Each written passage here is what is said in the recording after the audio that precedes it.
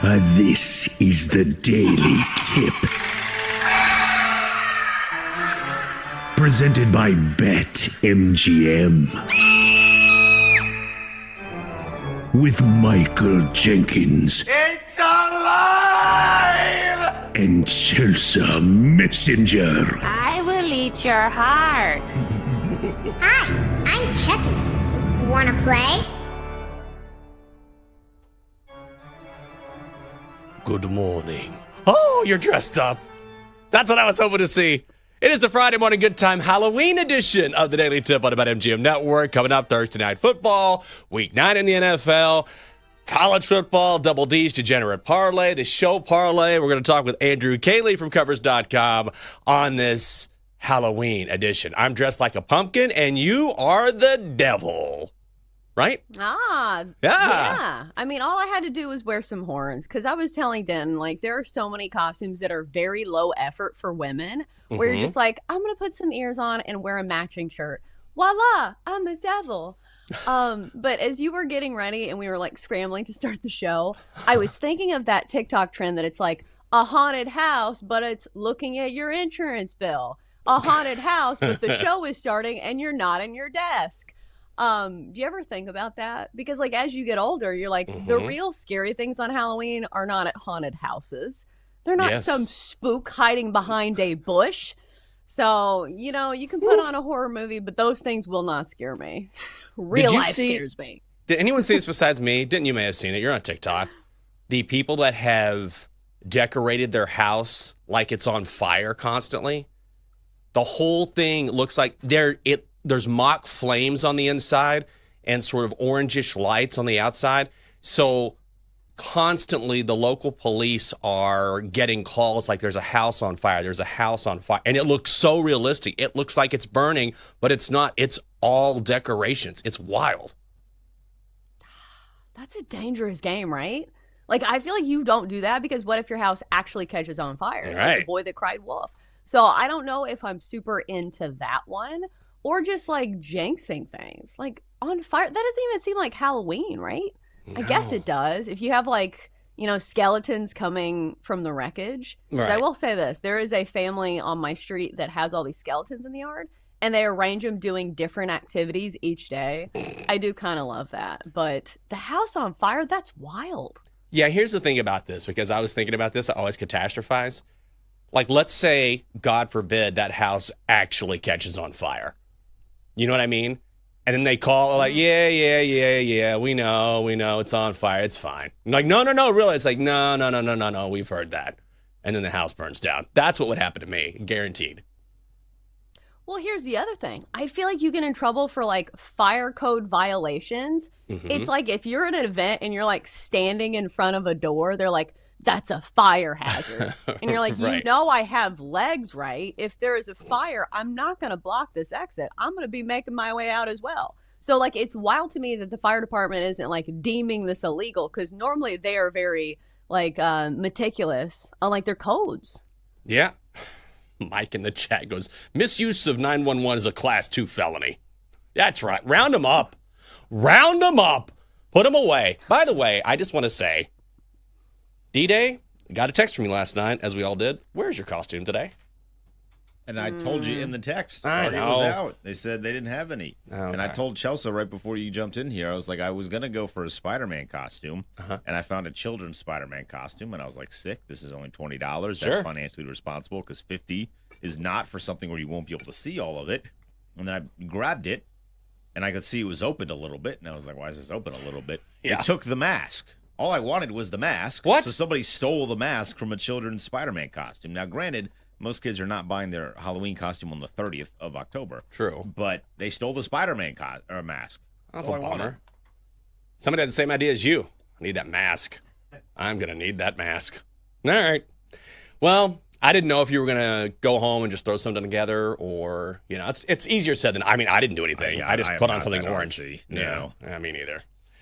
All right, Chelsea. I guess we got to talk a little sports here. So let's hear about your bets, and then we'll get into Thursday Night Football. Yeah, best bet was a winner. That was nice. Had the Ravens -7 at the Dolphins. That was an easy win as the Ravens controlled that game 28-6. But then we gave it all back with my stupid conservative parlay that I was, kind of going back and forth. But it felt like a very easy play. We needed the Ravens -2.5. That was a winner. But Derrick Henry did not score a touchdown. Mark Andrews, stop hogging all the touchdowns. Jenks, I don't know if you were watching this in like the same mentality as me. I was. But like the first drive of the game, you're like, okay, it's like 1st and goal. Hand it off to King Henry. And they do, and they don't get it. They keep doing that. And then it's like, oh, and here's a pass to Mark Andrews. You're like, damn it, Mark Andrews. And then the next time they're in the end zone or the red zone. And guess who it is again? Mark Andrews. Get out of here, Mark. So I wish Derrick Henry could have scored one of those. I was with you, hoping, and it just, at the end, you're like, oh, this isn't going to happen. So I was with you on those 2 bets. Also had Derrick Henry over 88.5 rushing yards. That was a winner. He had 119. Had Ravens-Dolphins over 50.5. That was a loser. But got a little dub on the ice. It was close. The Sens beat the Flames 4-3. I had Ottawa on the money line. So for the week, Chelsea, you're 2-1. I'm 4-4. Denton, 3-0, and the Donkster is 1-2. It is a daily tip here on the BetMGM Network. Happy Halloween. Thanks for being with us on this Friday morning. And let's start with what we saw last night in Miami. The Ravens all over the Dolphins, 28-6. The Ravens laying 7.5. They were -450 on the money line. Total set at 50.5. The under hits. And Lamar Jackson, welcome back. Down in 7. Pass is caught by Andrews for another touchdown. Andrews has both tonight. That's good from 20. That is Al Michaels on Amazon Prime. Jackson, 4 touchdown passes. 2 to Mark Andrews, like you were talking about. Lamar goes 18 of 23, 204 yards, and completes his first 9 passes of the second half. Derrick Henry does not get into the end zone, but he does rush for 119 yards. The Ravens, after starting the season 1-5, have put together a couple wins and are now the favorites to win the AFC North at 3-5. They look great. Miami looks downright terrible. That's the thing. That's the asterisk that I put beside this win for the Ravens is that, okay, the Ravens did look pretty good, but with some of this due to the Dolphins being really bad and some of those turnovers, there were 3 turnovers in this game. And you saw the sidelines of the Dolphins, and they were just imploding. I think that's the maddest and the most emotion I've ever seen Mike McDaniel show on a sideline. Then there was something with Ollie Gordon where he was screaming at somebody. So, yes, it is good that the Ravens win because at this juncture in the season, they simply need wins to make it to the postseason. And hopefully, if you're a Ravens fan, win that division. So, obviously, Lamar Jackson looks good. The passing accuracy was certainly there. But I feel like there's still something kind of, I don't know, nagging at me about the Ravens. Okay. It's the same questions we had at the start of the season where they have all these offensive weapons, but sometimes it's just like they're just stuck in park. Like that first drive of the game where you're like, okay, it should be really easy for them to score a touchdown in the red zone because they have Derrick Henry and Lamar Jackson. And it took them to 4th and goal, and they barely got it. So it's one of those things where the Ravens are not judged on the same, level as, mid-tier teams in the NFL. Yeah. You're judging them against the Bills, the Chiefs, and the other contenders in the AFC. So in that regard, I feel like I still need to maybe see a little bit more. And I still have the questions about them holding those leads against good teams. Because the thing is, the Dolphins aren't going to really make you pay if you stall out on some of those drives. So I have mixed emotions about the Ravens. Sounds like you guys have been dating for a while. I mean, they've been good to me, and so we have a great history. But I don't know. Just something's different now. And I get that. I mean, it has not been a great start to the season. It hasn't. I mean, they are getting better, though. The Ravens have come to you, and they've said, hey, I know I've made some mistakes. Okay? I'm not going to play video games all the time. I'm not going to play ping pong anymore. All right? The Papa Shot's gone. Look, it's in the garage now, okay? It's out of the living room. It's out of the living room. I'm back. It's me. The team you fell in love with. But I will say, defensively, I think is the real key here, right? Because we knew Lamar was going to be Lamar. Okay. The question is he healthy? He looks great. Said after the game, he feels great. But over the past 3 weeks, that defense has looked a lot better. And the Dolphins were having their way with Baltimore early on, but the Ravens kept forcing turnovers. And that was huge for this team as well. And so I think that's the real key here. And Lamar is obviously grades above most all quarterbacks in the NFL. He's elite as it gets. But if the Baltimore defense continues playing at this level, now the Ravens are a different team. Yeah, I do think that is certainly a great step in the right direction. It's just, I don't know how you feel about turnovers, because I feel like they are so hard to, pin on one side and say, hey, this is a team that's really good and that's why they're getting the turnovers. Or you look at a terrible Dolphins team, you're like, hey, this is what bad teams do. So I think maybe it's somewhere in the middle. That's usually where those questions kind of lie. But they have had a turnover in each of the last 3 games, and I think they've limited opponents to under 17 points in each of the last 3 games as well. So that is a big improvement from the start of the season. But we will see how this defense does when they play a contender. Because, again, isn't that the question mark for the Ravens? It's not how well does your defense look against, the Dolphins or whoever. It's how good they look against the contenders in the AFC. Yeah, now I want to talk about the Dolphins for a second, if you don't mind, and how bad they are. Is Mike McDaniel going to get fired? I think he is.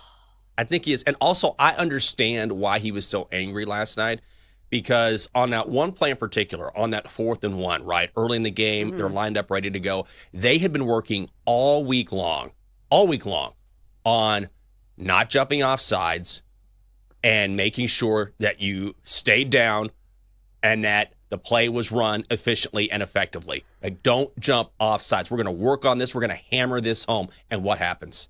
They jump off sides. It's the one thing they had focused on all week, because they knew if we want to keep up with Baltimore, we've got to be aggressive. We have to be aggressive. And so what happens? Of course, a guy jumps. And he was like, the one thing, it could have been anything else. The one thing we were just talking about. And so it just looks like when you watch this team, it's not that they've quit, but they're just a bad football team. And when you can't even execute the one thing you've been practicing and harping on all week, it's just a bad omen. He looks like a guy that is just ready to go anyway. I would not be surprised if he's gone here in the next 24, 48 hours. Well, it's a team that looks undisciplined. Yeah. Because even if you don't work on that all week, that is a fundamental thing, right? Like, the basics of playing in the NFL is not drawing penalties, especially when you are a bad team that does not need to give the other team any type of help. So I understand his frustration. It's just the difference between this reaction and the rest of the reactions we've seen is that normally when something bad happens, he just looks dejected and he kind of hangs his head. This time there was rage. Like, again, I think this is the maddest we've ever seen him, because he's not like a super emotional guy. He's kind of sarcastic, but you can tell it's really starting to get to him. Like, I don't know what he has to do to get fired. At this point, I feel like the Dolphins are trolling him. They're like, no, your punishment is to stay and coach the Dolphins. He's like, I want to go to hell. No. You're staying right here in Miami with this team. And Tyreek's not coming back, and Tua's not going to get better. And guess what? You're going to turn the football over a lot. This is your hell. You're going to keep coaching this team, and you're going to ride it out to the end of the season. But we don't have a chance to make the playoffs. I don't want to be here. It doesn't matter. You're staying right here, and you're going to take L after L after L. That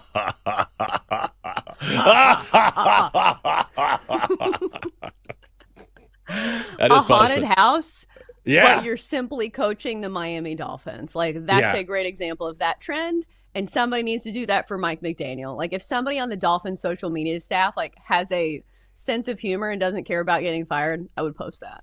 Oh my God.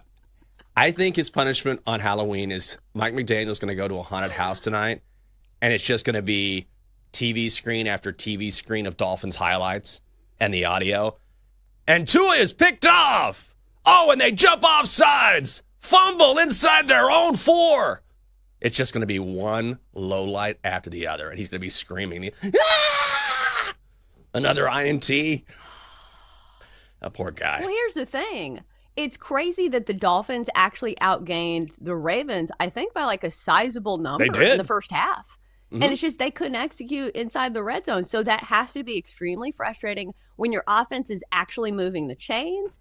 And, the other offense doesn't look as good as yours. And they have Lamar Jackson and Derrick Henry. You are keeping up with that team, and yet the score does not reflect it.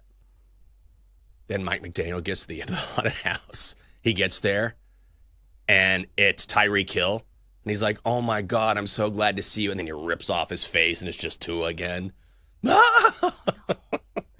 We're going to have fun with this. It's Halloween, baby. Woo! I just dressed like a pumpkin, by the way. Man. A human pumpkin. David Pumpkins. Well, you're festive. You're festive. Trying. Like, orange is fine.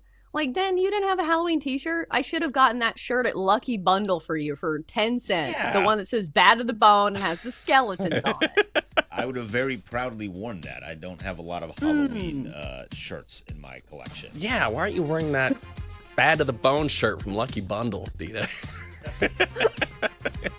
Go on next on the show. Time to check into the rest of the NFL with Week 9 underway. And if the Colts can keep that 4-game winning streak alive this time in the Steel City, it's Halloween on the Daily Tip on the BetMGM Network.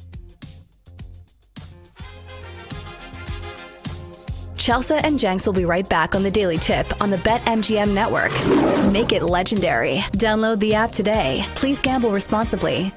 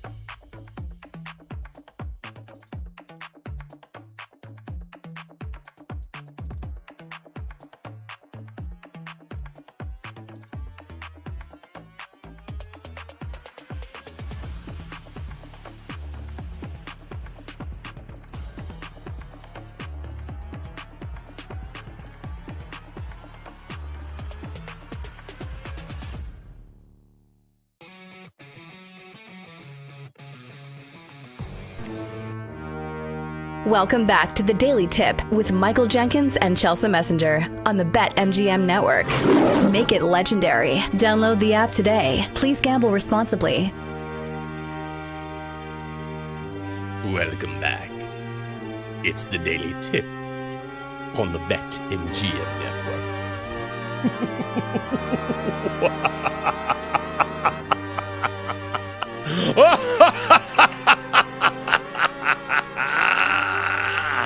You're going to lose all of your bets.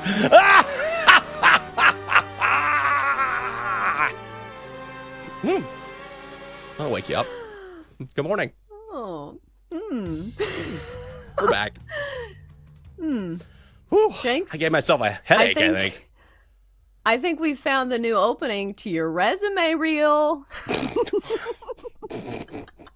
Well, whatever it takes, at this point, whatever it takes. If I got to be spooky Halloween guy, then that's the one, Chelsea. That's the one. And I'm wearing the right colors, so it all came together just in time.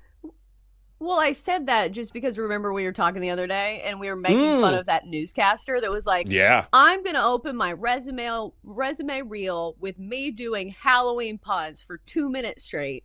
And we're like, what's this guy doing? So like, good. I think you should follow suit and just, be like, lean into Halloween. Be like, look at how versatile I am. For one day a year, I've got the evilest laugh you could possibly imagine. That was amazing, Jenks. Oh, thank you. That was fun. Let me ask you this. What is the plan for today? I'm like, God, we have such a busy plan today. I did not realize all that's on our Halloween schedule because I missed the lovely Catherine this week. I miss my girl. I haven't seen her a whole lot because we keep missing each other. But then we coordinated a little bit last night, and now we all know what's going on today. She's got to finish up her costume, and then we are going to Capitol Hill to hand out candy to the kids around 4:35 because that's when they start going in the Duddington area. Then after that, it's a costume contest around the corner. And then after that, we're meeting some friends who are going to an early concert, and we're meeting them late. So, man, no rest for the weary. It is Halloween full on. What about you? Trunk or treat? Treat or trunk? No, it's just the traditional trick or treat today.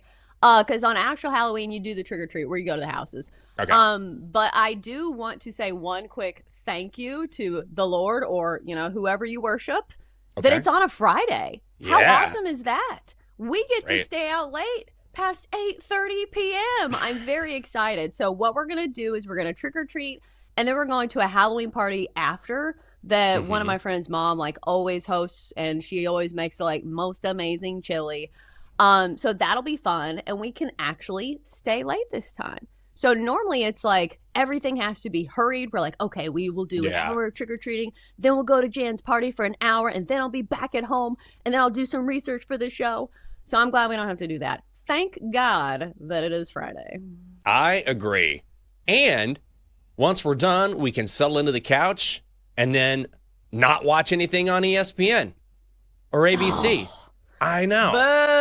Boo! What are you guys doing? Of course, there's a carriage dispute with YouTube TV, and we both have YouTube TV. So if you own the ESPN app and you pay for it, you can stream there. But if you don't and you rely on YouTube TV, you will not see ESPN or any channels under the Disney umbrella. They have been pulled for now until they come to an agreement. Great. Just in time for the middle of college football season. So not thrilled about this. Why does this keep happening? I feel like we've had so many things with YouTube TV where it's like, hey, we're not going to have CBS. Hey, we're not going to have Fox. Hey, we're not going to have Channel 2 or ABC or whatever. So, can we just settle on something, for an entire year where we don't have to worry? And the worst part is that they are putting this on us. All the ESPN personalities put out these tweets yesterday and saying, this is on you guys. You need to voice your displeasure. This is not on us. Right. We did nothing in this. Did we ever say, hey, I am paying for all these channels, but I would like to get less channels for the same amount of money? Right. No. Nobody's saying that. So, this is not on us. Please don't gaslight us. You guys need to use your voice. No, you guys You billionaire companies need to work things out. Okay? You keep raising prices on me and then saying it's your fault. No, I'm paying your higher prices. Okay, you guys work it out. You guys. I hate when companies do that. Well, this is on you. You got to use your voice. Like, yeah, I'm using my voice right now. And my voice is also coming through my paycheck every month. Like, here I am. I support you. Here I am. I support you. Now, you do your job, which is the business end of this, and make this deal. And don't throw it back on me like it's my fault, like I'm delinquent for 3 months or something. Well, here's the other thing. Didn't they just raise the prices for YouTube Yes, TV they not sure that long did. ago? Yeah. What are we doing? What do you want? What do you want? It's like, it's just like when you ride a Lyft or an Uber, and the driver's like, I don't get a whole lot of money from this ride. I'm like, I'm sorry. This is a corporate problem. I do not work for this corporation. So Right. I'm sorry you're frustrated. You're putting it on me. It's not my responsibility. I'm being a 5-star rider. I will tip you. I'm being quiet in the back seat. I'm being as good as I'm doing my job here. So complain to the right people. So if you're ESPN, you're not happy, work it out with YouTube TV. Those are the people you need to talk to. We're going to talk to the people. We don't need any sort of middleman or go-between. So we're going to tell you who we like in the early slate in the National Football League. Let's start. Vikings and Lions. On a brisk Sunday afternoon in Motown, Lions head coach Dan Campbell began his day by drinking 16 Red Bulls and gnawing on someone else's kneecap.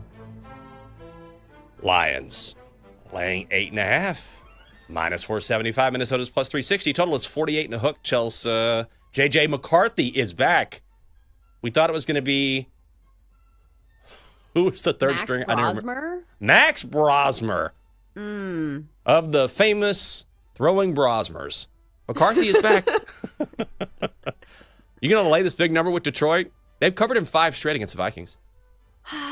It makes me a little nervous that at least J.J. McCarthy is back because at least, he has some potential as an NFL quarterback. No offense to Max Brosmer.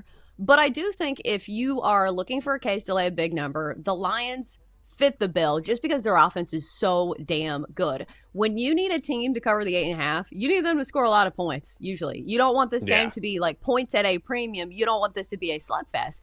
And it just doesn't seem to me like it's going to be, especially if you look at this Vikings defense that is just not nearly as good as I think a lot of people expected from a Brian Flores unit. So you look at this Lions offense, and I think it's tough for any defense to defend just how much speed they have with Jahmyr Gibbs.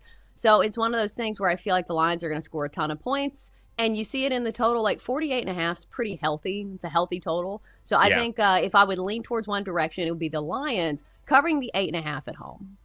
Yeah, I think that's how I feel as well. And also that Lions defense has gotten a lot better. Or at least they're trending in the right way, right? Because I've had a couple weeks to get ready for this game. That always helps. I love putting that into my handicap. They were really good against the Bucs and Baker Mayfield. Didn't see that coming. So I'd be with you on the Lions in Detroit. Chargers, Titans. Chargers laying 9 in Nashville, right where you are. Chargers minus 500. Tennessee is plus 375. Total is 43 and a hook. Here's what I put in my notes. Ask Chelsea about this game. What do you think? The only thing good about this game will maybe be that the Titans cheerleaders will have cute Halloween costumes. Oh. Other than that, there is nothing to look forward to for the Tennessee Titans. I feel like 8.5. It's 8.5 in this game, right? Or is it 9.5? 9.5. Whew. It is a big number, especially when you're talking about a lower total. I think that I would lean maybe towards the under, or you can get a Titans team total under 17.5 for, I think, minus 135. I think that's a solid play as well. Because, listen, it's the problem with the offense in the fact that they just can't score points. And I think this is a Chargers team that can play ball control here. And once Joe Alt has been back on the offensive line for Justin Herbert has turned into one of the best quarterbacks in the NFL. The potential's always been there, but now the numbers kind of line up. So it feels like everything's trending in the right way for the Chargers. I don't think anything's trending in the right direction for the Titans. So I could totally see the Chargers covering this number, but I think I would lean more toward the Titans going under their team total of 17.5. All right. I am just going to let that one lie. That was all about you. Chargers, Titans. I do want to talk about Falcons, Patriots. What is going on here? The Patriots are laying 5.5. They're minus 250 on the money line. The ATL 2-1. Total is 45. This was sitting at Patriots minus 6. I liked it at minus 6. I really like it at minus 5.5. Maybe this has something to do with the fact that Michael Penix Jr. is back, Drake London is back for Atlanta, but the Pats are at home. They're playing complete football. They lead the division. Is the market not respecting New England enough? It sort of feels that way to me. Kind of like with the Colts. I think this is more about the Falcons than the Patriots to me, because here's the problem with betting on the Falcons is that they're such a wide array of outcomes. Yeah. They are extremely volatile. Where 1 week they look like the worst team in the NFL. They get blown out like by 30 points by the Panthers. And then the next week they'll beat a team like the Bills. So it's just one of those teams that still has high-end potential. The defensive numbers are still very good. And laying 5.5 points, 6 points, in a game that has a really low total, like points are going to be at a premium in this one. At least that's what the odds makers think. Total of 45. I think this one's gone down as well. I think that's when I start to worry, is that I do think the Patriots will probably win this game. But like, remember, there's been some close games for the Patriots. Like they only beat the Saints by 6 back on October the 12th. So it really depends on what we see from the Falcons. And I am not going to put my money on trusting the Falcons in any way, to be bad or to be good. I can't trust them to do anything.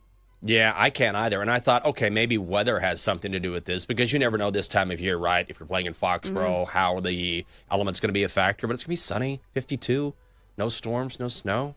So weather not a factor here. Interesting number. I would still lean Patriots. Just love the way they're playing right now. 49ers and Giants.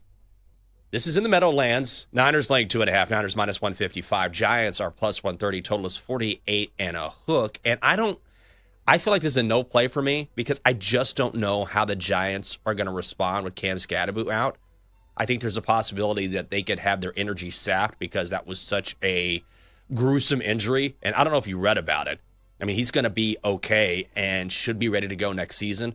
But my God, the work that they had to do immediately in the emergency room was pretty horrific to read about. So do they rise up and they play inspired football, or does that kind of take the energy out of them? And I know energy sounds like I'm in the stars and manifesting things, but he was a real boost to this entire lineup, truly. Yeah, if you hear any of his sound bites, like, you understand that he is a spark plug for the Giants. But I will say I read a quote where he's, quote, been wheeling around the facility and pumping people up.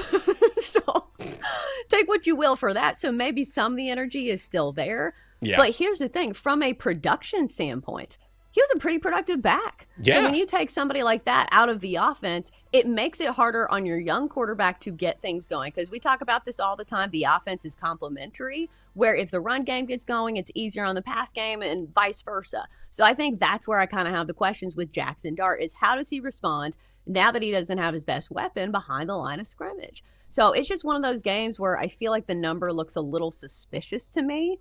And I've been wrong on the Niners before. Like, I thought that they would beat the Texans. They did not. So it's one of those teams that I feel like I've been wrong on them a couple times. So maybe I should not bet on Niners games. I hear you. Niners are a tough team to figure out, because they sort of play above their pay grade, if you will. But at the same time, they're really banged up, so you don't know what you're going to get from week to week. Finally, a game we've talked about a little bit throughout the past couple days. Colts and Steelers in Pittsburgh. Colts are laying 3. They're minus 165 on the money line. Pittsburgh is plus 140. Your over-under is 50 and a hook. I feel like the Colts are a steal at minus 3, and it might feel like a bit of a sucker bet, but I thought you made a really good point a couple days ago, which was the public maybe has not caught up with how good the Colts are based on history, right? It's hard to break through narratives and say, no, this really is a legitimate, a very good football team. I know they haven't been recently, but this is not a facade. These guys are legit. I think they are legit. I don't think the Steelers' defense is what it was. We saw that against the Packers. I like the Colts minus 3.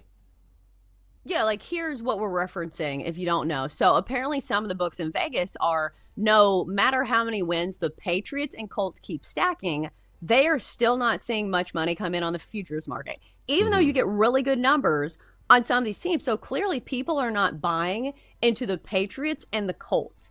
And it's wild to me because you see the numbers, and week after week, like, we're almost into November. Like, how many more games do they need to prove themselves? And meanwhile, you have a Steelers defense that cannot stop anybody. They give up 30 points a game every single game, and now they face one of the best offenses in the NFL. How do you think that's going to go?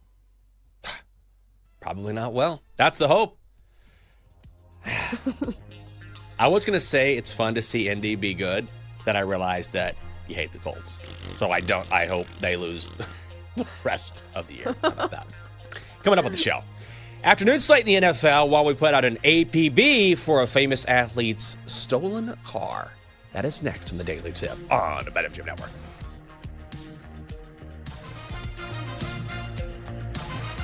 Chelsea and Jenks will be right back on the Daily Tip on the BetMGM Network. Make it legendary. Download the app today. Please gamble responsibly.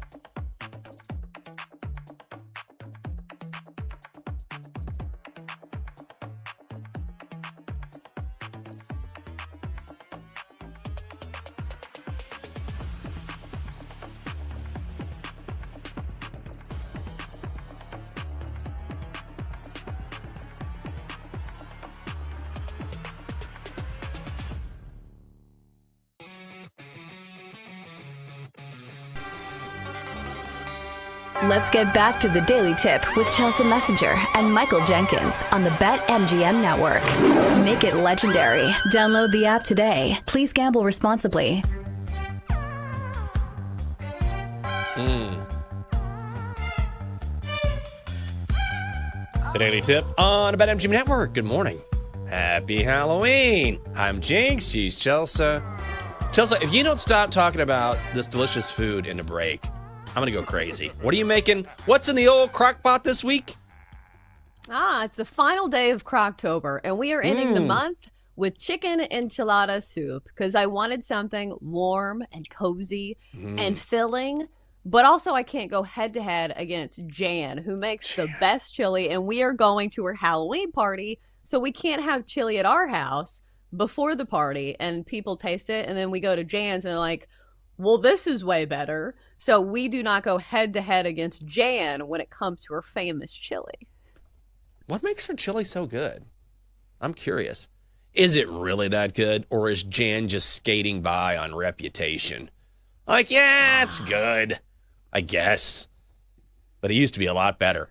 Like, there's one beer here in D.C., RAR, Nanacoke Nectar, very popular. And when it first came out, it's a very good beer. It's an IPA. And when it first came out, it was just like nectar of the gods, and it's still very good. But once it started getting more mass produced, it lost a little bit of, you know what I mean? Like a little bit of that, something that made it special. And I asked a bartender one time, and I go, am I crazy here? Like, I feel like this is really good, but it lost a little something. Goes, oh yeah, they're going into mass production. It's not the same now. Still really good, but it's not that small batch stuff that was just unbelievable. That can happen over time.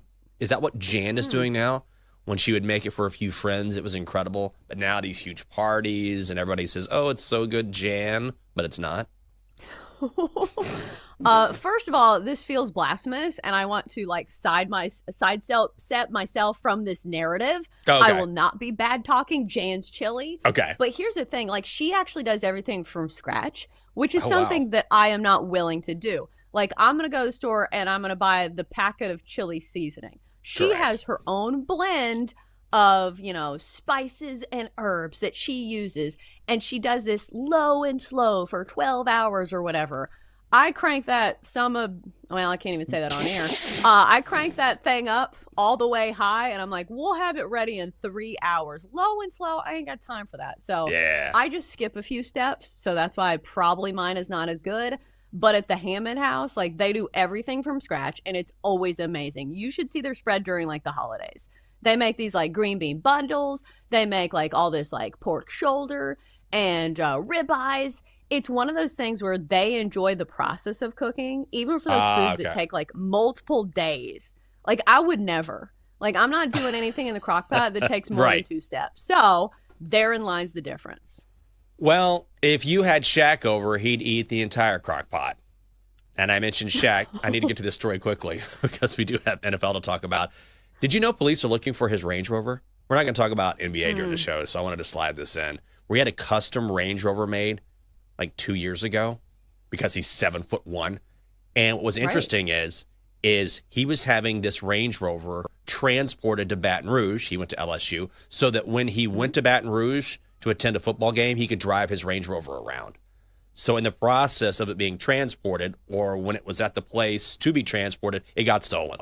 So there is an APB out for Shaq's Range Rover. If you see a large Range Rover that looks like it might be custom, could be Shaq's. Just throwing it out there. Trying to help the man out. Or if you see somebody who can barely see over the steering wheel. Because, like, you'd imagine it, the main, change in it is probably the driver's seat. It's probably, like, very low, or, like, there is just a lot more space to it. Maybe he can ask Brian Kelly if he can cover it. Like, hey, dude, I know you just came into some money. Can you spot me some for this Range Rover? Not that Shaq needs any more money, but still, it is disappointing. Yeah, it is. Well, not far from Baton Rouge, New Orleans. Saints visiting the Rams this weekend. Rams are laying 14. Rams are minus 1,000 on the money line. New Orleans is plus 650. Total is 44. I'm not really interested in this game, and we have other games to talk about. For me, I'd just be like, no thanks. Although Tyler Shuck is getting a start. Yee. No, thank you, please. No, thank you. 14 points, though, in the NFL. Like, that is too big of a spread. You see it and you move on. You say, nope, not going to be this time. So, what's next? Yeah, what? Wasn't he the guy that said before the season, I won't be surprised if I suck this year? He said that. I think I remember something to that effect. Yeah. Like, I think he was trying to be, like, self-deprecating and, like, maybe not jinx things, which I appreciate. As opposed to, like, Ashton Genty, who played in, like, one preseason game. He's like, I've arrived. And you're like, all right, brother. Okay, buddy. But I think it's just really tough because it's not a good team around him. So, I don't know. It's a bad Saints team. But, again, 14 points in the NFL, that is not a game worth betting on. Do you care, before we get to the good ones, or the really good one, Chiefs and Bills, do you care at all about Jags Raiders, since you were talking about Ashton Genty? Barf bag. The Jags, barf bag, yes. Barf bag. The Jags fall under the same category as the Falcons to me. Yeah. Sometimes they can look amazing, and they have some stats that would lead you to believe that this is a good team. And then you watch them sometimes, you're like, this is one of the worst teams in the NFL. So it's just one of those teams that has too many outcomes for me to want to bet on them, because this line looks a little trappy to me, because, like, the Raiders aren't good either. But still, do I want to trust the Jags on the road? Probably not. So no, thank you, please. Yeah, I hear you. That's a no thanks for me. I think, honestly, I would go with the Raiders here, if we're just throwing it out there, because they've had a bye. Jacoby Myers is back. Brock Bowers is back. That's huge for this offense. And the number has come down from Jacksonville, -3.5. So we do have some money going in Vegas' direction. I would be on the Raiders. How about this one? Chiefs at the Bills. Chiefs are laying 2. The Chiefs are -135. Buffalo +115. Your total is 52.5 at Highmark Stadium. Are you going to go with the Chiefs here, short number, or home dog? This is a tough one. Like, even from a logistical standpoint, you look at the total in this one, 52.5, and then a point spread. Like, clearly points are not at a premium, and you have a very low spread. So odds makers are thinking that this is going to be a very back and forth game. So I think instead of playing any type of side or total, you simply go with some props in this one. So a little hint to what maybe I'm playing later today. I think Patrick Mahomes has a big game on the ground in this one. Yeah. And I think we especially see that in games in which quarterbacks are, I don't want to say desperate, but like in prime time in massive games. And we've seen, the Bills give up some big games to running quarterbacks, albeit Lamar Jackson is a little bit different than Patrick Mahomes, but other quarterbacks they face, he's the only one that's been like pretty prolific. And he rushed for 70 yards in that first game of the season, because the main question for the Bills is their defense. So if we're talking about a side, I would say, okay, I think I trust the Chiefs a little bit more just because I like their defense a little bit more. But like, who's going to be shocked if Josh Allen comes out and is like a curve breaker? He is so hard to defend that it's not going to shock me. So instead of that, I'm going to go Patrick Mahomes, 25+ rush yards. He's hit this in 4 straight and 6 of the last 8. So we've seen that this year. Patrick Mahomes more likely to run. And this is a massive game, and it's the biggest game of the week. So I think that other than a side and total, we go with Patrick Mahomes using his legs. I love that Sunday Night Football is Seahawks Commanders, but this is an afternoon game, Chiefs and Bills. I mean, who knew? Right? You know what? I'm gonna play the Bills out of pure spite. Pure spite play. Yep. You love the Bills. I love the Bills. And I'm tired of the Chiefs like everyone else. I speak for America outside of Kansas City. I'm tired of Patrick Mahomes. Okay? I'm tired of those State Farm commercials. I'm tired of that dude from State Farm. Every time I see him, I'm like, no way. Jake. Again, Jake, I saw you 10 minutes ago. Give me a break. I love Travis and Taylor just because I don't want the Swifties to come after me. I don't really want to hear about Travis's junk, but okay. I'm just tired of the Chiefs. Why do you guys keep winning? Just lose some games. Exhausting. Let's go, Bills. We're with you, fight, Bills. We're with you. Let's go. Come on. Give me the Bills. Give me the Bills +2, and let's cool down the Chiefs just a little bit. I do think we've already done my teaser legs for this week, and I think now that this line's gone to 2, it'd be a good teaser leg. If you want to combine it with something else, the Bills +8, it's this is going to be a close game, right? Has to that's be. how I feel. I think it's going to be back and forth. I honestly thought about playing the total, but 52.5 is really high. Pretty high. You could do a same game teaser where you do Bills +8 and then 52.5 -6, 46.5. Yep. My math is correct. Did I get that right? You Should nailed I it. check my calculator? Oh, math is hard. God, we should not get to a point where we can't subtract 6. Like sometimes I'm like, Michael, do this in your head. Keep yourself mentally sharp. I knew someone growing up, a woman in my neighborhood, and for most calculations, she refused to use a calculator. This was before phones, but it didn't matter. Had a calculator because she wanted to keep her mind sharp. And I always remember that. I'm like, it's not a bad idea. I should know how to subtract 6, even from a total that is has a 1.5, on it. You know what I mean? Fraction. Oh my God, a fraction of a point, of a number. What am I going to do? I should be able to subtract 6. But yes, you nailed it. But let me ask you this. Like, do you ever double check your math when it comes to bets? Because I am so afraid I'm going to do something wrong. I'm like, can I mentally celebrate this just yet?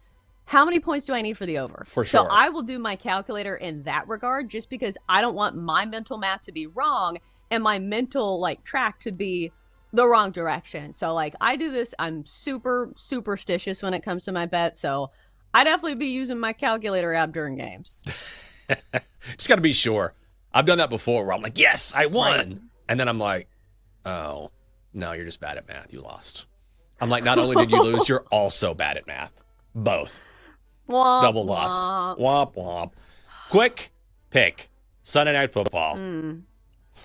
Seahawks laying 3 here in D.C., taking on the Commanders. I'm laying it with the Seahawks.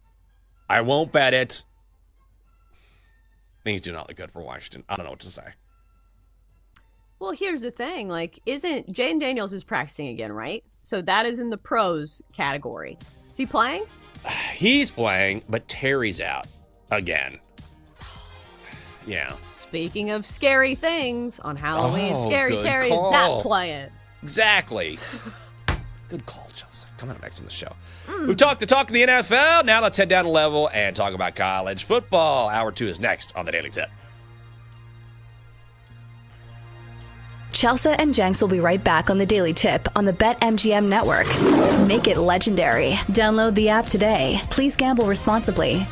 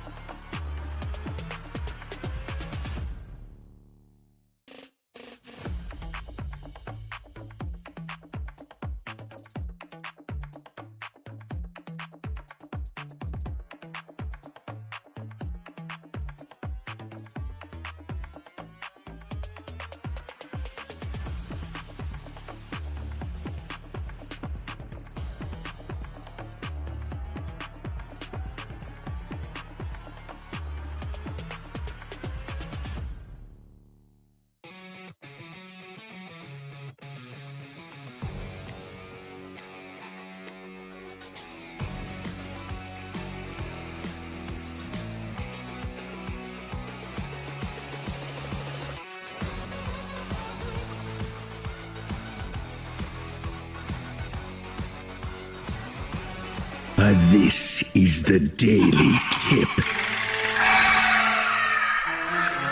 Presented by BetMGM. With Michael Jenkins. It's alive! And Chelsea Messenger. I will eat your heart. Hi, I'm Chucky. Wanna play?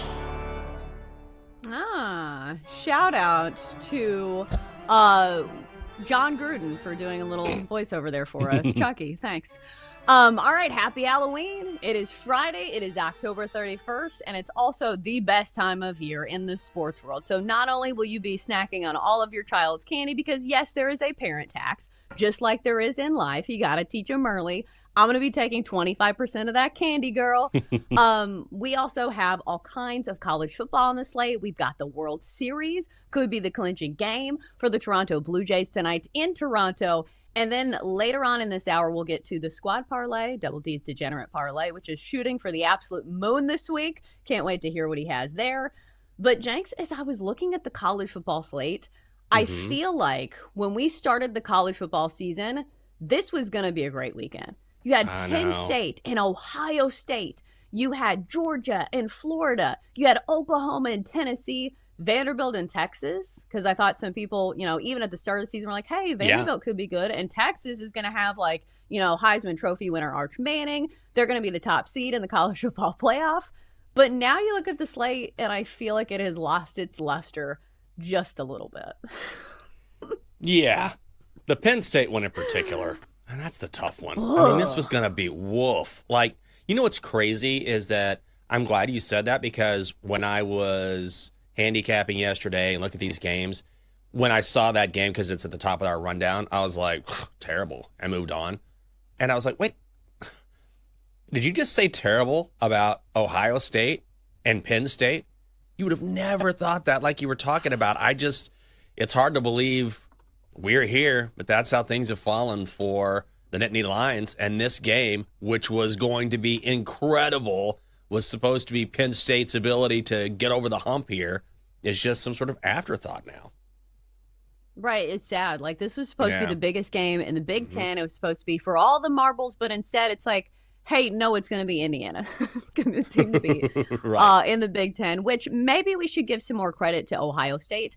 And here's the thing about Ohio State. I feel like they've just been cruising along, and sometimes we kind of forget about them because they're doing what they're supposed to do. They're winning games. I don't know if they're covering numbers. And again, this is a very big spread.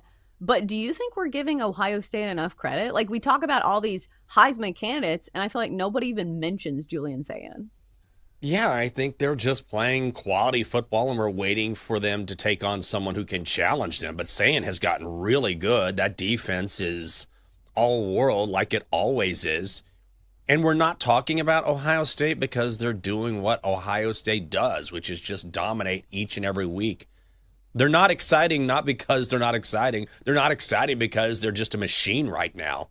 It's just like watching an assembly line being like, look at this thing work. Whoa. Man, impressive, and that's just what they do. When you talk about the national championship picture, we kind of ignore Ohio State because it's sort of a given that, okay, this is the best team in the country, but what about everybody else? Right. And I think it's just one of those things that they are so dominant on both lines of scrimmage, like their offensive and defensive lines. They've got those great receivers that it's just sometimes they're just dominant. And again, we want to follow the good storylines. And right now, the best storyline in the Big Ten is Indiana. So it feels like Indiana's taking all those headlines and all the spotlight that maybe we would once be giving to Ohio State. All right, Double D is a big Penn State fan.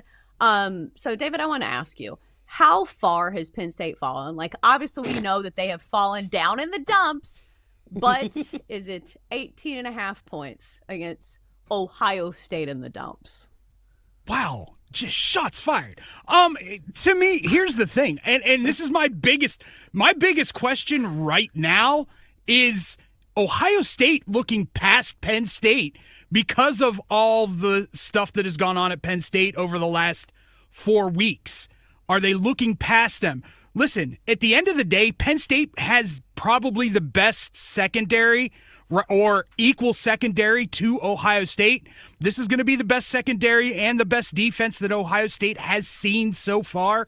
Unfortunately, Penn State has a redshirt freshman, Grunkmeyer, starting at quarterback this weekend. I'm sure Matt Patricia is going to dial up all kinds of blitz schemes. And the only way Penn State has even a remote possibility is if Ohio State looks past them, Penn State gets that running game going to feed into their play action pass. And it's going to have to be Penn State plays a perfect game and Ohio State turns the ball over a minimum. And I do mean a minimum of 4 times for them to even have a look at a victory. I don't know if they cover because, once again, I don't know how much offense Penn State's going to be able to generate. It's very possible that this ends up being like a 21-3 kind of game or a 21-0 kind of game. Great. Exactly what we were hoping for at the start of the season, the banner game where it's 21-3. But I will say, the total in this one's 44.5, which is extremely low for college. And it almost feels like they are begging you to take Penn State. Because when you have a total of 44.5 and a spread of 19.5, like simply from a logic standpoint, you're like, what?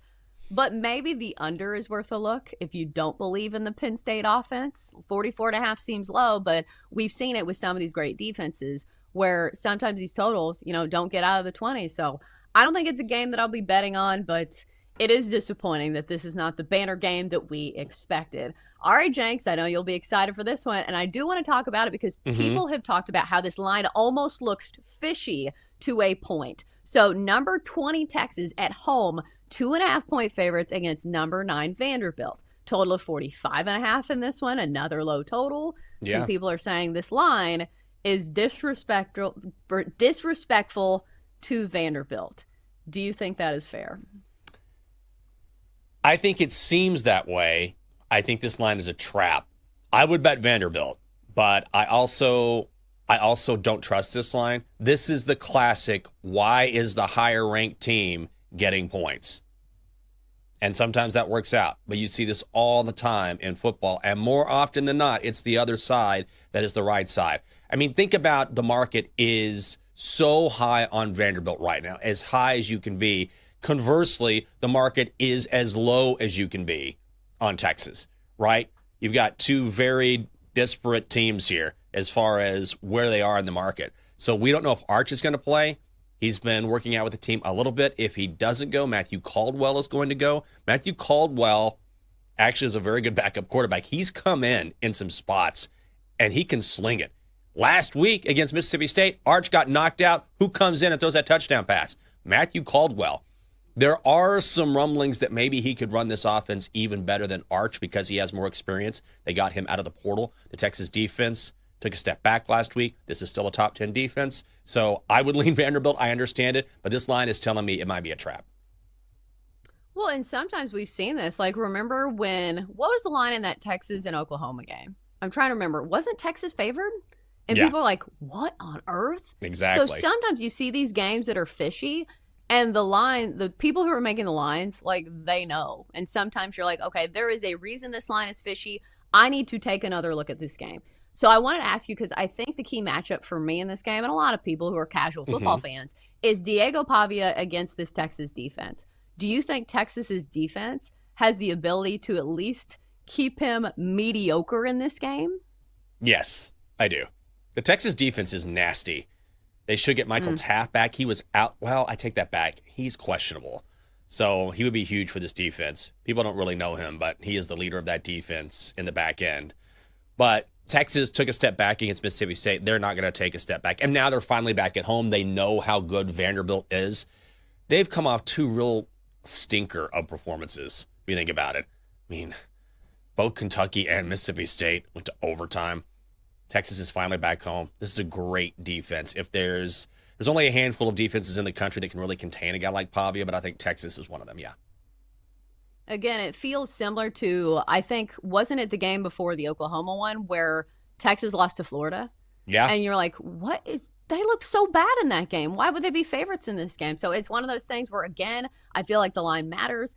and we will see who wins in a game with a very tight spread. Let's talk about the world's largest cocktail party. Number 5, Georgia at unranked Florida, and we know the story in this one. Florida, tough times in Gator country as they're, amongst some chaos with their head coaching situation. But here's the thing. This is a rivalry matchup.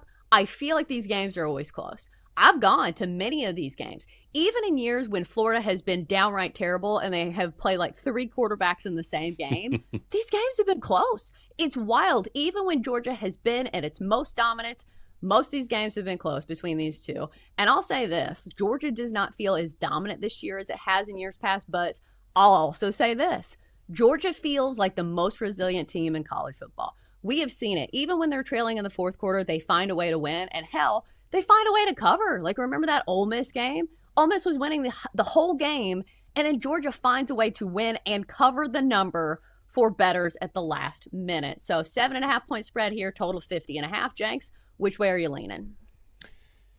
Oh, I actually like Florida here, believe it or not.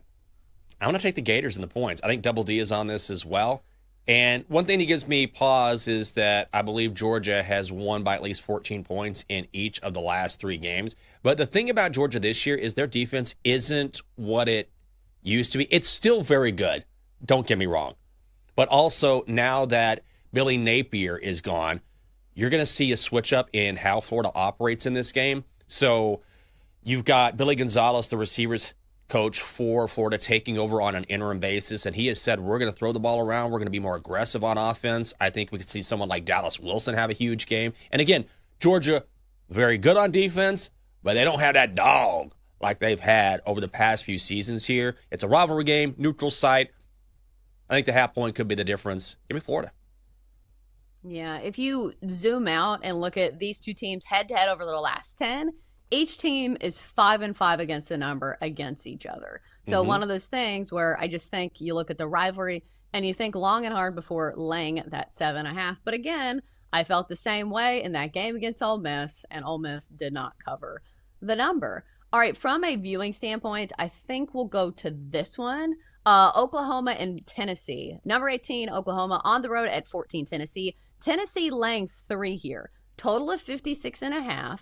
The Oklahoma defense is very, very good. Tennessee has shown some flashes of being a very good offense. We know Josh Heupel is one of the best in the business at scripting opening drives, and they've been a very good first half team. But sometimes they have not held on to things in the second half. Jenks, we know you hate Oklahoma here, but is there a betting angle that people should know about? Oh, God. I actually think Oklahoma is the right side here, believe it or not. When you look at Oklahoma, look, I hate these guys so much. I hate them. We know. But the thing about Tennessee is this. Tennessee has not faced a lot of great defenses. Oklahoma has an exceptional defense, okay? I know Ole Miss had a lot of success last week, but also that's a Lane Kiffin offense, and Ole Miss is one of the better teams in the country. Tennessee has looked very good offensively. I get that. But also, they haven't played a top-tier defense like the Sooners. And also, John Mateer, even though he's not healthy right now, he should not have come back for the Texas game. He's just not the same player. He's healthy enough. But the thing is, if you can get inside the red zone on this Tennessee defense, you can score. They have one of the worst red zone defenses in the entire country. So all Oklahoma has to do is get it inside the 20, and they should be able to have enough success to keep this within the number. I will take Oklahoma +3, but I won't bet it because I hate everything Oklahoma. And I'm wearing Vol Orange today, by the way. For this segment, this is Tennessee Orange, not Halloween. Yes, and for the Texas segment, it's burnt orange. But I do want to add that you're the only person I've ever heard use a bunch of inbreds as part of the handicap going against Oklahoma in weeks past. They are. But here's the thing on Tennessee for me is that it feels like the market has been too high on them. They have gone just 1-4 against the number in their last 5 games, and a lot of those is favorites where they're just not covering the number. It should be noted that some of those spreads were really big, and this spread has even come down, which, I think that kind of points towards Oklahoma. It's now down to 2.5 in some shops, but it is a low spread. So a lot of it will just be who wins this game. We know Tennessee has a great home field advantage, but I don't think it's one that I will be betting on. I'll say this quickly. Georgia Tech laying 5.5 at NC State. I keep hearing people make cases for NC State, Jenks, and I'm like, do people watch this team? Like, we have talented players, but we just can't execute. So, no thank you, please. I've heard a lot of gambling Twitter try to sell me on NC State this week, but no thank you, please. Georgia Tech's actually a decent team. Yeah, they're an awesome team. Georgia Tech is no joke. Like, maybe the number is the number here, but I don't feel good about fading Georgia Tech, man. They're running on all cylinders. Best start since the 60s. Right, and it's only 5.5 points. I don't know who made this line, but might have to check them into a facility. All right, coming up next, Game 6 of the World Series. Can the Blue Jays close it out? All of our bets are next on the Daily Tip. Chelsea and Jenks will be right back on the Daily Tip on the BetMGM network. Make it legendary.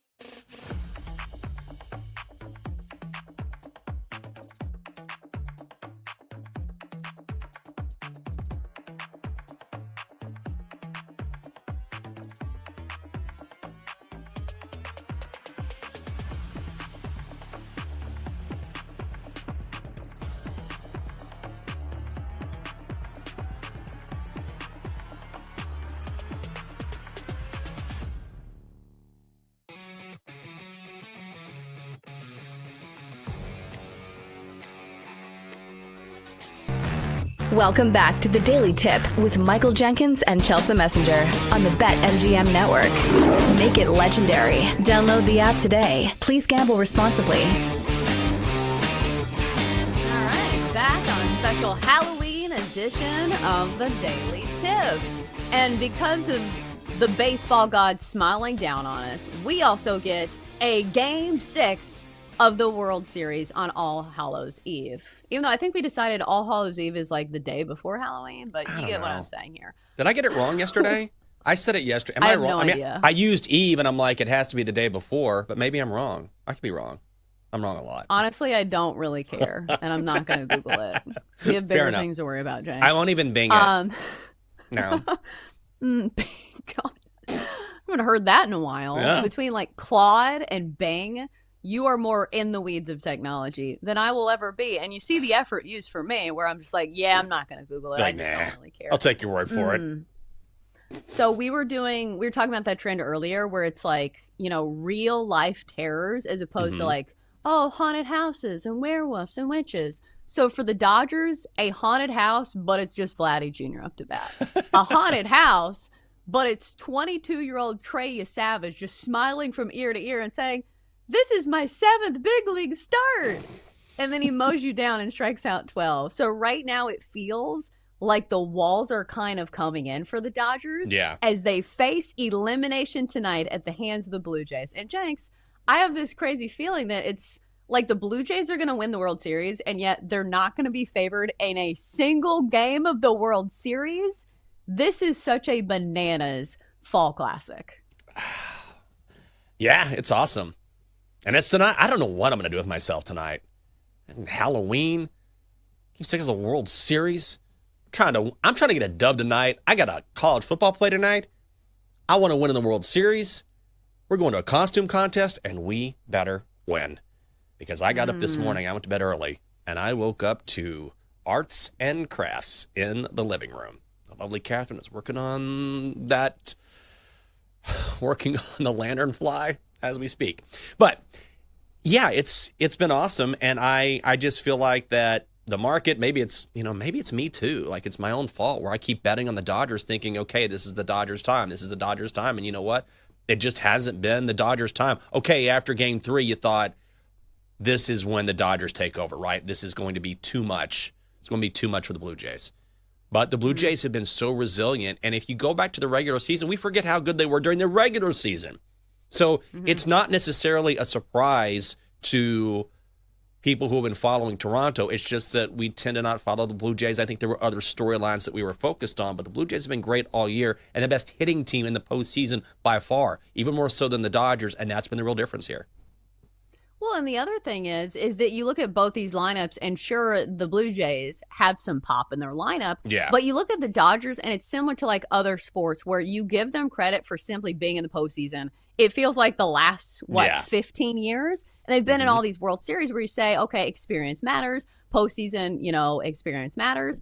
But then you look at the Blue Jays, and they're just curve breakers in every sense of the word. Where, again, you see somebody like Trey Savage, who is a rookie, who is putting up these numbers against the most feared lineup in baseball. And you see these guys at the bottom of the lineup for the Blue Jays who are producing, where it's not just Vladdy Jr., it's guys like Ernie Clement and Addison Barger, who's apparently sleeping on the pullout couch of somebody on the team. He doesn't even have his own place. So it's just wild, all the storylines in this game that feel like it's hard to predict, but this is what we love about sports. So now we look at this game and you look at the lines, and I will say this, odds makers have stopped posting plus 170 nonsense on the Blue Jays, and tonight it's only plus 120. Blue Jays home dogs, and Dodgers once again favored at a minus 140 price. So Jenks, I'll say this, if you do like the Dodgers stay, you don't necessarily have to get creative. And I have said this in every single handicap, is that the Blue Jays offense looks unstoppable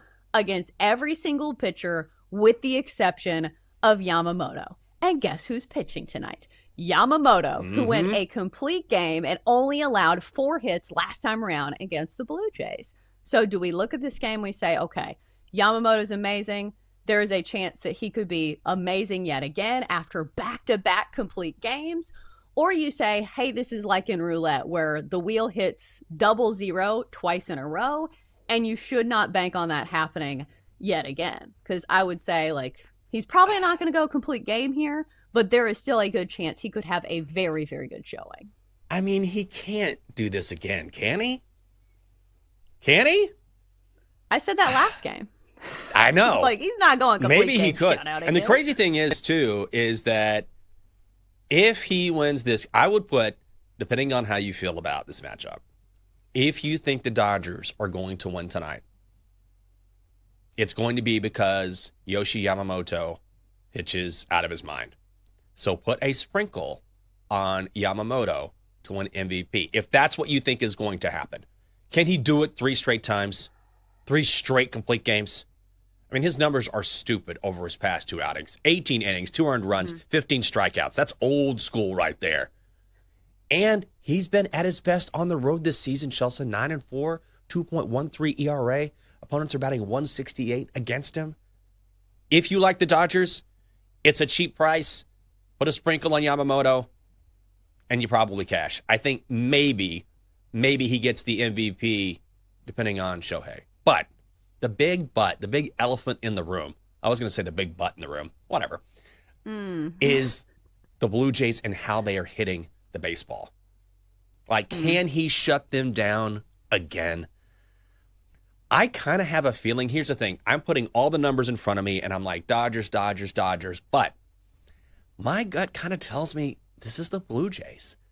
It kind of tells me this is their time. I think it's going to be a low-scoring game. Kevin Gausman, by the way, in his last 5 playoff starts, ERA under 3. If he pitches well and Yamamoto pitches well, what's the difference? The way Toronto is hitting the ball. Because the Dodgers will get some home runs, like a couple solo shots. The Blue Jays will have big innings. Vladdy's playing out of his mind, batting .415 during the postseason. I kind of think it's the Jays. Yeah, the missed opportunity is the big butt in the room is Vladdy Jr. He's got some cake, and boy, can he He does. So I think for me is that if your question mark is, and this is a crazy statement and question to be making, can we count on the Dodgers lineup to reduce? Like, that's the craziest thing to me is you look up and down this lineup and you're like, there's no way this team isn't scoring 6 runs a night. But it's just they have these huge holes in the lineup where it's like, okay, Ohtani has finally caught fire. You know, Freddie Freeman's usually pretty dependable. Mookie Betts, I think, is like 3 for 23. His last 23 appearances. He's having an atrocious World Series from an offensive standpoint. They had to take Andy Pajes out of the lineup because he was so bad. So it's just one of those things where it's like they have these black holes in their lineups where you can't depend on them to score runs. And then the opposite is true for the Blue Jays. So, Jenks, I feel like instead of playing a side in this game, how about a total? Because if you trust Yamamoto to be at least decent in this game, and think about it, it's an elimination game. All of the cards are on the table. The Dodgers will be using their absolute best relievers. And think about the Blue Jays. Like you mentioned this, Kevin Gausman, I know all of the headlines were about Yamamoto last matchup, and rightfully so. But Kevin Gausman was right there with him for most of the outing. He still had a quality start and only gave up 3 runs over 6 good innings. So I feel like if you can get an under 8 for a decent price, I think that's what I would like better. Oh, that's a good idea. I'll tell you on that. I'll let you do the work. That's a good idea. I mean, it's all hands on deck. You're almost there, though. I was accumulating what you were saying. So, like, that's the thing is, like, we talk this out, and your talking points were like, hey, both these pitchers are good. So that, to me, it's like, hey, don't play a side, play a total.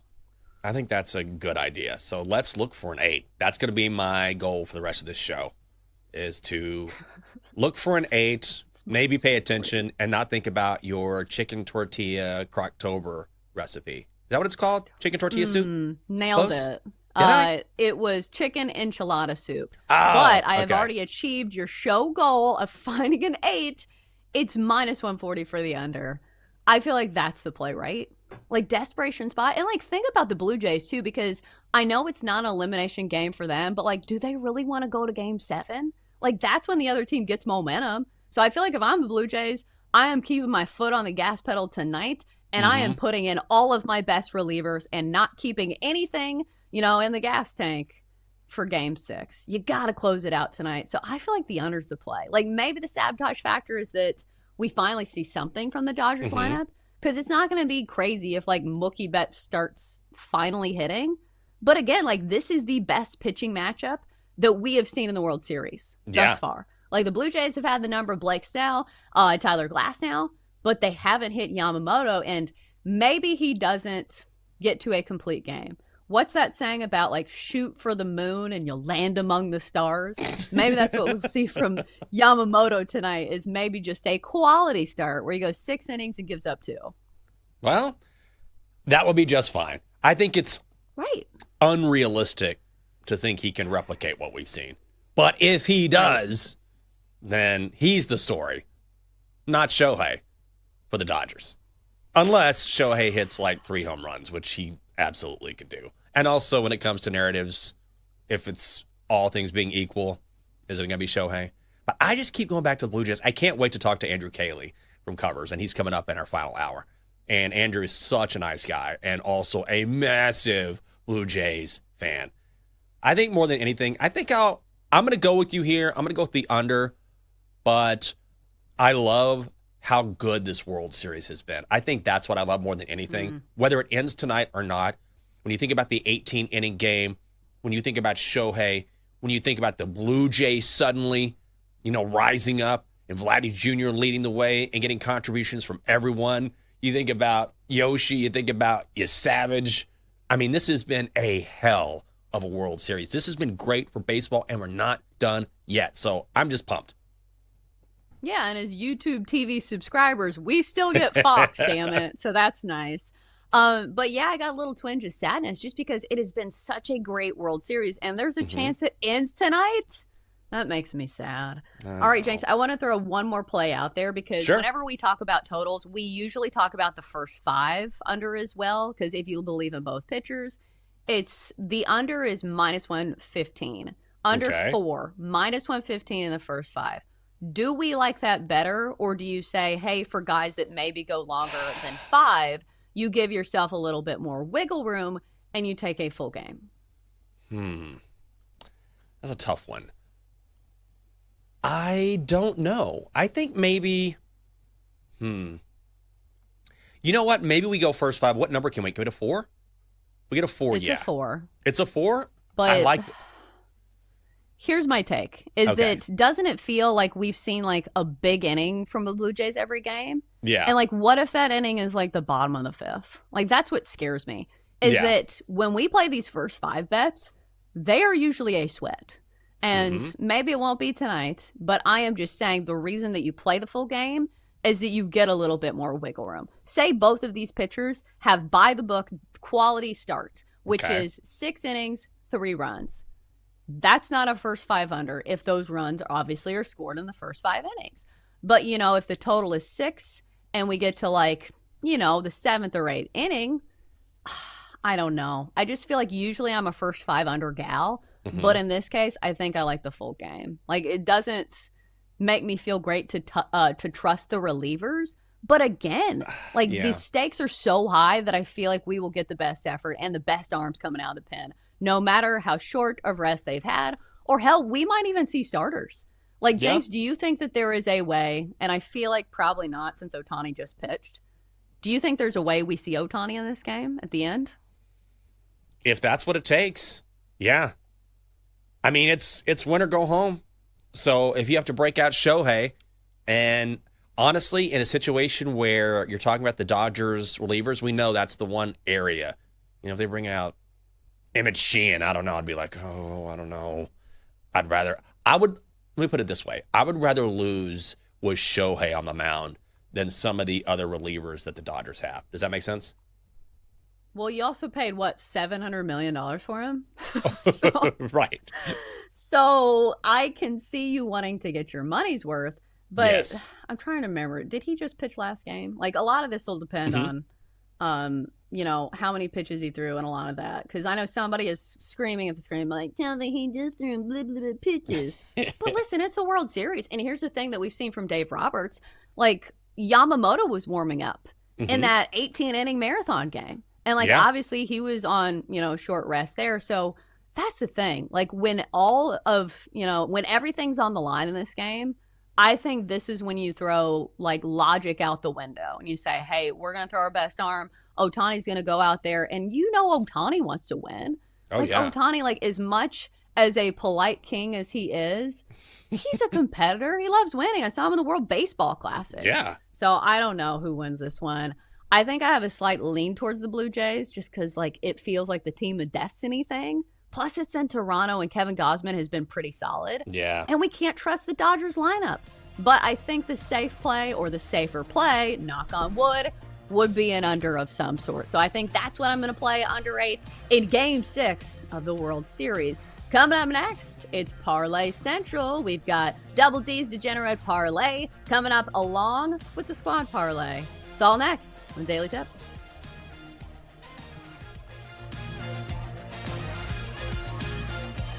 Coming up on the Daily Tip, the crew throws down some big money parlays. Sponsored by BetMGM. Make it legendary.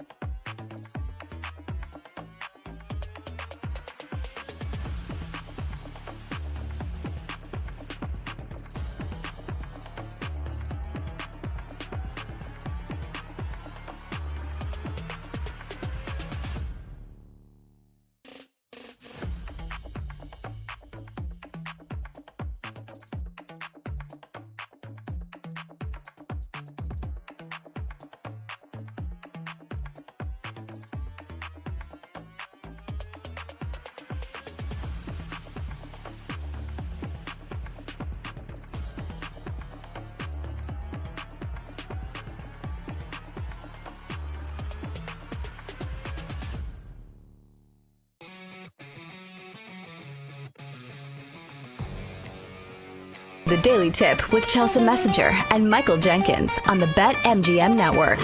Make it legendary. Download the app today. Please gamble responsibly. We're back. And it's all treats, no tricks. Or at least that's what we're hoping from our parlays, because you can't miss any of the legs if you want them to hit. So coming up next, we have Double D's Degenerate College Football Parlay, followed by a squad parlay. And Jenks, we got to hit one of these. We got to hit another one. We can't continue to live on the glory of the one squad parlay we have hit in the last year. We got to win another one. But I wanted to ask you about this because my friend floated this conspiracy theory that is trending on TikTok. And listen, there's some bad ones out there, and I think I rank this towards the bottom. So there is a conspiracy theory floating around where people have said, it feels like the days are going faster now. So somebody is saying that the government is speeding up the minutes in the day. And as somebody who has a running clock during our show that shows the seconds, I don't understand how they could do this. Like, do you think they're all like punking all of us and all of our phones are just making time go faster? Then what about like the oven clock and like some of these other things?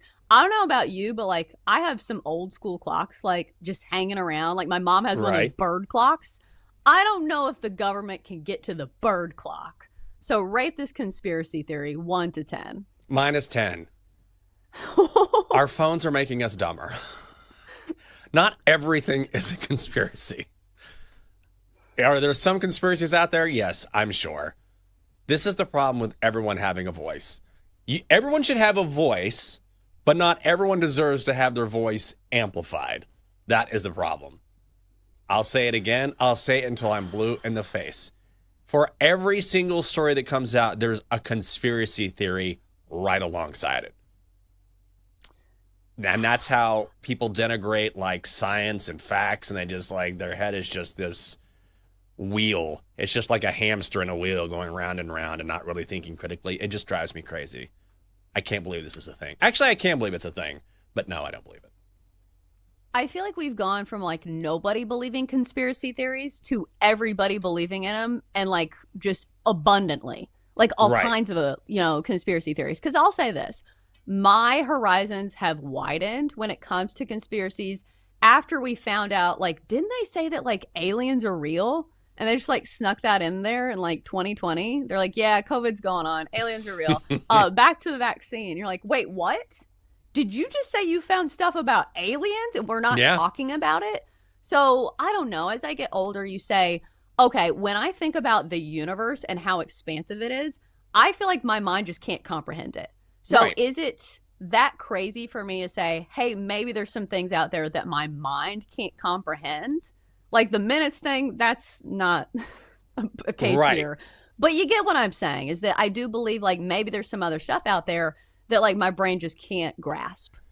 Well, if you're talking about alien life, that's plausible. Even if you don't think it's probable, it's plausible because of the infinity of the universe, right? So you can make a pretty easy case. Like there are signs of life in the universe. The universe is infinite. So if the universe is infinite, is it an outlier to think maybe there are other solar systems similar to ours where there's life? No. It's an easy jump to make. And just because we haven't experienced a similar life form doesn't mean it doesn't exist. The universe is infinite. You can't really wrap your head around that. It's an easy argument to make. You can measure time. You can measure time via science and different measurements and calculations. That's easy to come up with and say, no, this isn't happening. So that is not a plausible argument. So I think those are the differences between conspiracy theories or things that people want to believe. I feel like I sound like a curmudgeon. Like, I don't think everything is the truth. And certainly it wouldn't be something the government would do. I wouldn't put it past any sort of government or, organization to maybe try to mislead you because everyone has agendas. I get all of that, but I'm also not someone who's going to believe in every single conspiracy theory ever. Some things just are the way they are. Okay, so since it's Halloween, and I'm going to ask everybody this, I think I know the answer here. Do you believe in ghosts? Yes, absolutely. Yeah, of course. I feel like that. Now, there are degrees to things, but I feel like that we are spiritual beings, right? We have souls and we have things that make us up that are not just physical, who we are, what we stand for. If you believe in spirituality at all, and I certainly do, and I don't want to preach to anyone, then it would make, again, it's very plausible that in a spiritual world that there would be spirits. If you want to call them ghosts, maybe that's a little more demonstrative. But yeah, I absolutely believe in ghosts or spirits or spirituality or, these souls that make us who we are. I believe in souls, but I don't know if I believe in ghosts. Like, I just haven't seen enough. Like, I think that it's in the realm of possibility, but I don't know. I just feel like from a logistical standpoint, like, wouldn't they be doing better things with their time? Like, I'd be going to, like, I don't know, all the wonders of the world if I was a ghost. You'd be at Texas Roadhouse, stuffing your face. You know it. But Stonehenge, no thanks. Another dozen rolls over here, please. I don't know. We could have a whole segment on this. I think it's supremely fascinating. And of course it's Halloween. But we have parlays to get to. So let's do it. Let's go to Double D's Degenerate Parlay.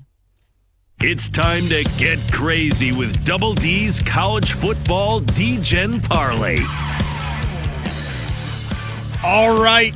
We've got to get right to this because my parlay this week, Denton and I had a little convo earlier in the week, and he said, just go for it. So I'm going for it. Vandy on the money line at Texas. I'm taking Miami minus 10.5 at SMU. Houston minus 13.5 versus West Virginia. Air Force on the money line versus Army. North Texas minus 6.5 versus Navy. Arizona State plus 7.5 at Iowa State. Louisville minus 10.5 at Virginia Tech. Indiana minus 21.5 at Maryland. Florida plus 7.5 versus Georgia. Minnesota minus 3.5 versus Michigan State. Pitt minus 14.5 at Stanford. Virginia minus 5.5 at Cal. Ole Miss minus 12.5 versus South Carolina. Georgia Tech minus 5.5 at North Carolina State. USC minus 4.5 at Nebraska. Auburn minus 10.5 versus Kentucky. Florida State minus 10 versus Wake Forest. And Cincy plus 10 versus Utah. Yes, I'm a weirdo. I'm crazy. I used the BetMGM 50% odds boost for college football. Total parlay comes to $192,835 to 1. $5 wins you $964,000, $181.53. Yikes. Woo! Let's go! I mean, we told you to go for it, David. Like, maybe take a chance for once in your life. Get some plus money on the card, baby. I kid. I'm sarcastic. But I feel like one of those waitresses that's taking the orders of, like, a big table, and you're like, hey, do you need to write this down? She's like, no, I can remember it all. And you're like, she ain't going to remember that. So, David, maybe you should send us, like, a Post-it note with all those plays because it was a lot. All right, so we got to get to the squad parlay as well. So let's fire it up. Ladies and gentlemen, adults of all ages, it's time for the show parlay. All right, step right up and try your hand at winning a squad parlay because it's been tough for us, but maybe this is the week. Jenks, who do you like? Oh, God, I know. Seahawks, -3, the Commanders. I kind of think the Commanders are broken a little bit right now. I don't want to talk about it. Terry's out this week. The Seahawks have had 2 weeks to get ready. I think Seattle's one of the more underrated teams in the NFL, and that defense is really good. I think this is a short number. I hope the Commanders find themselves between now and then, but it doesn't look good, so give me the Seahawks -3. Yeah, I like this play a lot. I think it's more than just like Jane Daniels being hurt in some of these games. I think there are bigger problems than just at quarterback because Jane Daniels not the problem. Some of the other things are. All right, next up for me, I'm going to go with a player prop, as I always do. Going to go with Chiefs quarterback Patrick Mahomes, 25-plus yards rushing. So this is a little juicy over at BetMGM, -165. You can find it for a better price at some other places. But listen, we're doing it in a parlay, so it's fine. I think when you talk about these big marquee games like the Bills and the Chiefs, this is when quarterbacks really scramble for those first downs. And we've seen this from Patrick Mahomes this year. He's hit this number in 4 straight and 6 of his last 8 games. He has used his legs a bunch this year. And why would he stop against this Bills defense who gave up 70 rush yards to Lamar Jackson. We know Lamar Jackson's maybe a little bit more dynamic, but still, I think it is a solid play. Patrick Mahomes, 25-plus yards rushing in that game against the Bills. All right, David, who from the Degenerate Parlay are you using here? I am going with the man, Kirk Signetti. Google me. And listen, at the end of the day, all Kirk Signetti's done this year is just put his foot on opposing teams' throats for, I believe, every single game except for maybe 2, and one was Oregon and the other one was Iowa.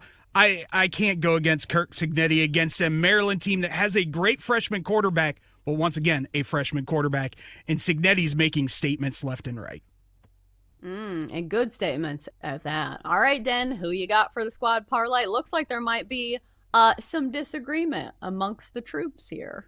Yeah, apparently we're crossing wires here. Double D and I are, but I'm going to take Georgia to lay 7.5 against Florida. I am a man of principle and a man of honesty, and I will admit I am wrong about Gunnar Stockton. He looks like kind of a dork, but he plays a lot better than he looks. I mean, he's been awesome the past couple of weeks against Tennessee, against Ole Miss. They put up a lot of offense, and I don't think Florida can, so I'm laying 7.5 with Georgia. Ooh, all right. Ooh, well, if you're a man of principle, you would have worn a costume today, like you said you were going to do, and then I'm going to hold that over your head for a while. It's fine. All right, so the squad parlay is as follows. We're going to go with the Seahawks laying 3 against the Commanders. Patrick Mahomes, 25-plus rush yards. Indiana laying 21.5 on the road at Maryland. And finally, in the cocktail party, Georgia laying 7.5. Total odds, a little over 10-1. $5, and it wins you $58.44. So just to touch under what David was doing... Just a touch, but make sure you use the odds boost over at BetMGM, including their big one for college football parlays. Use a parlay boost token to boost your potential payout from a winning college football parlay. So, Jenks, are you going to disagree with the Georgia pick here? I mean, I like Florida, but I don't want to point a finger. That's so rude. I just disagree. I'll point a finger. I don't care. On Monday, we'll point fingers on whoever ruins the parlay. All right, hour 3 is next is the Daily Tip. We continue on with some of our favorite plays over the weekend. Pick 6 comes your way next. Chelsea and Jenks will be right back on the Daily Tip on the BetMGM network. Make it legendary.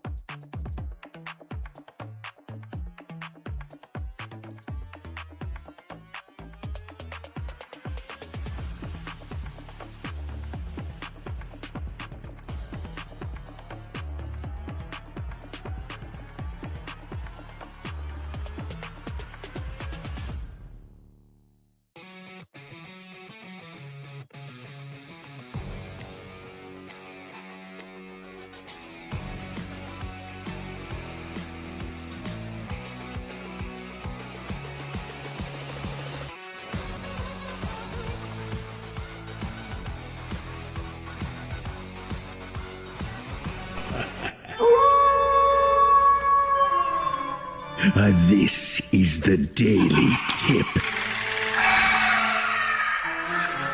Presented by BetMGM.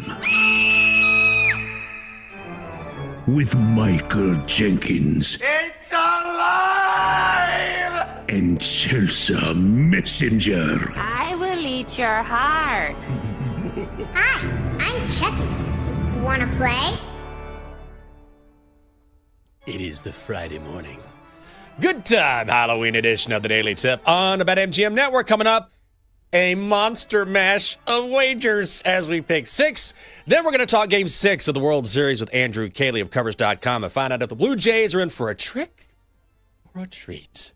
And finally, Donkster and our best bets, which are sure to be a thriller. I'm Michael Jenkins. She's Chelsea Messenger. Chelsea, I tried. Also, you can stream our final hour on Stadium or X if you dare. Boo! Boo! And Had to there's be a done. pun. Boo, as in for Halloween. And Oh. ghosts. Ghosts are booing you as well. That's the politest boo I've ever heard. Boo! Boo! Boo. Okay. Boo! All right. Well, I had to try. It's Halloween. You excited about Well, today? that's the I am. thing. Of course, it's Yeah. Halloween, and plus, when you have children, like the holidays, like feel like they have more magic in them. Like just my Yeah. take. Like I understand you don't have kids, but it's just it feels like there is a new take on it where Mhm. it still means a lot. Especially like my daughter's 5, so she loves Halloween. She likes trick or treating, and she absolutely loves candy and dressing up. She has about 15 princess outfits to choose from tonight. So we will be the prettiest princess on the block. So yes, I am very excited. All right. I am as well. I'm excited about that. I'm excited about the candy. I never eat candy. But tonight is going to be an exception. I'm going to make a prediction. We're going to win this costume contest. And I am so happy before we get to our pick 6 that Catherine is being a spotted lanternfly.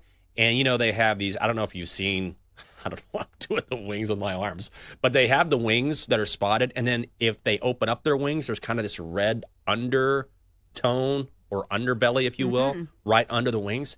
And so Catherine was like, I don't know how I'm going to show the red. And at first we were like, well, maybe you can wear a red shirt. So when the wings spread, it shows red. And I was like, wait a second, you have red fabric. How about you just attach that fabric to the wings right under? So that way you just see a splash of red because the wings are going to be apart anyway. And she was like, it's a great idea. So even though I'm just going to be a shoe, I got a $30 costume off of Amazon, at least I added a little bit to the costume. It sounds like a lot of effort. For Yeah. me, I put on these ears and I called it a day. Or horns, I guess I should say. The devil. Well, at least you dressed up. I didn't, so you got one on us. Okay, we got the Halloween talk out of the way, and now it's time to pick 6. Pick 6. Pick 6.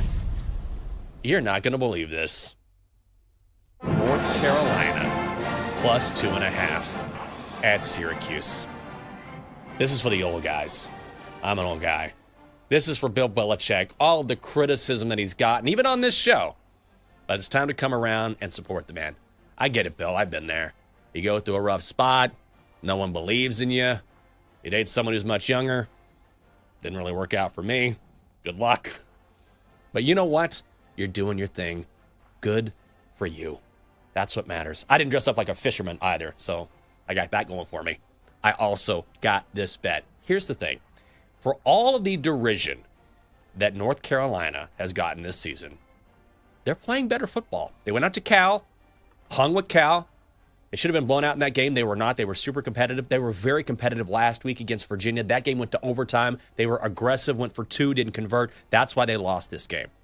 I don't know how in the world that Syracuse is laying points here. Syracuse has lost 4 straight games, and they have been getting crushed. Lost to Duke, 38-3. Lost to SMU, 31-18. Lost to Pitt, 30-13. Lost to Georgia Tech, 41-16. And they're laying points here. Carolina is improving. And have we heard a lot coming out of Chapel Hill? We have not. They're focused on football. They get a dub tonight. I think they probably went outright, but I will take Carolina plus 2.5 at Syracuse. I think my biggest question in this game is not football related, but how many people dress as Jordan Hudson and Bill Belichick at the game? In fact, instead of like, you know how Penn State has the whiteout, they should do the Jordan out, where everybody dresses like it, and it's just the entire stadium is dressed like Bill Belichick and Jordan Hudson. I feel like that would be hilarious. Syracuse, you should do that. So if you want to watch it, it is a game on Halloween. It is tonight at 7:30 Eastern. Pick six. Pick six. All right, to the NFL we go, and I feel like this game is tailor-made for an under. I'm going to go with the Broncos and Texas under 40 for -110. It's already 39 in some places, but I feel like this is two defenses that you can count on to keep things under wraps. If you look at both of these defenses, they're top 5 in the league in fewest yards allowed per game and points against. The Texans are giving up just 14.9 points per game. And you look at this Broncos defense, they're the best red zone defense in the entire league. And I understand the past 2 games for the Broncos have been high scoring, but when you play the Cowboys, like that defense is just so bad. I feel like that was the problem there. So, of course, the Broncos score more than 40 points. Don't think it's going to be the case here. Plus, you add in the fact that the Texans kind of have a shaky offensive line. I don't think we see many points in this one. 2 young quarterbacks. I think the defenses still rule the day. Let's go under 40 between the Broncos. All right. I think that is probably the right side as well. I also like Houston in that game because the line opened with Houston as a dog, and immediately we saw the money swing in the Texans' direction. So now they are laying a 1.5. It is a 1 o'clock Eastern kickoff on Sunday in H-Town. Pick six. Pick six. How about this? SMU hosting Miami. The Ponies getting 12.5 points. Way too many points. How good is Miami?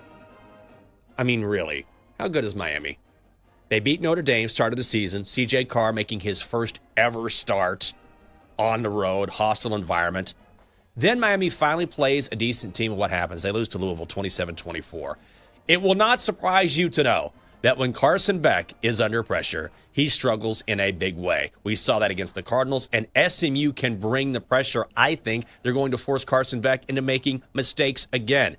Mustangs are so stout up front. Conversely, Kevin Jennings is going to throw the ball a lot for the Mustangs, and if you're going to attack Miami defensively, that's the one thing you have to do is go after that secondary. And talk about playing on the road. Yeah, the Hurricanes have played road games this season. They haven't left the state of Florida all year long. This is a real road game, and this is too many points. Give me the Ponies plus 12.5 in Dallas. Well, if you do want to watch that ACC clash, it is a noon Eastern kick in Dallas on Saturday. Pick six. Pick six. All right, nothing like fading the hometown team. You hate to do it, but listen, it's just been too profitable as of late. I'm going to take a Titans team total under 17.5 against the Chargers this week. So point blank, the Titans are really bad. I think we knew this when they fired their head coach. And then you look at this number, like 17.5, like that's still a low number. Well, they've gone under this. In 4 of the last 5 games, they've had games in which they've been shut out. And then you look at this Chargers team who just limited the Vikings to 10 points. And here's the other thing. It makes it difficult to score a lot of points when the team you're playing is very good at controlling the clock. Last game, the Chargers held the ball for 39 minutes of that game. So when you have the time of possession battle in your favor, it just makes it harder for this pedestrian Titans offense to get things going. We've seen mismanagement from the coaches where they don't go for it on 4th down when literally nothing's on the line. This is a lost season. Just go for it. But they don't. So Titans team total under 17.5 is the play this week against the Chargers. Oh, let's go. You ever try and jack yourself up for a game and it's hard to get excited about? Like, let's go. Chargers and Titans, let's get it. You know what I mean? Especially when you're fading your own team. It's like that meme of the girl that's like dancing with this, like she's crying. And she's crying. Also dancing. That's me. I know. I know it is. Okay, Titans, Chargers, clash in the Music City Sunday at 1 o'clock in the East. Pick six. Pick six. Florida. Plus 7.5. Taking on Georgia. Jacksonville, world's largest cocktail party. Why don't they still call it that? Come on. Give me a drink and let's watch the Gators cover. Also, I got a little Florida orange on today. Didn't even plan that. How about that? I went back and forth on this game because Georgia has won the last 3 games by at least 14 points. But I think this one is going to be different. Maybe Florida gets the old dead coach bounce. I don't know. Possibly. But Billy Napier is gone, as we know. Billy Gonzalez, the receivers coach, is taking over. He has vowed to open up the offense. And I think that's exactly what Florida needs to do against this Georgia defense, which is good, but not great. And also, neutral site. So I think Dallas Wilson, if they're going to open up the offense, can have a huge game here. A lot of people I respect and like on Florida as well. 7.5 seems like a little bit too much. I think the market's a touch too low on Florida, and I think they respond with their new head coach, or at least interim coach, in charge. Let's go Florida plus 7.5 at the world's largest cocktail party. Jenks, I've been to several iterations of this, and it's the funniest thing because you get there in the morning, and it's like 10 a.m., and it feels like you're walking through like The Walking Dead because there are so many people who are already zombies because they are so drunk at 10 o'clock in the morning. So some of these people, they don't stand to make it to the game, but it is the world's largest cocktail party. I don't care if they don't call it that anymore. It is. And if you want to watch it, the Dogs and Gators taking the field 3:30 Eastern on Saturday. Pick six. Pick six. All right, so instead of me doing that sad girl dance, Jenks, it's probably going to be you doing the sad girl dance where you're watching this game between the Seahawks and the Commanders, because I think both of us like the Seahawks laying 3 against your Commanders. And it pains me to say this, but it just feels like it's not the season for the Commanders. I understand Jaden Daniels is going to be back for this one. He's been practicing this week, but Terry McLaurin might not play in this game. And it feels like a Commanders team that has more problems than just some of the injuries. Because it's very easy to say, oh, well, Jaden Daniels hasn't been playing. It's been Marcus Mariota. But this is a defense that's allowing almost 25 points per game. And then you talk about a Seahawks team that it feels like nobody wants to respect. And it starts at the top because nobody still wants to respect what Sam Darnold does at quarterback. But the Seahawks defense is a top 10 unit, averaging, giving up less than 20 points a game. And here's the thing, they've won 5 of their last 6 games, even against quality opponents, even on the road. So I think the Seahawks are the play here. -3 feels like a steal on one of the most underrated teams in the National Football League. So, Jenks, I'm sorry to say it, I'll be fading your Commanders. It's a Sunday night matchup here in D.C. I said it. Okay, let's bring in D-Day here, who is dressed like a Commanders expert. That's what I say. So am I being too negative here? You do a ton of Commander stuff. You know the team. Maybe a little bit too negative. Okay. You guys really like Sam Darnold. I applaud you for it. Yeah. I don't. I mean, I'm totally off on him. Yeah? Okay. But Jackson Smith and Jigba is going to go crazy. Honestly, I would, if you're going to bet anything in that game, take all the overs with Jackson Smith and Jigba. Okay. They can't cover him. If they do zone, he'll find the weakness in the zone, and they're not. God help me if I see Marshawn Lattimore trying to run with Jackson Smith and Jigba. Oh. So that's the best bet. Anything JSN is going to go crazy. But I still think with Jaden Daniels that they're going to be in a good position to potentially steal a victory from Seattle. I like hearing that. I need a little positivity. Oh. I've been so I know. Okay, good. But good. Here's the thing, like when you get your hopes up, like that's when you set yourself up for disappointment, because I believed in this Commanders team before. What was that game? Who did they play where they were like short dogs? And I was like, oh, the Commanders are going to be close in this one. I think it was a primetime game. I'm trying to remember who it was now. It was Green Bay. But like, here's the Oh, yeah, it that's was right. the Packers. That's right. Yeah, it was the That's Packers. right. And I took a bunch of Debo Samuel props as well. Did nothing for me there, Debo. Thanks for nothing. But here's the thing. It feels to me like I can't really trust the defense. And again, when you have a quarterback who can, no matter if you don't like Sam Darnold or not, if he can get the ball to his receivers and they get some yards after the catch, I think therein lies the problem for the Commanders. So if it is a shootout and maybe, the Commanders can actually score some points, maybe they can keep pace. But I don't see this Commanders team like shutting down the Seahawks here. I'm just so bummed that Terry's out because he came back and he looked so good. And, I mean, that's just been an issue all year long with this team. Maybe Debo steps up, and they do have some young guys who are talented. The Seahawks having an extra week to get ready, that worries me as well. I always give the advantage to a team in the NFL that has the extra week to get ready. Seahawks are in that position, but would love to be wrong. Coming up next here on the show, we got to go back to baseball. Game 6 tonight in the World Series, and Andrew Caley from Covers.com is going to be fired up and ready for it. He is next here on the Daily Tip on BetMGM Network.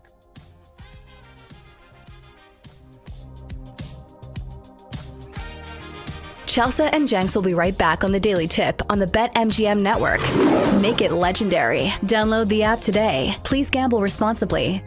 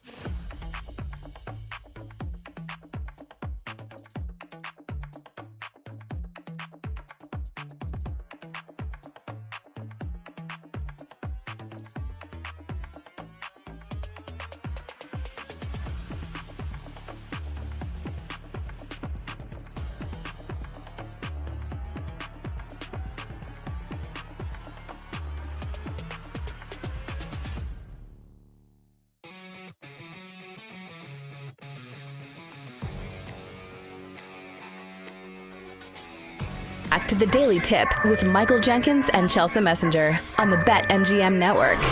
Make it legendary. Download the app today. Please gamble responsibly. Welcome back to the show. Well done, Double D. We talk to Andrew Cayley, and when we're done, then you die. That's what happens. If you get your bets wrong, You get your bets you're wrong, gonna pay. you'll pay. You better hope that Blue Jays bet comes home. Or it's over. Welcome back to the Daily Tip on the BetMGM Network. Before we get to Andrew, you know what? I'll talk about it. So for about a year, I thought, if you started this TikTok, it'd be so funny. But I don't want to do it. Like, I don't want to have the engagement and all that. But, I watch a ton of Law & Order. And I'm telling you, inappropriate Law & Order would be a banger on TikTok. Yesterday, I'm watching, the same episode. And you know what word I heard used? Vajayjay. And I was like, okay, well, that I haven't heard. Okay. And I had to rewind it. I was like, did they say that? They did. And then, the kid suspected of a crime, his name was Pizza Face, right? Because he had bad acne. And they kept saying, yeah, Pizza Face did this. Ice-T was saying that. Was this Pizza Face again? Big reveal. It's Jeremy Allen White from The Bear. And he's got all this makeup on to make it look like he has acne. Just wild. Wild. And in the same episode, by the way, this guy's crying. I mean, this was a wild episode. He goes, my sister? I had sex with my sister? I'm like, what is going on? Who wrote this? Wild. One episode. Dick Wolf, out of pocket all the time. Because Yeah. at first when you said this, I thought you meant like a parody of it. And my mind went to the fact that you don't have to parody it. It's already a parody, and it feels like it's always Ice-T. Like, it's always Ice-T that like delivers these lines that you're like, did he just say that? And you're like, yep, he did. So I feel you. And I'm sure, has somebody not already done this? I feel like I've seen, who is it? John Mulaney, who did stand up on this. That does like, he riffs on like all the lines in Law and Order. So like somebody's there, but I don't know if there's been a TikTok series on it. I'm not starting it. I'm just starting it here. And then I'll drop it. Okay, so let's go from Pizza Face to a face we love. Of course, I'm talking about Andrew Cayley, senior betting analyst for Covers.com. Andrew, good morning. Always love talking with you. So good morning. Good morning. A hell of an intro. Yep. I know, and I love going through your feed on X because I know you're a Blue Jays guy. You got the gear on. Just how jacked are you right now? You have to be over the moon. It's really exciting. The fact that it's a reality that they could win the World Series today hasn't quite set in, because you come into the series and you're like, okay, yeah, we made it. This is great. But Dodgers in 5 or 6, right? That's just like, if you're an honest fan, you're like, this is one of the greatest teams ever assembled. And the reality of the situation is that team's going to win a lot of the time in this series. But man, the Jays have just continue to do what they do, which is play really good fundamental baseball. And yeah, I'm not sleeping very much right now. I started to say. And on top of that, my daughter is going through some illness right now. So to combine it, we're not getting too much sleep in the Cayley household right now. It's wild to me that it feels like the Blue Jays, who hail from Toronto, have now become America's team. And it's crazy because they're from Canada, but it's like, I feel like everybody who is not a Dodgers fan is rooting for this Blue Jays team just because there's so many good storylines. And I know baseball is such a numbers-based sport where we talk about like, all these sabermetrics and stuff, but like the best storylines in this World Series, I feel like have come from the mentality of the Blue Jays. What has been so impressive about the way that this team carries itself? It's such a sports cliche, but you want to say how resilient they are and their ability to stick to their game plan.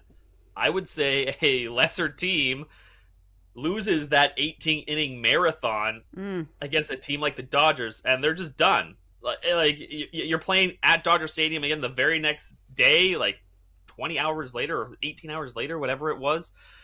That's a really tough spot, but they stuck to their game plan, which is, hey, we put the barrel to the baseball. We aren't going to try to pull everything. Not everything is launch angle anymore. Sure, the great part about what they're doing is they have that mentality, and they're still hitting a bunch of dingers, which makes it all the more effective. But their ability to stick to that game plan, to know that they are in every ball game, no matter what, they're just, on top of that, they just seem to be a really close-knit group. They mention that on the broadcast quite often. Like, these are 30 guys who go to bat for each other all the time. They know it's a next man up mentality. It's exciting to watch. And what I hear a lot right now is this changing how we're going to build baseball teams in Major League Baseball? Is like slug. People pay for slug. That's why these guys get these massive contracts. But hey, they're proving that you can win without that. We're talking with Andrew Cater, the senior betting analyst for Covers.com. Follow him on X, a great follow as well, Covers_Kaylee. So outside of Vladdy Jr., who has been the most important part of this run? Is it Savage? Is it someone else? Who is the one? Because I know we always focus on the superstars, and I get that, but this has been a complete team effort. Well, that's the thing. It's everyone. It's the fact that it's not just Vlad. It's Ernie Clement hitting over 400. It's Trey Savage, a 22-year-old pitching 7 strong with 12 strikeouts, setting rookie records. He has more strikeouts in World Series games than Randy Johnson. Like, that is like crazy stuff. Like, and then like Addison Barger comes in and has a 3-hit game, and Andres Jimenez will come and have good at bats, 8 pitch at bats, and drive in an RBI, and I believe it was game 4 to kind of give them one of their traditional Blue Jays. Hey, we're just going to grind out at bats and score 2 runs, and we're going to put pressure on the pitcher innings. Like, it's everyone. That's why this team is special. All right, so we've pumped up the Blue Jays, and for good reason. They are leading the World Series, but to play devil's advocate, Yamamoto is pitching tonight, and this feels like it has been the one kryptonite for this Blue Jays lineup. So let me ask you, do the Blue Jays win tonight, even against Yamamoto? I will not be shocked if this goes game 7. Yamamoto, he has to go 7 innings, right? So I've bet him over 18.5 outs. If you want to be a Blue Jays pragmatist and like still believe that they're going to win, combine over 18.5 innings for Yamamoto and a Blue Jays money line. That's like plus 500. That's kind of a fun one. If you're a little delusional, but still expect Yamamoto to pitch well in like a 3-2-2-1 kind of game. He's really tough. He's a really excellent pitcher. He's been that way all season. He's in the 90th percentile or better in both expected ERA and expected opponent batting average. They have to be patient. They kind of got away from that in that first series. You need to build up that pitch count for him. Yes, he can throw a lot of pitches, but he's thrown a lot of innings in the last 2 starts. So you have to get into the next guy for the Dodgers, which is it Shohei Ohtani right now? I don't believe, if you're a Dodgers reliever right now, don't even bring your cleats to the ballpark. Like, it is just gonna be starting pitcher. Like, if you want to count Rohei Sasaki as a reliever, sure, but he's the only guy who has been coming out of the bullpen with regularity that will have his spikes on tonight. Like, that is it. It's gonna be some combination. Dave Roberts would love to just go straight from Yamamoto to Sasaki if he can't go a complete game. But I would be shocked if Yamamoto goes less than 7 innings tonight. Okay, Andrew, so you think this is going to be a game 7 that we're going to see? Is that what's going to happen here? I mean, is that your gut? Like, okay, we got Yamamoto tonight. That's a tough one, even though Gossman has been really good in the postseason. But then we go 7, Rogers Center, and the Blue Jays win it. Is this the dream? That would be the dream right now. The dream is they win 21-0 tonight, and we just have a very stress-free day, and we dig into the kiddos' Halloween candy to celebrate, and it's just a wonderful, easy, stress-free night. But no, it's going to be a tight one tonight. Game 7. That's all hands on deck. I wouldn't be shocked if you see a Savage again in Game 7. It'll obviously be some combination of Scherzer and Bassett and Savage sort of thing going that way, and then you hopefully have the Blue Jays are just in a better position when it comes to their bullpen because they've still got a couple of guys that they rely on. Like they still rely on Hoffman, they still rely on Varland and Sir Anthony Dominguez. Like those are a couple of guys that you trust. You still throw in Mason Fluharty if you have a matchup with Shohei that you like. It's set up well for them in a Game 7 situation. But Dodgers are great. Like it's going to be a really stressful 27 to 54 outs, whatever it is. Man, wouldn't that be awesome if we got at least like one inning of Max Scherzer in Game 7? Like, he is such an easy player to root for. I don't know if you saw his reactions on the sidelines when, or in the clubhouse or the dugout, I should say. Sorry, too many sports going at once. But when Trey Savage was striking out all of those players, Max Scherzer was going nuts. And that's kind of why you love him. Yeah. I know, but selfishly, I want to ask you about like some of the bets that we're considering tonight, because I think as opposed to taking a side in this game, I think I can bank on both these pitchers being pretty solid. Like there is an under 8 you can get for -140. Like I play up or down. Like I don't like playing half numbers, but I feel like it's going to be a low scoring game. Like I don't know if Yamamoto can, go a complete game again. But I do think he can at least have a quality start. And same goes from Kevin Gausman. And plus, it's an elimination game. You'd think it's going to be tight. So talk us off playing the under tonight. Can't at all. Gausman's been great. Like his big setback in Game 2 was just a couple of missed pitches in the 7th inning. Like he had been pitching extremely well. The splitter has clearly played against the Dodgers. And as long as he's located... He can get in trouble. Like you're a little nervous when Kevin Gausman gets on the mound. If he does not locate his fastball well, and guys just lay off the splitter, then he can get in trouble. So you have to pay attention to if he's locating the fastball early. If not, yeah, it could be a shorter night than we'd like. But like, man, they're in a good space right now. I agree with the under in this one. I've got another one for you that's just like off the board a little, not off the board, but.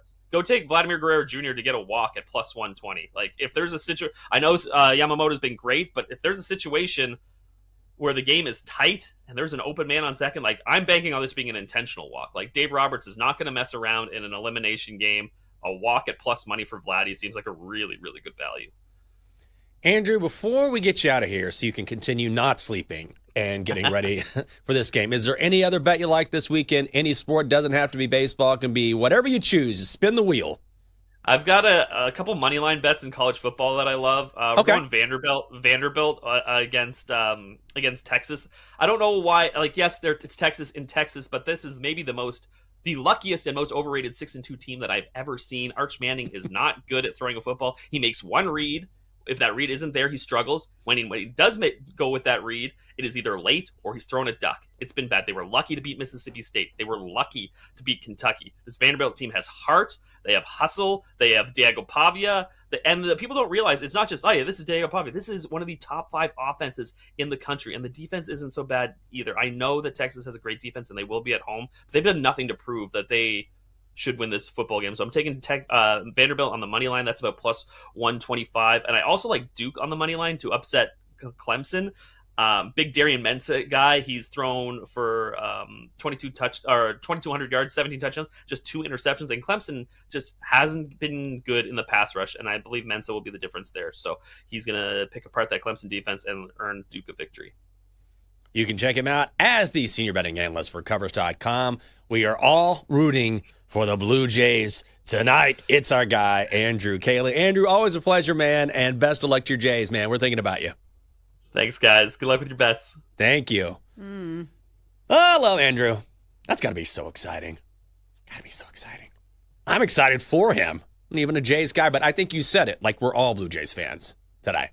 Yeah, it's America's team. Like, don't tell us that the Cowboys are America's team. It's the Toronto Blue Jays. And yes, I am aware of geography. But Jenks, I almost feel like this would be like the breaking point for like my nerves when you are so close to achieving something and it feels like just out of your grasp. And I don't know that much about hockey, but I feel like there's been some heartbreak. Who is it? The Maple Leafs that like always choke in like Game 7 or something? Yep. And like this is what would be creeping in the back of my mind as somebody who is a cynical sports fan because of my teams. I would say, wouldn't it just be fitting to get this close to winning a World Series and then we lose in game 7. Like, I know that's probably not what Blue Jays fans want to hear right now, but like, does it make you nervous when you are this close? Like, you're at the end of the marathon and then you like trip on like a stick or something. You're like, no. So I hope the Blue Jays win, but they still have to close the door. No, I know. The last time I think I really experienced this in a big way was when Texas played USC for the national title at the Rose Bowl in 2010, was it? And I was there. And that's when Colt McCoy got knocked out of the game in the first quarter. And I was just like, we're playing with these guys. We look great. And now our starting quarterback is out. It's over. Like, we're right. Not only are we right here, like, I'm right here. Like, I'm here with these guys.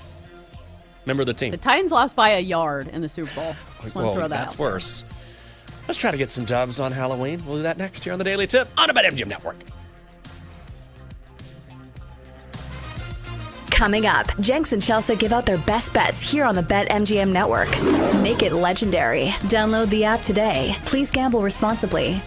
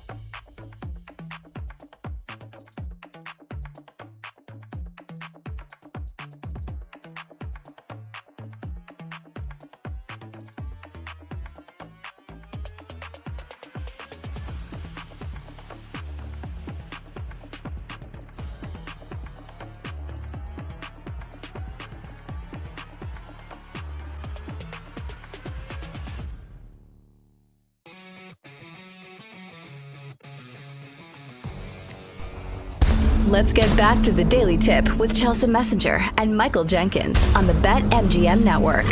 Make it legendary. Download the app today. Please gamble responsibly. Welcome back to the show.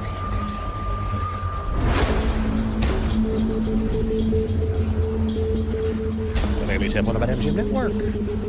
Thanks for being with us. I'm Michael Jenkins. She's Chelsea Messenger.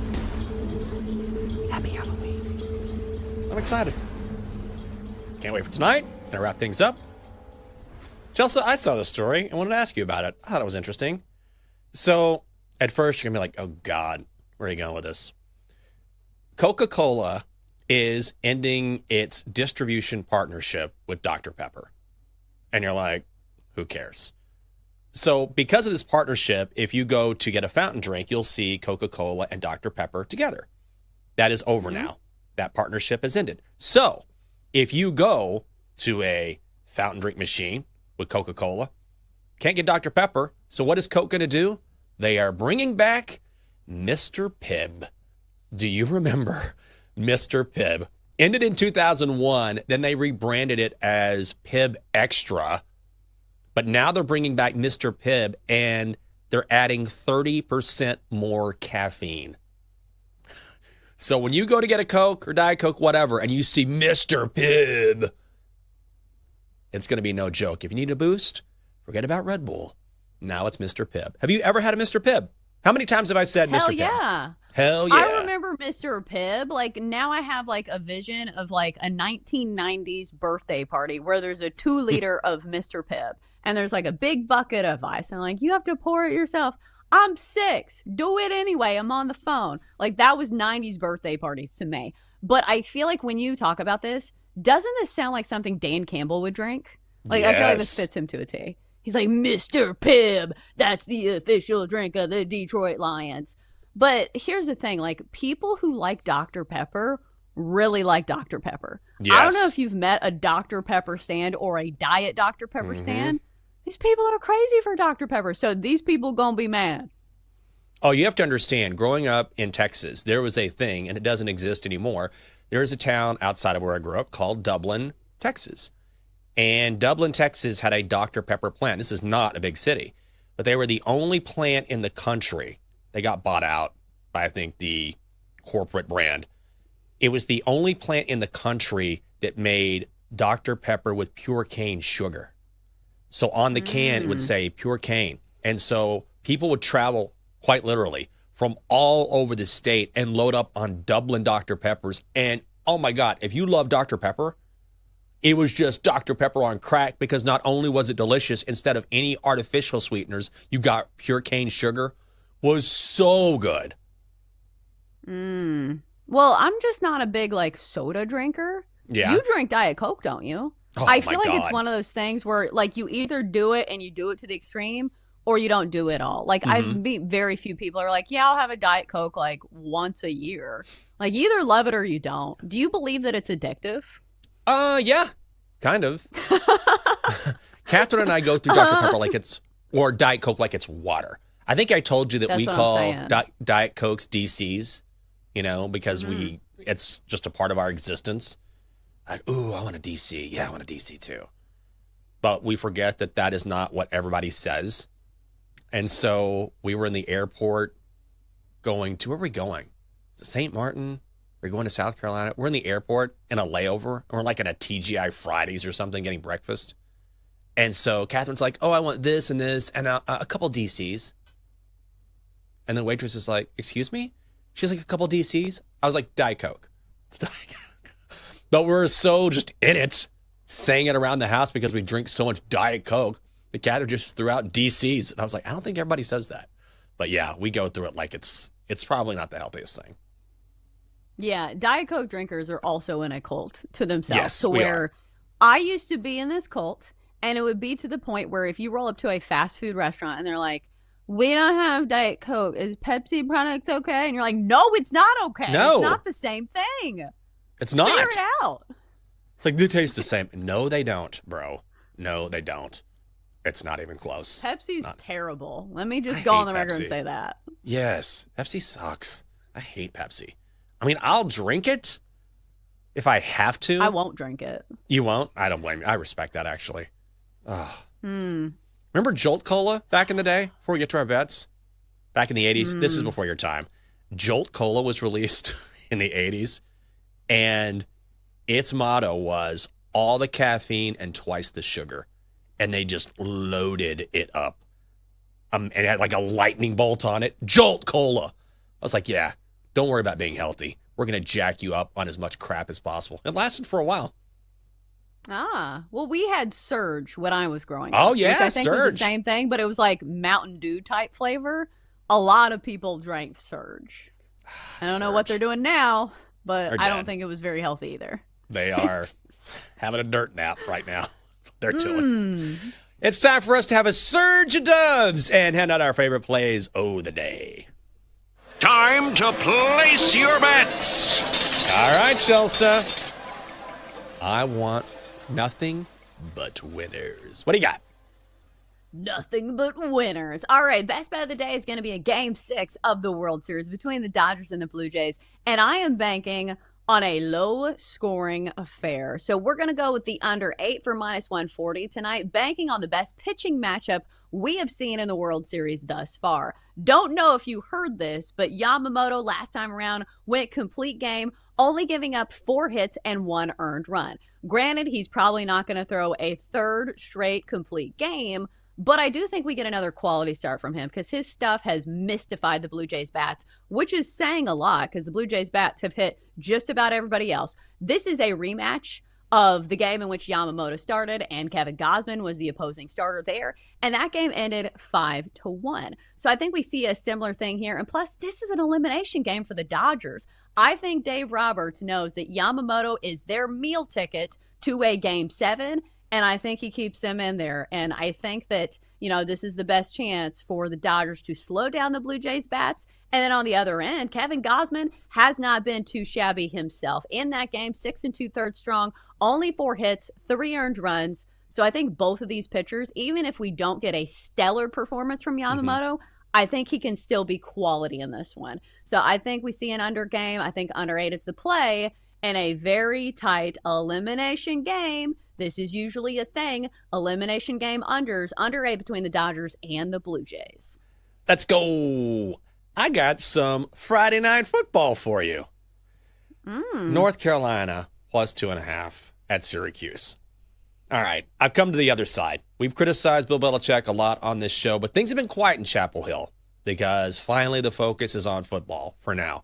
North Carolina is playing much better, and I think this line is wrong because there's this idea that Carolina sucks this year. And look, they have not been great. There's no question about it.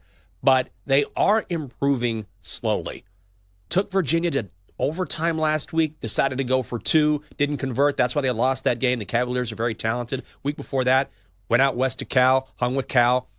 Meanwhile, look at Syracuse. How is Syracuse laying points in this game? They have lost 4 straight, and they've been getting crushed. Lost to Duke, 38-3. Lost to SMU, 31-18. Lost to Pitt, 30-13. Lost to Georgia Tech, 41-16. Why in the world are the Orange laying points here? This is when Carolina hangs or gets the outright win.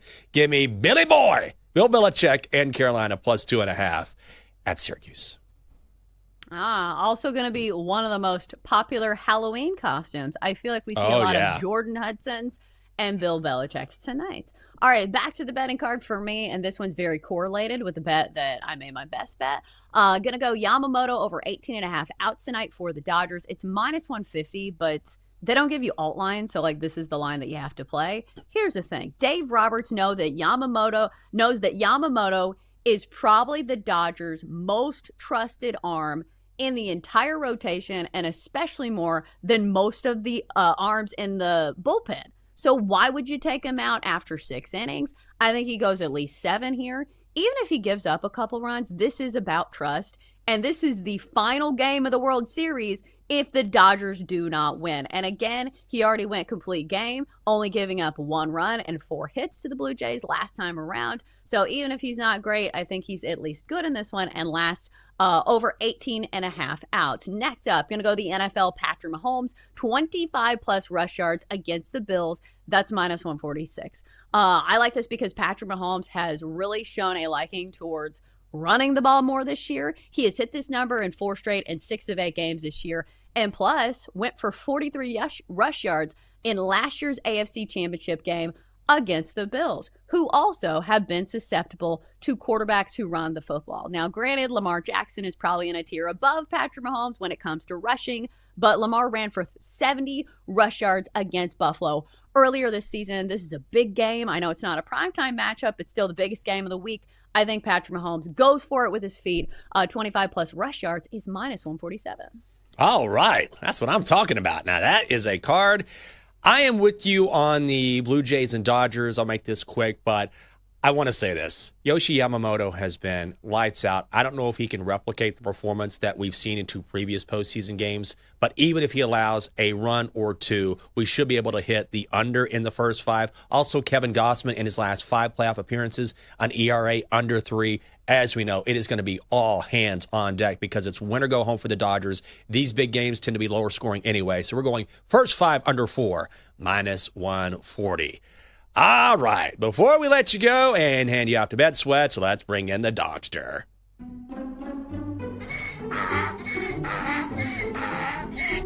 I was reading that Dr. Pepper story, and it's crazy. There's more than 40 Dr. Pepper knockoffs. Dr. Thunder, Dr. Bob, Dr. Wham, Dr. Dynamite, Dr. B. Okay, all right.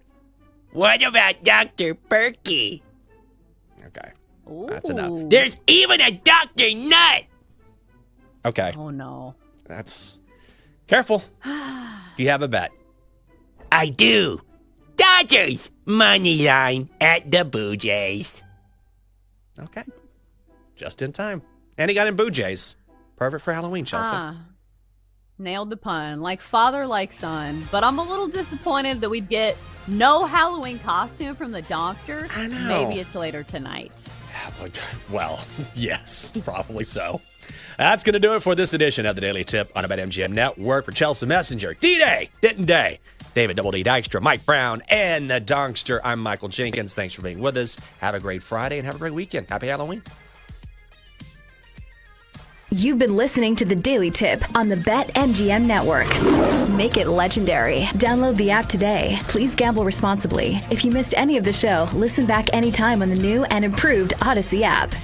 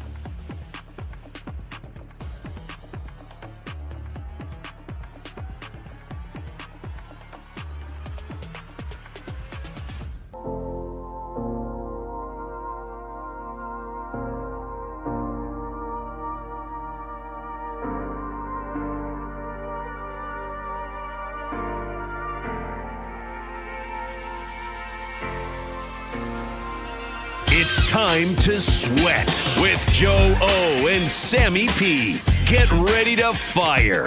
This is Bet Sweats on the BetMGM Network.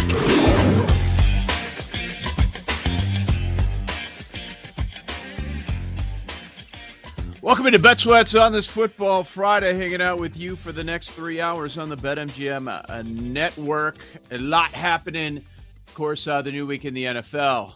Week number 9 began last night with a beatdown. Baltimore Ravens over the Miami Dolphins. We'll talk about that one coming up. We've got one more game, at least, with the World Series. We have to wait until tonight to find out if we're going to have a Game 7. I think we will. We'll go over that. College football plays. NFL as well. Baltimore 28-6 last night. The 7 in the hook. An easy cover. Good look, Paul Aspen jumping in on Survivor when almost nobody's going to be on Baltimore. Jumping in, taking them, and it was pretty sweat-free. If you look at the box score, the yardage is about the same. But if you watch the game, no. As the boos are raining down on the Dolphins. Ravens perfect in the red zone. The Dolphins 0 for 3 in the red zone. It got ugly. That is the Miami team that we're used to. I wish they would have shown up in Atlanta like that. I feel like everything we talked about yesterday came through on the game. Ravens win. We lean to a Ravens cover. Derrick Henry, longest rush. That hit. You said Andrews was going to have a game. He had 2 touchdowns. Yep. And even Kolar Moon caught a touchdown. I forgot what the odds were. Everything plus 850. Right. It was 8 to 1, 9 to 1. Mm-hmm. Yeah, I was greedy last night. Like, I was mad at myself. I'm like, oh, Andrews, right away, boom, we get this cashed in. I grabbed it at plus 190. The number was actually going up a little bit at some books, which didn't make any sense. Looked at 2 touchdowns, didn't do it. Looked at first touchdown, didn't do it. So even though you get a nice hit there, I walked away mad. Walking away a lot of days mad, including yesterday with that one. But yeah, everything we talked about. And then we were warning people about Keaton Mitchell as we heard more and more love on Keaton Mitchell. BetMGM had it at 10.5 early in the show. That's a winner if you go over 10.5, but you got to pay the juice on that. Later in the show, it's 12.5. You see 13s elsewhere. Those were all losers because he has 4 carries, just like last week, but this time 11 yards. Not a surprise at all, Yeah. especially when the obscure player moves up 3-4 yards and everybody's on him. You get that little nugget. You see the John Ewing tweet, 95% of the bets are on this bet. And you're like, dead. That's not good. I think it was the right process. The issue is he only had 4 carries. I like the idea that, okay, Lamar's not going to run. And he didn't really run that much. He had 5 Not carries at all. for 14 Not yards. at all. Yep. So I think it was the right thought process. Then Derrick Henry ran for 6 yards a pop. And John Harbaugh said, yeah, this is working. We're just going to do this the whole game. 19 carries for $119. We did warm to that idea, too. Well, okay, if Lamar can't run, and the public is going to be on Keaton Mitchell, Derrick Henry. It's Derrick Henry. That's what's going to happen. And they just force-fed number 22. And there was a carry in the first quarter where I thought, if he would have broken that tackle, he's gone for 50. And then he eventually got that long run. 35 on the longest rush. We were talking 18.5, 19.5, and he almost doubled it. Now, for the Ravens, 3-5. Minus 165 to win the AFC North. Yeah. It still kind of feels cheap. I'm not saying run there and bet it, but the discussion was had last couple of days about the Ravens to win the division and the Chiefs to win the division. The Ravens to win the division and the Bills to win the division. The Ravens to win the North and Io sixth man. Whatever. We were saying it. It was minus 120. It was minus 125. And now 40 cents, 45 cents higher after a dominant win on national streaming. I almost said national television. It's not television. It's streaming. We also, by the way, we have to talk about YouTube TV. Oh, don't worry. They're putting us in the chair again. You see that email? Up. Oh, man. See the email. Woo! I can't watch it. I can't watch it right now. So, yeah, we'll get to that. I've got that marked down in Friday Feels, among many other things. Yeah, so they're winning the division. But damn, what were you waiting for? This sort of a move after a win against a putrid Miami team that was supposed to happen as a 7.5-point favorite, it actually feels like maybe it's a bit too much of a move based on that. I'm not saying it's not worth a bet. That's fine. But what the hell were you waiting for? I think everybody's been saying the same thing. In a matter of 5 days, they go from 1-5 to 3-5. They're winning this division. They were favored last couple. They're going to keep on being favored for the next couple of months. Look at their schedule. They're going to be favored in all of these games. I think there's one game maybe at the end of the year. But if they win the majority of these games, they're going to be back to being priced like they were at the start of the season, when the computer people were telling us that this is the best team in the NFL, and it's really not even close. So maybe they're not going to be a dog the rest of the way. They were minus 200 before the season because at the time you had a healthy Burrow. And there's always this offseason optimism around the Steelers because of Tomlin, and they always find ways to win and get over 500. But the highest price I remember was minus 200. The biggest divisional price was Buffalo at minus 300, minus 325. That was the richest divisional price. Baltimore was a big favorite, but you're right. In terms of comparing the price in the summer to the price now, it is still cheaper than it was in August and early September when it was about minus 200. They still play the Steelers twice. So that's going to really swing the division, right? You play the Steelers on December 7th, and then wrap up the regular season in Pittsburgh last week of the season. Here's the thing about Baltimore, and I don't, we're even show, but they did just play last night, and this is sort of the NFL betting topic of the day. When they're desperate, I'm scared of them. Other teams' desperation, I don't like. When the Bears are desperate, I'm like, oh, they're going to lose. When other teams are desperate, it's not good. You don't get their best. When the Ravens are desperate, I feel like you do get their best. Mm-hmm. Take the toys out. Maybe the opponent has something to do with it, with the Dolphins and the Bears. But, Sure. Yeah, they got focused. They got focused, and they look great. The Room. HN, number one play, under 13.5 rushing attempts. He has 14. That's a loser. Waddle was a winner, over 62 in the hook. He ends up with 82. Keaton Mitchell, I don't know how to grade it. Like, the email we got was 10.5, but that's not where the market was on Keaton Mitchell, and it's not where the number closed. So however you want to look, you want to call it a half, whatever. I mean, if you paid the juice at 10.5, you won. If you did not, if you got the number that was pretty much everywhere, widely available, you lost. So I guess you can call it a half a win, half a loss, I guess. HN, under 59.5 rushing yards, that's a loser, has 67. Henry, under 18.5 rush attempts, that's a loser, 19. Hook 19. 2 of them. Actually, well, yeah, it depends how you want to do the Mitchell. They're all pretty close. The Room lost, though. Like, it's 1 or 1.5 wins. If we give them the Mitchell, it's, 1.5. So the Room was bad, and you look on Kalshi this morning, next coach fired. 73% chance, they say, it is Mike McDaniel. Now, you've got the long week. Is this the time that McDaniel gets fired, or do they ride this out for the rest of the year? I don't know that there's a close second. They mentioned Zach Taylor, Raheem Morris, Aaron Glenn. I don't see it with any of those guys. If there's going to be another firing this season, this is the guy. If it's not him, I don't think it's going to be anybody else. It is very wild how these NFL circles roll over, because 2 seasons ago, I had a bet on Mike McDaniel to win Coach of the Year and Tyreek Hill to win the MVP. And they were both looking really, really good November of 2023. Hill was on pace for 2,000 yards.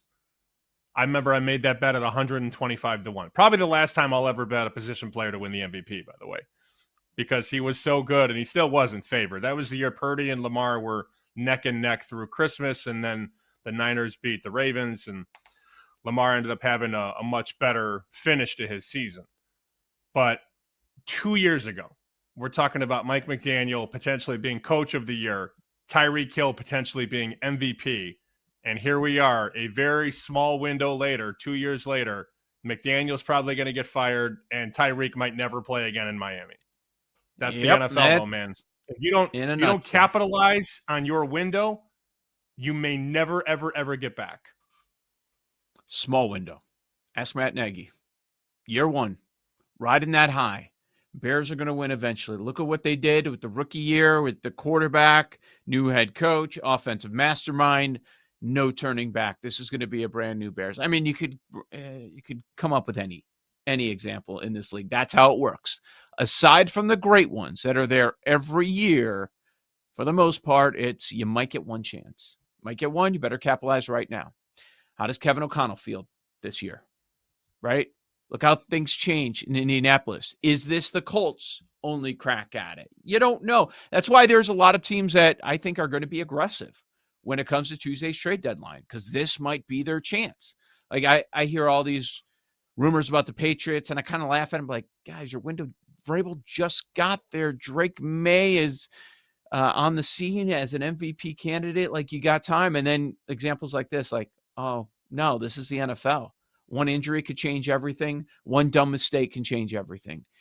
You never know. Who saw it coming like this? People thought that McDaniel was going to be scoring 30 points per game for a long period of time, and now look at him. His offense puts up 6 points last night. And Tua has been awful this season as they regret that contract. This is BetSweat's BetMGM Network. And well, tonight we've got game number 6. It's Toronto up in the series, 3-2. BetMGM number for this game is $1.40. Dodgers, the road team, is favored because they have Yamamoto on the bump. But for the series, the Blue Jays are a -250 favorite. You can get the Dodgers at 2-1. Dodgers fans praying, and Dodgers backers like me, Yamamoto can have a third straight complete game in the postseason. I like the under in the game. Now you're getting that Yamamoto tax 7.5 on the total, because we know these two teams, when hitting, are dangerous and could clear these numbers by themselves. But I just, as somebody holding Toronto stock, they'll feel good, at least about the offense. And Gaussman is a dart thrower too. I mean, if he has a solid outing, we could be talking about a 3-2 type final. So as for betting the game tonight, I'm not I'm not looking to bet more Toronto on top of my pre-existing Toronto position, and I'm not going to lay $1.50 on the road. You're certainly paying the tax there. I got an email from Kenny White, who makes the game Dodgers -120. That's his true line. You see the board, -140, -145, -150. So they know people are going to bet the Dodgers, and they shade the line. That's how this racket works. As for making a bet, though, I would lean under 7.5 tonight. I think it's a pitcher's duel. Could be right. Yeah, in this matchup, when talking about this game, I'm not hearing a lot of respect for Gaussman. Yes, he gave up a couple of homers in the last outing, but he was very close to having a terrific game, completely overshadowed. Remember, that was a low-scoring game. So maybe we do get the under there, 7.5. That would make a lot of sense. And I don't expect Yamamoto to get into any trouble, but you've got to entertain the idea. He's not the greatest pitcher of all time. He's phenomenal, but you never know what's going to happen, and it's baseball. So if there is any sign of trouble, backs against the wall. Like with Blake Snell, Roberts was like, okay, I trust that he's going to get this figured out. I'm not buying that these 2 homers to start the game is what we're going to be dealing with the entire game. And he was correct. The problem was the offense just didn't show up. And we can talk Yamamoto all day. They need to score runs, man. They've scored 3 in the last 2 games, and both of those games were at home. Now you're going on the road. Maybe that's a good thing. You remember a few weeks ago when we talked to Todd Frazier about it and just the idea of a home field and how many cents is it worth in the betting world and all that. He's like, forget all that. When I played in the playoffs, I loved going on the road. You're so much more comfortable. You're like, yeah, it's us against the world. Let's go and get these guys in their house. Some teams are more comfortable playing on the road, and kind of like that. I was at the Cubs World Series Game 5 before they got on the road, and the feeling was just get one. Just get one. They got that one, then they go to Cleveland, and they take them out. Wouldn't surprise me if that were to happen here. We'll see, but maybe they finally start hitting. That's what we've been waiting for all season, at least if you got money on LA. Did have an interesting conversation yesterday at the bar car on the train. Some guy with a Jays hat. I was like, what do you think? Nervous. He goes, we're going to kill them tomorrow. We're going to kill them. Get and bent, I went, dude. No bias there, huh? With the Jays hat on? We're going to kill them, he said. All right. Canadian sports fan says that? Dodgers. Really? Dodgers series. Dodgers. Wow. It took that, just flipped. Just completely flipped like that. Okay. All right. I see you. Friday Feels on the other side. We'll break down the entire NFL card in this show as well. You got Bet Sweats.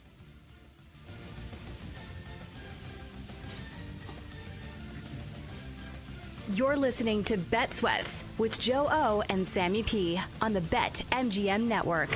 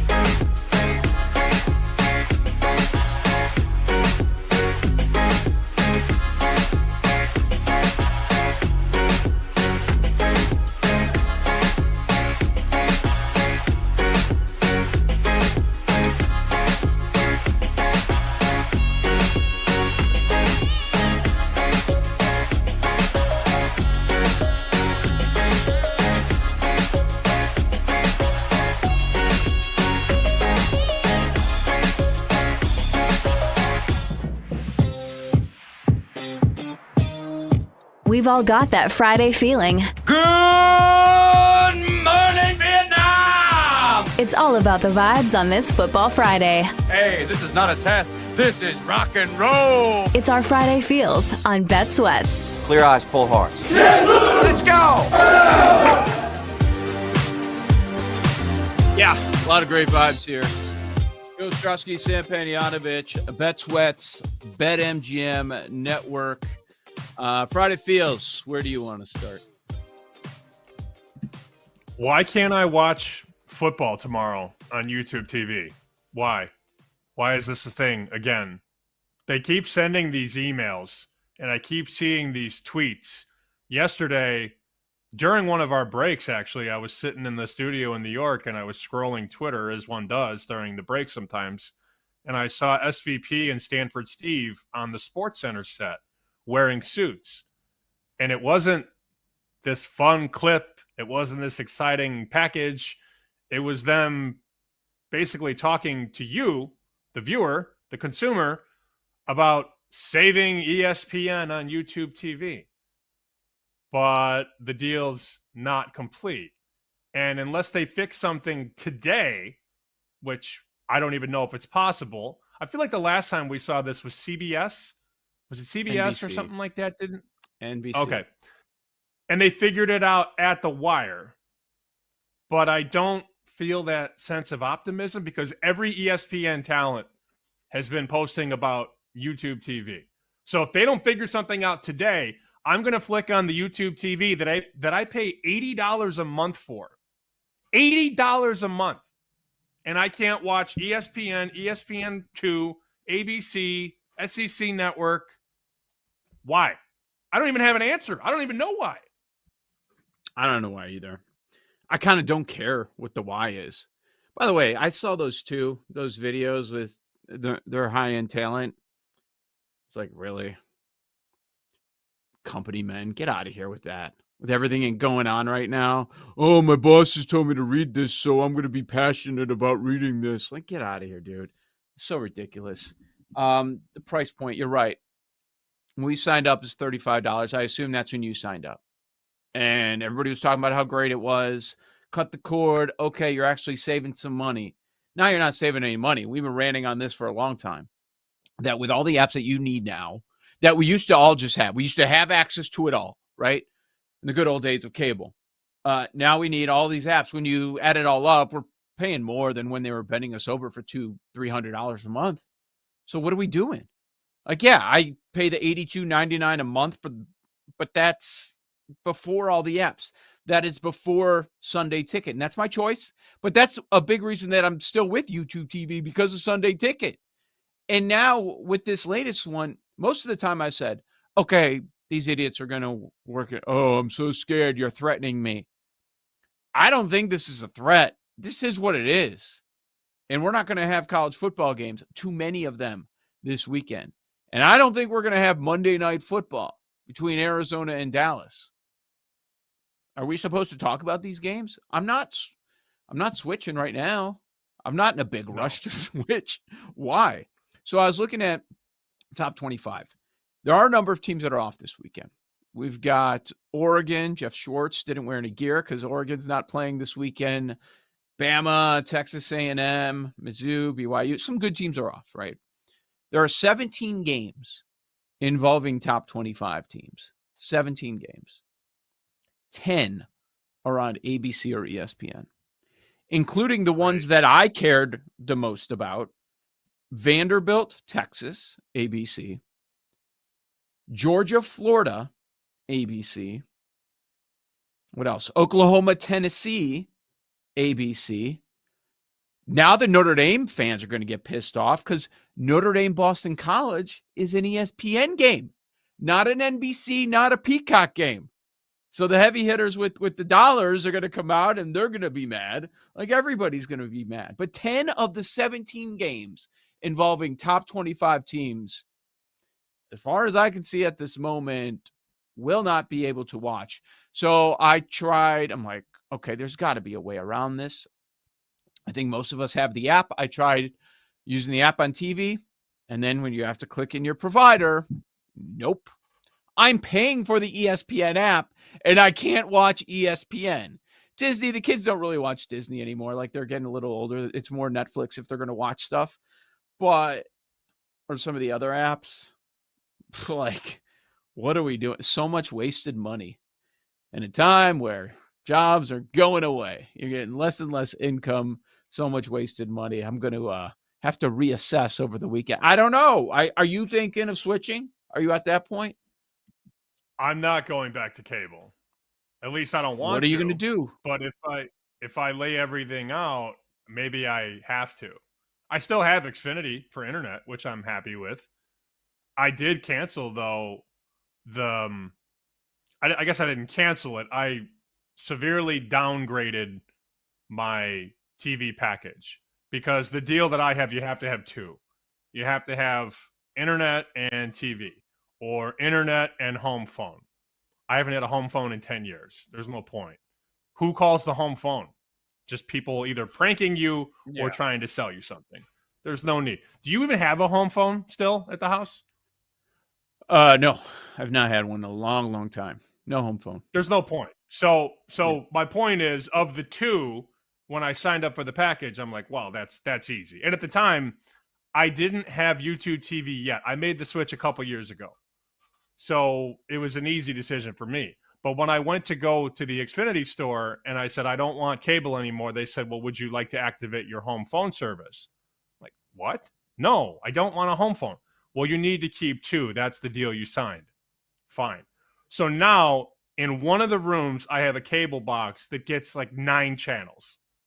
It's all the local news stations, ABC, CBS, NBC.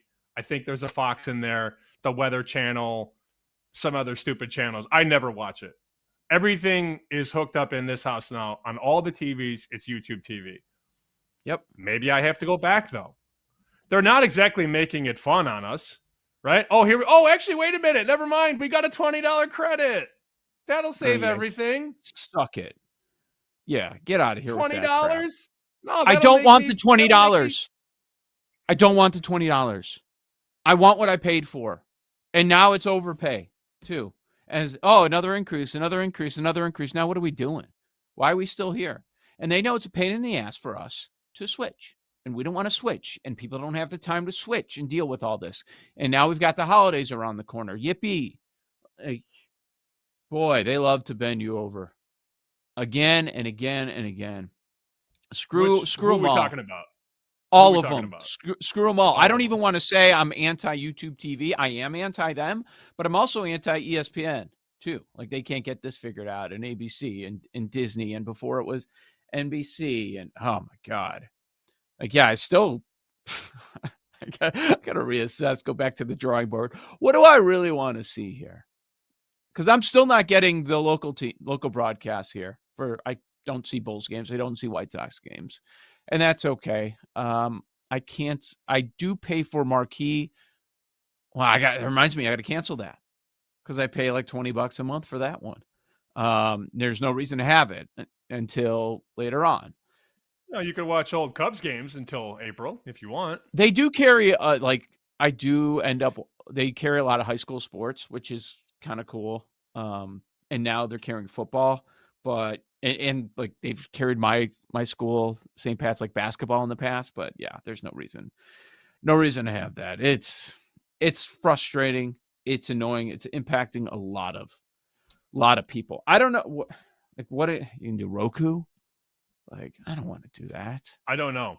To be honest with you, given the developments though on this show, which we've obviously talked about, and we're not gonna like sulk for 59 more days, but like I honestly I wish I cared more. I'm just so apathetic. Like you said, like, oh well, the games aren't on, so what?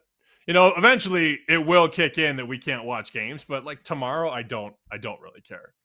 Now ask me in a week or two when I'm having a better day and a better week, I'll be like, well, why can't I watch SMU Miami? I have a huge bet on SMU plus 12.5.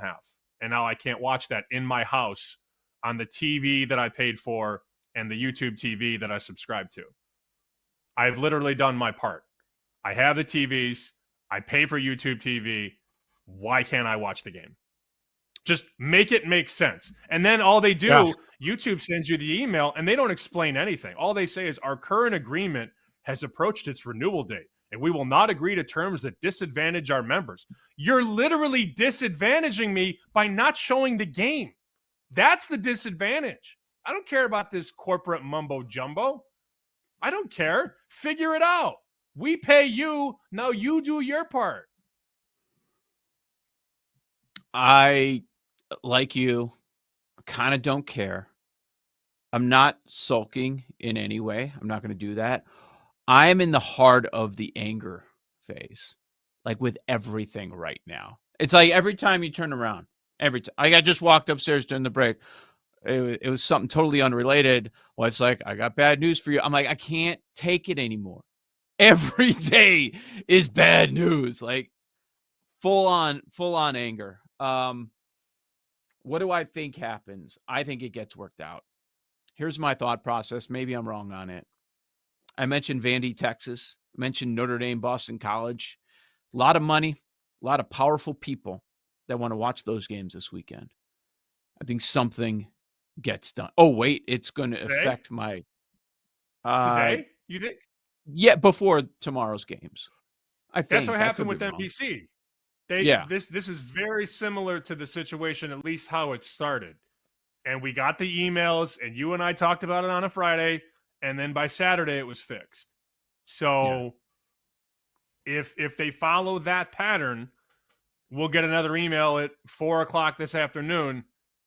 We saved the day! Exclamation point. It's like, stop. I don't care. I don't want the victory dance. Just put the freaking games on TV. I don't need this email about how great you are. I'm probably going to leave YouTube TV either way. I don't have time to deal with it right now, but when I do, I'm sick of this garbage. I'm sick of it. Like, and all these threats, and they're trying to pit us against the other people, and it's the same thing, vice versa. I'm done with them.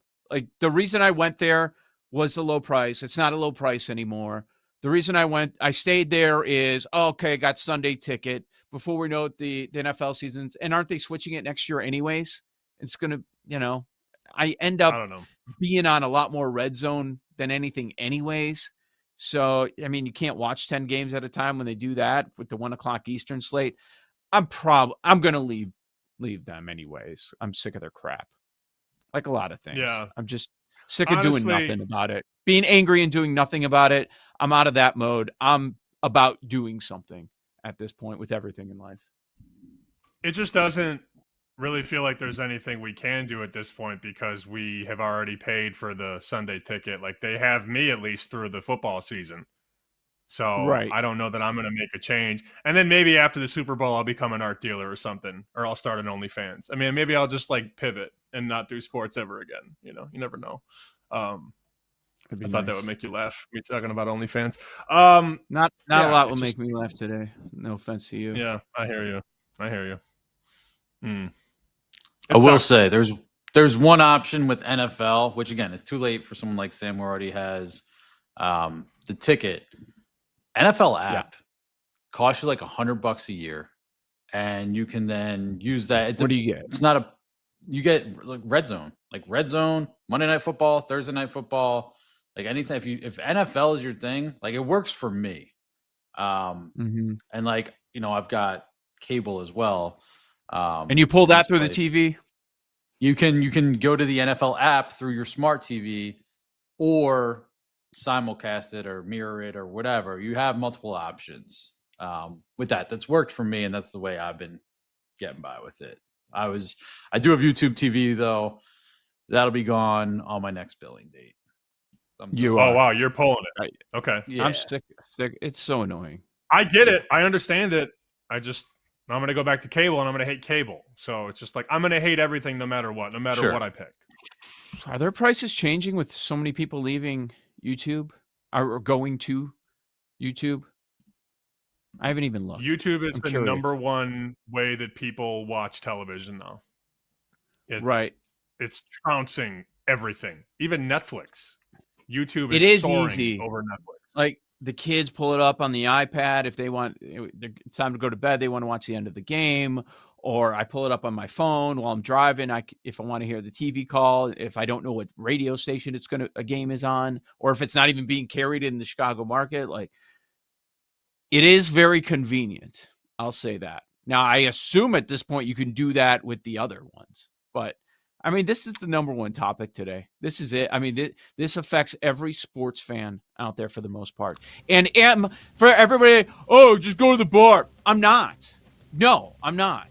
And what YouTube TV doesn't realize, and the cable companies were so dumb about this, it was convenient. Cable was convenient. And now YouTube TV is repeating those same mistakes. It didn't work for cable when they tried this. Yep. Dumb. Let's talk about the college football games that you can't watch tomorrow. Many of you. Joe O, Sammy P, Bet Sweats. You're listening to Bet Sweats with Joe O and Sammy P on the BetMGM Network.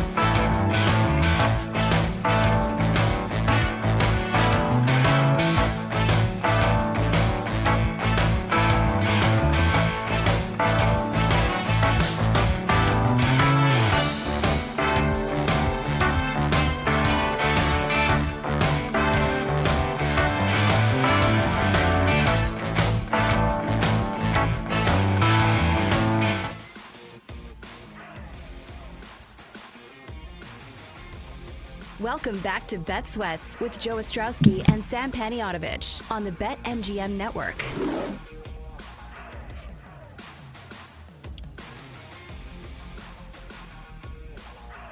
Well, the full NFL Week Now breakdown coming up at 10 o'clock Eastern Time. Go over all the NFL games that hour. Patrick Everson will be joining us at 11 a.m. Eastern. We'll find out where the sharp money is going, what he's hearing from the various sports books out in Las Vegas and around the country. So you'll want a lot of great intel there. You'll want to stick around. Make sure you are here for Patrick Everson's visit coming up at 11 a.m. Eastern. Or if you can't stick with us, make sure you check out the podcast. Subscribe to the Bet Sweats podcast. Joe Sammy P. Since we were just like voicing our frustration with YouTube TV, a couple other things before we jump to the college football plays.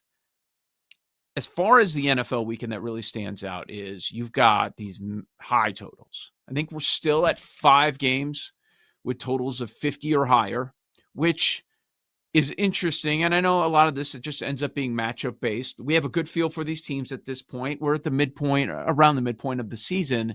And okay, they're saying this lines up for a lot of scoring. And some of these totals did not start there. Yeah, so we've got Indy, Pittsburgh into the 50s. We have, what else? KC, Buffalo, Arizona, Dallas. So some of them did, Chicago, Cincinnati too. And then, of course, you had last night's game. Last night's game goes well under the total because Miami doesn't do anything.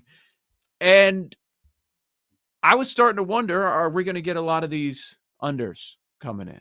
Is it just going to be too much expectation? Like the Chicago-Cincinnati one.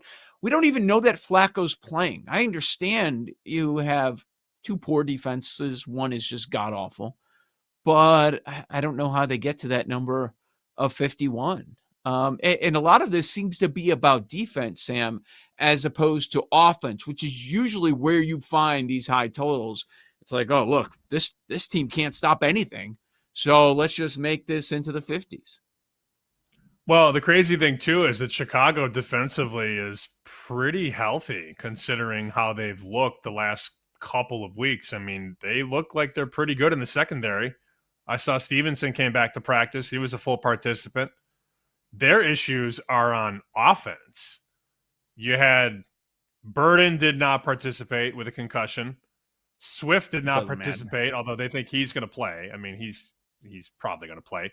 Tooney did not practice yesterday. And then Kmet, DJ Moore, and Roma Dunze were all limited. A couple weeks ago, we're talking about the Bears having multiple issues in the secondary and at linebacker. Now it's the offensive guys that are hurt, but the total has gone up. 50. Well, it did go up and then came down a little bit. I think the high point of the total I'm checking right now was 53. So it did go up, but then came back down. And of course, if Flacco is not going to go, you're talking about Jake Browning and Caleb Williams, 2 quarterbacks who have not been efficient passing the football. Right, which is surprising that it is so high. So we're coming off a week. Favorites go 11-2 ATS. Favorites 11-2 ATS. That'll make me laugh. All covering by a lot. So what does that set up for this week? Are you getting value on the other side? You know I'm a dog player. You're a dog player as well. I did pick some underdogs this week, but it was more difficult this week to land on dogs. And I think it just jumps out to me because I'm finding myself liking more favorites than maybe any other week. And I'm really hoping it's not because of the results that we just saw. But we do have this separation. The bad teams, there's not 3, 4, 5 bad teams. It feels like this league, there's 10 to 12 bad teams. There may be more than 10 to 12 bad teams. I think there's 4 really good teams and then a bunch of crap. And then below the crap is even worse crap. Yep. I mean, as somebody who's bet on a lot of the crap this year, betting the Commanders at 13 and the game closing 10.5. And in the third quarter, you're dead despite being 7-7. I had a couple bets this year I made on the Titans. And they just get murdered. I've bet on the Saints a couple times, 1-1. I did hit once, and then I lost the second game against the Bears when the Bears covered that 5.5. So many bad teams, though, man. And I think the only hope, if you're a sportsbook director, is that people just kind of come in and think, wow, that's a big number, and they'll take the points. Or on the other side, well, that team is so bad, I'll just lay it.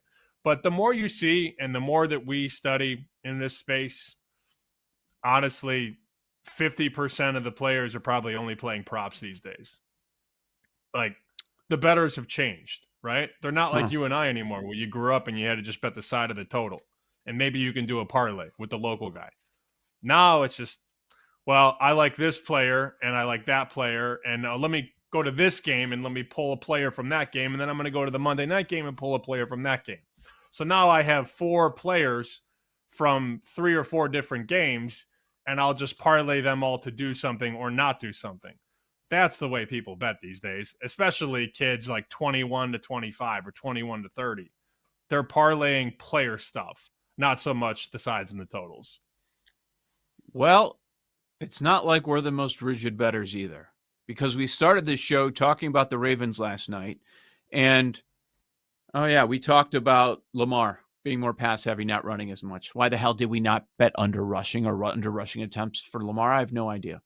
We talked about liking the Henry longest rush, being scared about Keaton Mitchell, getting Andrews anytime touchdown, how popular Achane is, and whether or not you're going to do that, how he's going to be used in that game.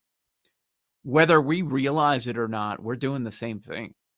We lean more sides, I'd say, than anything. You do more totals than I do. We lean that way. But if we don't like the side or total, as far as last night's game, we found a lot of creative ways to attack the game, because we didn't like the side or total a ton. We were fine with it. If you want to put it in a money line parlay, tease it, whatever, okay, cool, on the Baltimore side.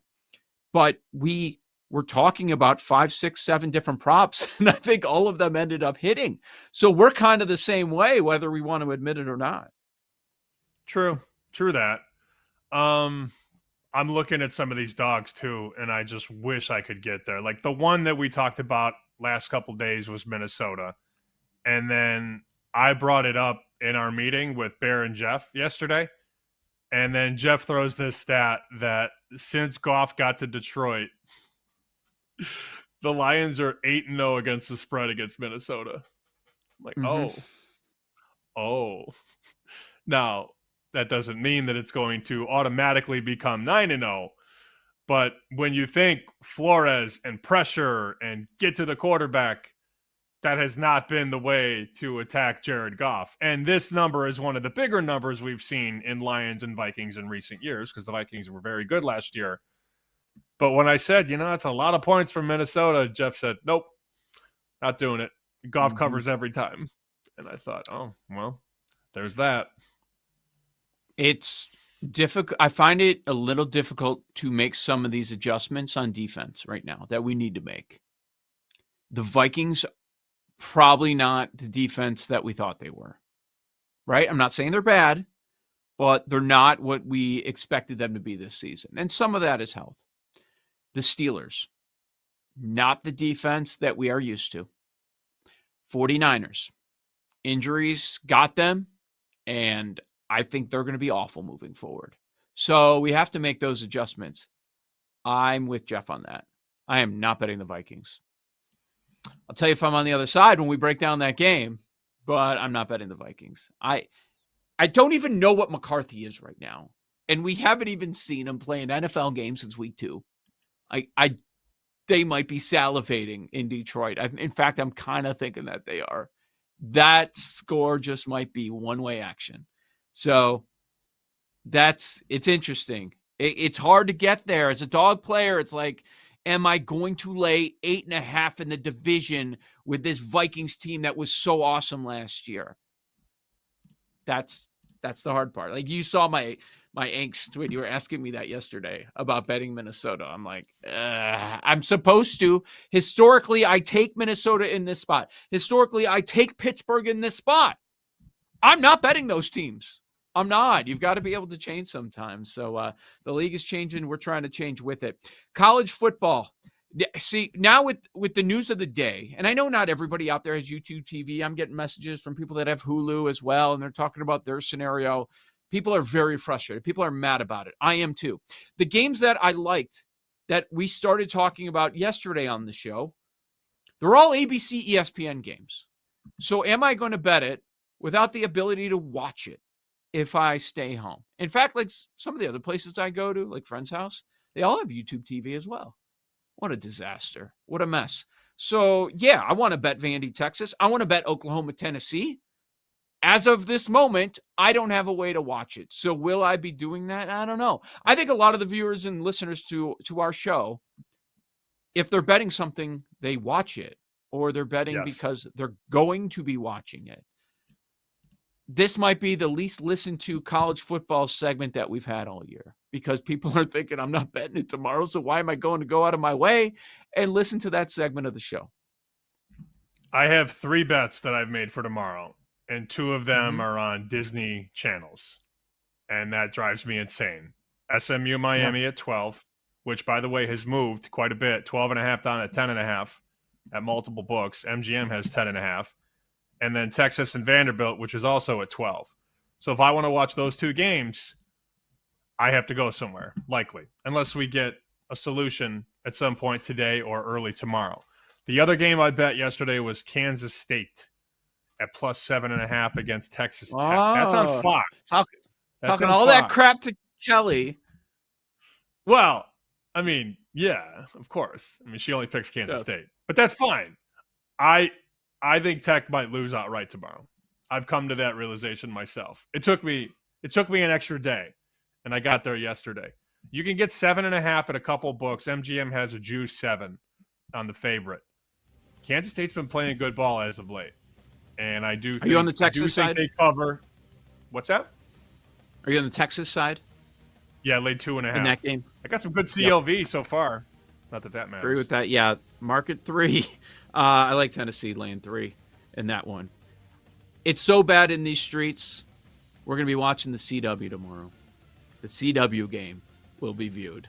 Joe O, Sammy P. We've got NFL next. We'll break down the card on Bet Sweats.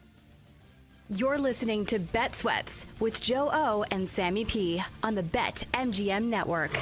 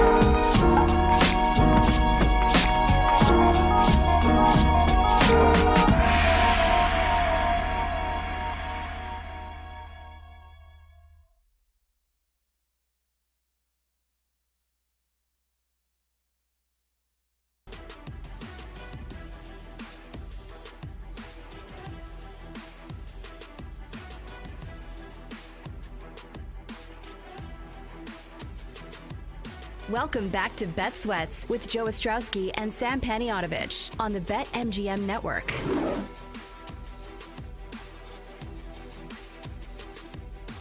Hour 2, Bet Sweats, BetMGM Network. A whole bunch of NFL to get to. We're going to try and break down 3 games per segment. Joe O, Sammy P. We'll talk to Patrick Everson 1 hour from now. This Bears and Bengals game has had some really interesting movement in the last 48 to 72 hours. The initial push came in on Chicago, and then it looked like maybe we don't see Joe Flacco on Sunday. But I saw a clip yesterday, Joe, of Jamar Chase, star receiver for the Bengals, who, by the way, has an over-under on Sunday of 94.5 yards. I think they think he's going to go off against this Bears secondary, healthy or not. Jamar Chase yesterday was saying he didn't even know Joe Flacco was hurt. So I guess Flacco is okay. I also don't know what to believe these days from a lot of different sources, but they did bet Chicago. This opened in Vegas at 1.5. It got to 3, and then Wise Guys took the 3. So now we're sitting Chicago 2.5. Sam, the truth will come out. That's what I keep saying. Yes, the truth will come out. Everybody will get exposed, and it'll be just fine. It'll be just fine in the end. Okay, so Ian Rappaport saying yesterday that it's very much in the air, the status of Flacco. He had a limited practice on Thursday. Very much in the air. Rappaport's a guy that just does what the team wants. Like, hey, just throw this out there, float this. It doesn't mean it's a reality. Very much up in the air. That means nothing to me. Yeah, I know he was limited in practice on Thursday. That means it's up in the air. He was not having a full practice. Okay, we're a few days away from the game at that point. So I tend to believe, Chase, that it's probably not serious. If the star wide receiver with 99 targets to lead the NFL, the guy that has 16 more targets than anybody else in the league, I kind of believe him. I think he would know if it was in doubt, because if it were in doubt, they'd be like, Jamar, I'd have to go to Browning. It could be bad. Could be really bad. The market is saying that Flacco's playing, right? Go ahead. Yes. I believe players more than I believe the teams and the reporters, because sure. I was adding more Baltimore last Friday when I saw Adam Schefter tweet that Lamar Jackson was probable to play. So I bet more Baltimore at -6.5. And by the time the dust settled from that announcement, I told everybody, I've been saying this, I get the Underdog NFL tweets right to my phone. So on the home screen, Underdog NFL will have a push notification, and it'll say Schefter, Lamar Jackson, good to go. And I saw it, and I was like, oh, all right, let me bet more Baltimore. So I laid 6.5 on top of the 6 I already laid. And then Saturday, driving around doing the grocery runs and doing all this stuff and going to the gym, and then I get a push notification from Underdog, Adam Schefter, Lamar Jackson's not playing. I'm like, what a mess. What? Like, how do you go from probable to not playing? And then the Ravens had to recant, and the Ravens actually went back in time. And I know we've talked about this, but it's fresh of mind because this is another scenario where you have a quarterback that probably is going to play, but we don't know for sure. The Ravens posted their injury report and said, oh, by the way, Lamar wasn't practicing. He was limited at practice. And you're like, how is this a thing? And luckily, that was a bet that I was still able to win because the Ravens covered all the numbers, even though the market closed at 2.5. But it's hard to trust reporters to bring this rant full circle, because the reporters, as Joe has pointed out, just report what the team wants you to report. The players don't give a damn. So when Jamar Chase is like, yeah, he's fine, I believe Jamar Chase. Remember, there was a Kittle McCaffrey scenario a couple weeks ago when McCaffrey was doubtful, and then they caught Kittle like, yeah, he's going to play. He's fine. And then you and I are like, oh, do we trust Kittle or do we trust the reporters? Turns out the players are more truthful than the reporters sometimes, because the players speak from the heart. They're not giving you drivel. that is directed from other people to drive. It's stupid, man. And we had McMurphy on yesterday in college. Like, these fines need to get bigger. The Ravens should be penalized for lying about Lamar Jackson's availability. Start taking picks. And they should lose picks for that. Lose picks. We know how valuable those are. Yeah, then they'll be doing something. All right, Chase with Flacco. It's been 3 games. When Flacco's out there, Chase has averaged 13 receptions, 18 targets, averaged 18 targets per game, and 115 yards in those 3 games. So that's why you get out there with the number. I do see it as low as 90.5. He'll probably still get there. I'm not going to bet it, but he'll probably get there. Expecting Flacco to play. Rome Odunze, he was limited yesterday. But speaking of trusting the players, he said he's playing. I think he'll be fine. His number 62.5 against the worst defense in the NFL. Plus 120 for an anytime touchdown. If you're looking for prop angles, I would trust Rome Odunze. If the Bears don't put up 30 plus against this piece of crap defense, there are going to be screams from every corner of this city to bench Caleb Williams. That's where we're at right now.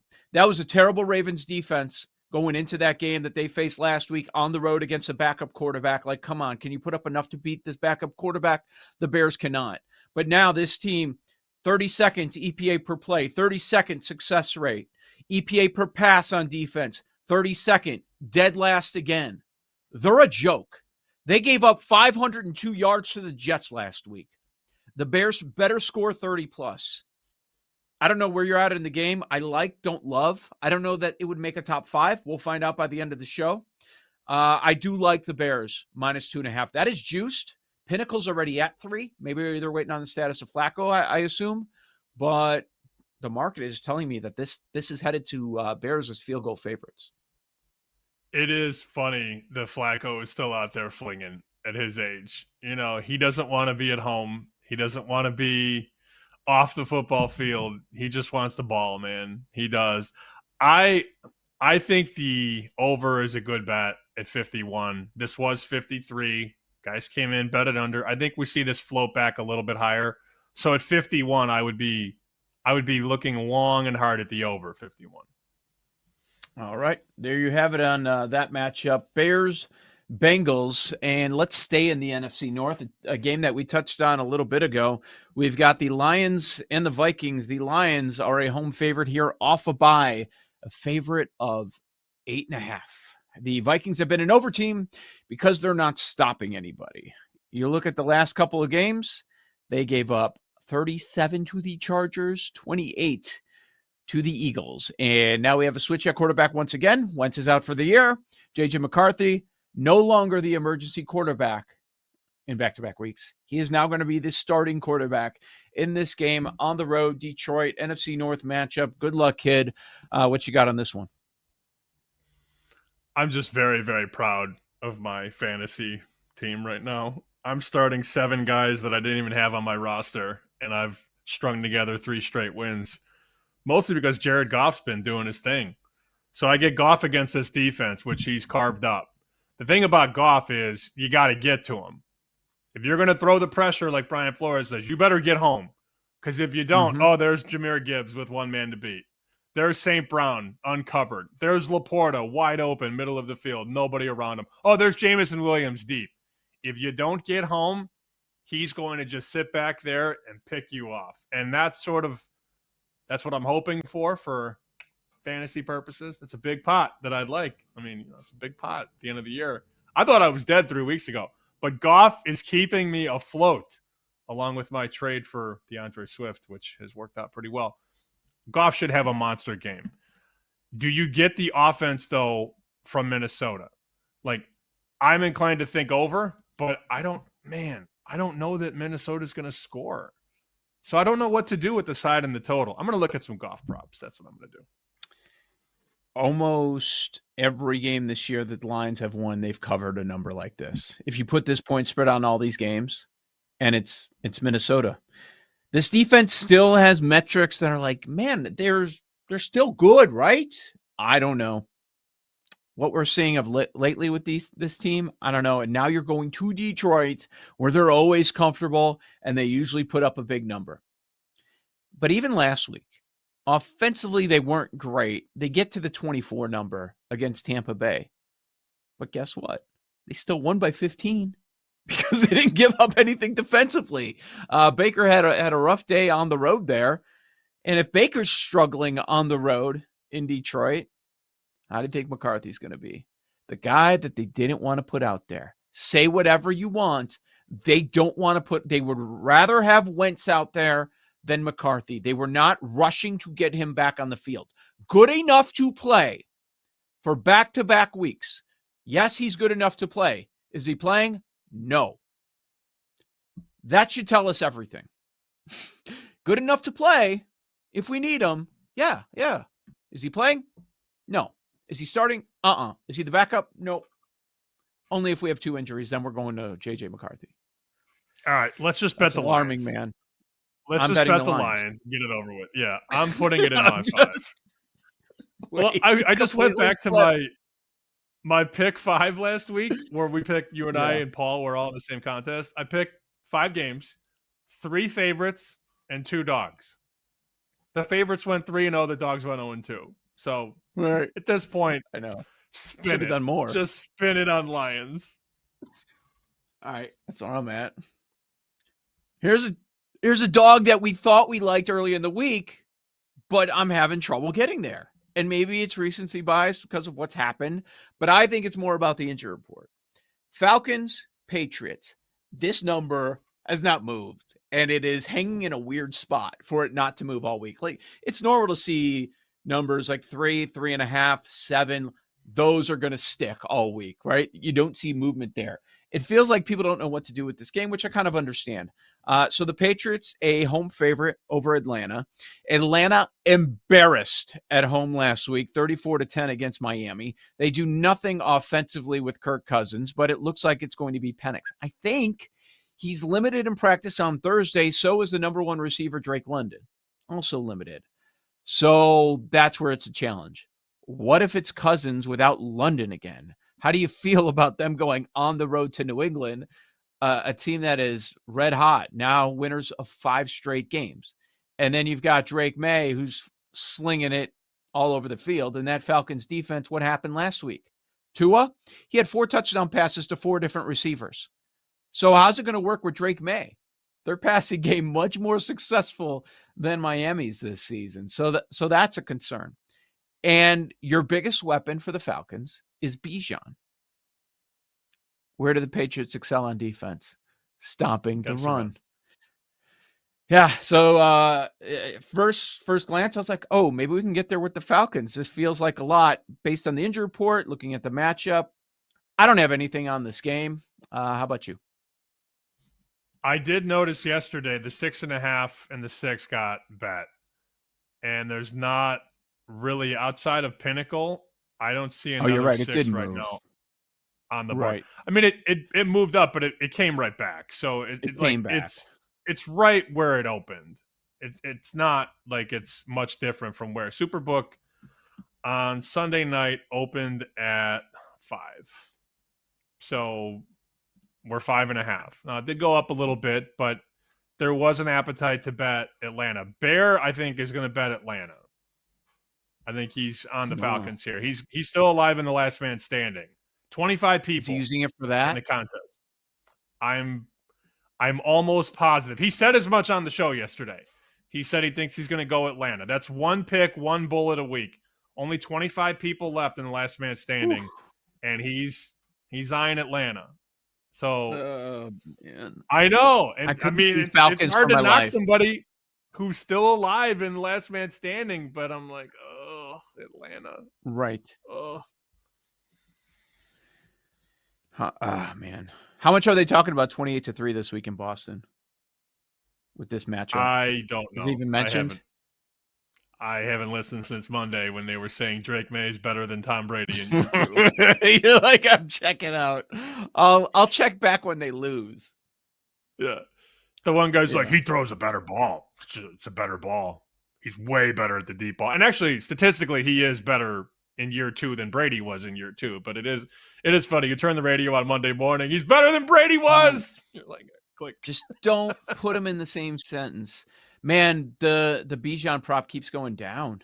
I looked yesterday, it was 69.5. Now it's 63.5. Whew. You're not fooling them. People are going to see Bijan 63.5, and they're going to bet the over. This matchup's tough. I'm not doing anything. Not doing anything in this game. All right. It sounds like neither of us, but we're kind of hoping the Falcons win. All right. On the other side, the game of the week, KC Buffalo, our breakdown here on Bet Sweats.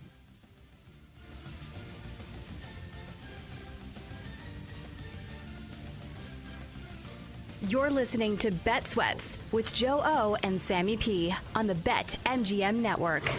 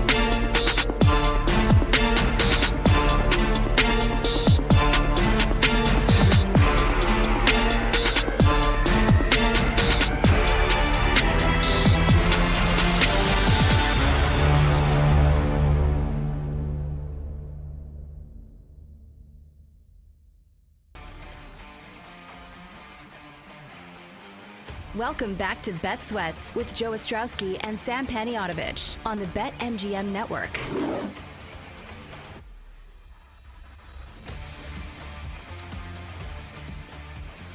All right, time for the game of the week, late afternoon. This is the game that everybody will be watching, Kansas City and Buffalo. Get to that one coming up. Also, we've got Denver, Houston, Indy, Pittsburgh. This segment as well. Coming up next segment, we'll go over Sunday Night Football, Monday Night Football, if you're able to watch Monday Night Football, because, hey, guess what? Monday Night Football's on ESPN. As of right now, I can't watch ESPN, so I don't know if I'm going to be watching Arizona and Dallas. That's fun. Boy, if we get to the point of Monday and we're here and we didn't get to see all this college football action, okay, people will be happy because they watch the NFL all day on Sunday, but you can't watch Monday Night Football. Oh, it's going to reach a new level. They're going to get a lot of cancellations over at YouTube, whether you want to believe it's their fault or not. But anyways, people are sick of hearing about that. Let's talk about the Chiefs and the Bills. This has been bouncing between 1.5 and 2 all week at the sportsbook of your choice. We talk about numbers using BetMGM for the most part. So it is KC -2. KC, a 2-point road favorite, total 52.5. Sam, I feel like we've been asking our guests a lot about this game. Every NFL guest we've had. What do you think about KC Buffalo? Patrick Everson coming up at the top of the hour. We'll talk a lot about this huge tilt that we have. But we haven't talked a lot about it. We haven't talked much about our opinions on this. Where are you, Chiefs, Bills? Long term, I'm on the Chiefs. You're on the Bills. But what about this specific game on Sunday? I would like Buffalo to be healthier defensively, if we're being honest. Ed Oliver not being a part of this game is not great. But if you stick to numbers and not perception, doesn't it feel like the Chiefs shouldn't be a 2-point favorite in Buffalo? I don't know. That's sort of where I'm at. And I did actually write a story about the game for Fox. And I asked, in these big games, I lean on guys like Kenny White, who makes numbers on every game. And his NFL has been solid. He was on in the Detroit-Baltimore game. He was on the over, and that game just flew over the total. His final score, I like to hear it, 24-23, Kansas City. Or, sorry, can't speak. 24-23, Buffalo is his prediction. So he makes the game Buffalo 2. He's got him basically neutral on a neutral field, like equal. So why are the Chiefs favored? Well, because they've won 4 of 5, and over that span, they're scoring 30 points per game. That's because their offense looks unbelievable. And the I'm Buffalo laughing offense, because I got to tell you this.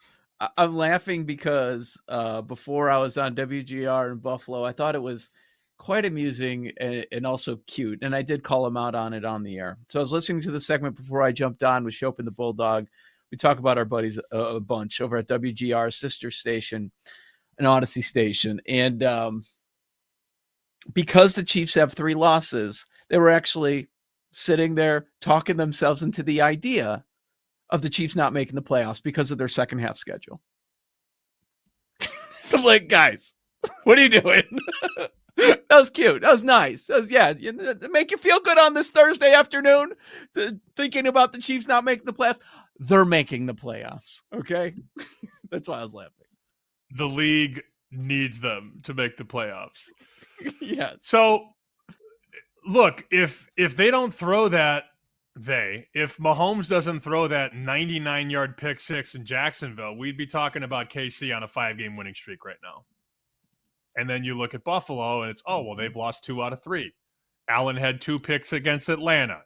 Allen had a pick and a lost fumble against the Patriots.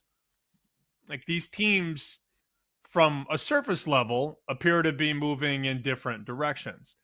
But the one elixir in this entire matchup is that the Bills are 4-1 in the regular season against KC, including 4 straight wins in the regular season.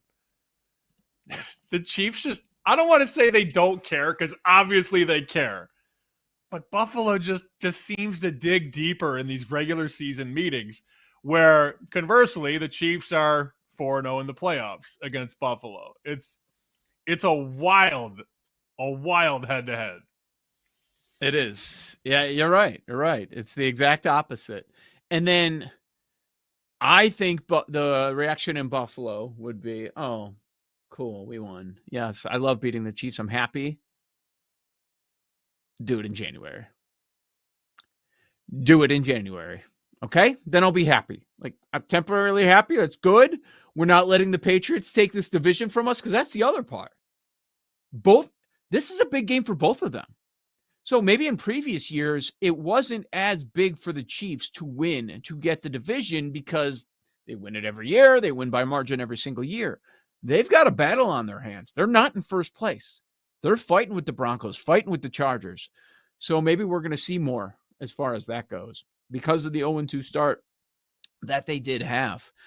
So it is a short week for Kansas City. You got to throw that in there. You're right about the injury report.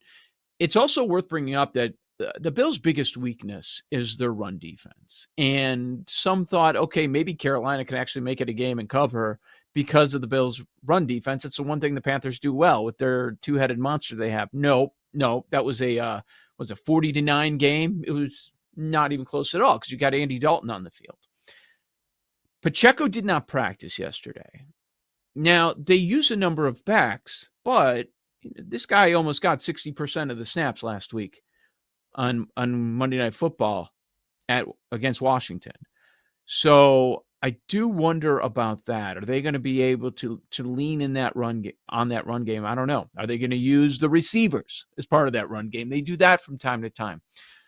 I'm not so sure. I hear your point about KC -2. Like, okay, what if this game's at Arrowhead? We're really saying that there's that sort of a separation between these two teams, and that might be the best home field in the NFL, Arrowhead. So how far are we going to go? I mean, these are still really close teams, and they meet in the playoffs. We know it's going to be a close number. Man, if they do meet, who's going to have home field too? Sitting here, the Bills with 2 losses, the Chiefs with 3. Like, that's going to be big moving forward. The Chiefs are the best team in football over the last 5 weeks. They are. I'm on the Chiefs at -1.5. I think they're going to get that regular season win. And the part we consistently overlook is the defense because it's vintage Mahomes now. And maybe we didn't see that on a consistent basis in the regular season over the last couple of years. The Chiefs defense has been terrific. They're top 10 EPA per play. They're top 3 EPA per pass. James Cook was awesome last week. Josh Allen didn't have to do much. He's going to have to do everything if they want to win this game. I also want to remind people that last year when these two teams played in Buffalo, mostly the same casts for the most part, Buffalo was a 2.5-point favorite. Now the Chiefs are a 2-point favorite. Mm-hmm. So I don't know. From a number standpoint, it's a weird game. I lean to Buffalo. I have not bet it yet, though. Have not bet it. In the end, like with this sort of a number, it's probably just going to be the winner, right? Most likely. I don't under think 3. I have a text from John Murray that says NFL games don't land 1, but Okay. please don't land 1. Like, the worst result here is Chiefs by 1. So he said that in the past and it landed 1. Has he not? I know. He's being sarcastic. Okay. He's making fun of himself? Okay. Yeah. He always tells Kelly, NFL games don't land 1. And then when they do, she's do. like, John Murray, you said they don't land 1. And then he's like, whoa, stop yelling.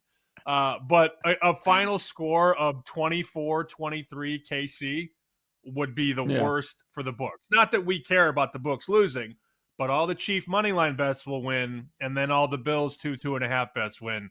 A 1-point Chiefs win is a disaster in this game. Speaking of very close point spreads, Houston -1.5 against Denver. 2 great defenses going at it. That is why we have a total sub 40 in a week with so many games into the 50s. This one is in the upper 30s, 39 and a hook. Denver at Houston. I have landed on a side. It's not a game that we've talked a lot about this week. I have landed on a side in this one. Do you have a side or total play? No, I look at the total and think, whew, that's low. I feel like they can get over 40, especially with Surtain out. He's out, right? Yep, he's out. He's probably out a month at least. Eileen, you can get a 39.5. I understand Houston's offense has been a little wishy-washy, but man, 39.5, 40 is so low with the quarterbacks in this game. I lean over. I do. I didn't bet it though.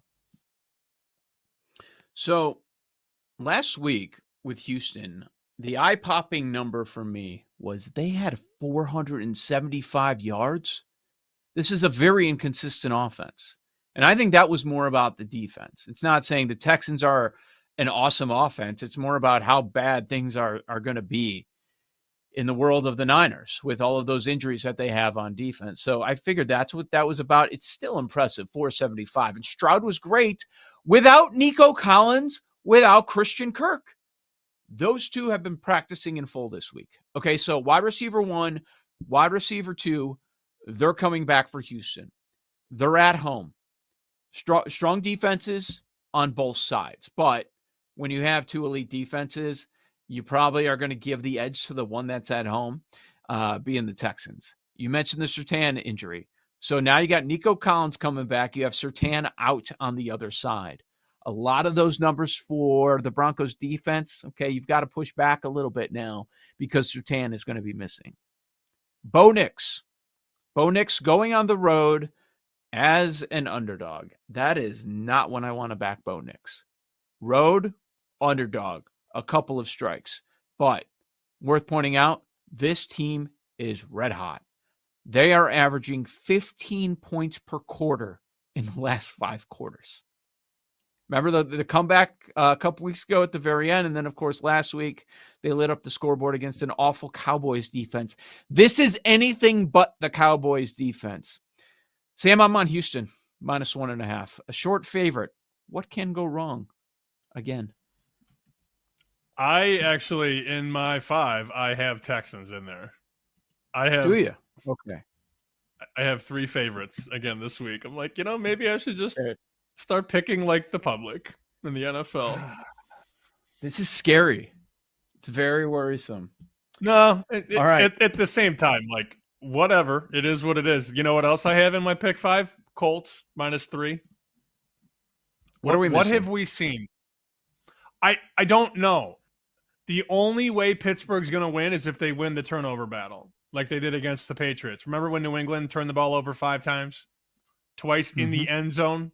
Not the red zone, the end zone. 2 turnovers in the end zone. And they still almost lost that game. I like the Colts defense. Their offensive line is exceptional. You can't stop the run. And when you can't stop the run, you can't stop anything.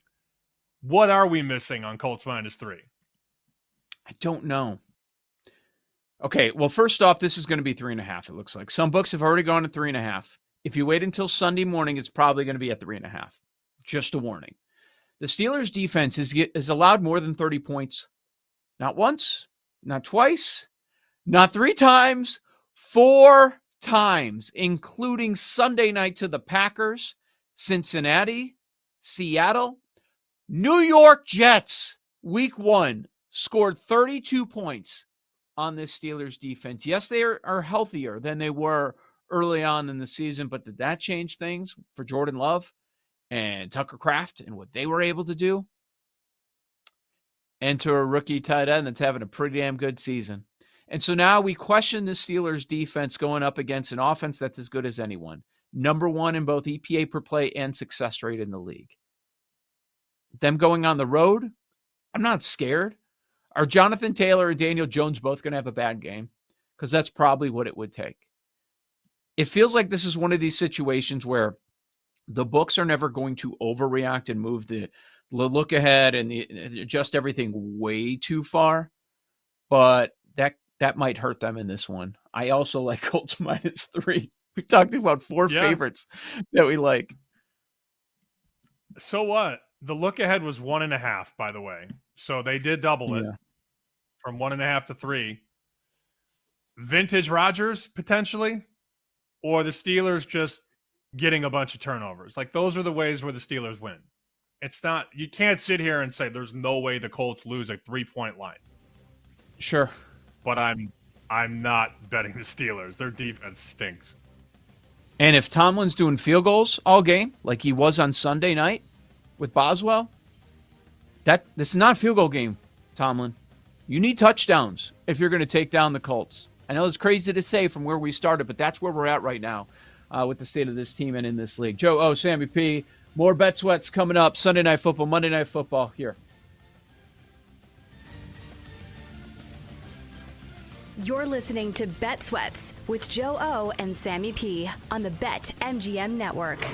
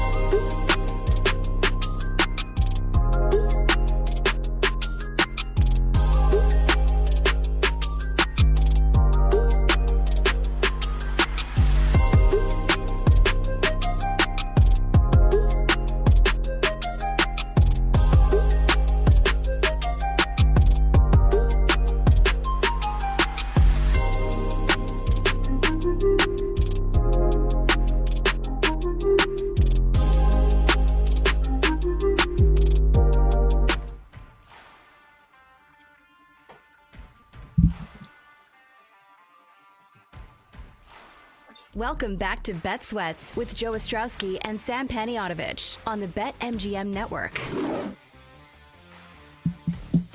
Patrick Everson coming up in about 20 minutes. Looking forward to that conversation because he's a cheery fella. He will help us here on the show. The Death Row Show, as you could also refer to it if you'd like.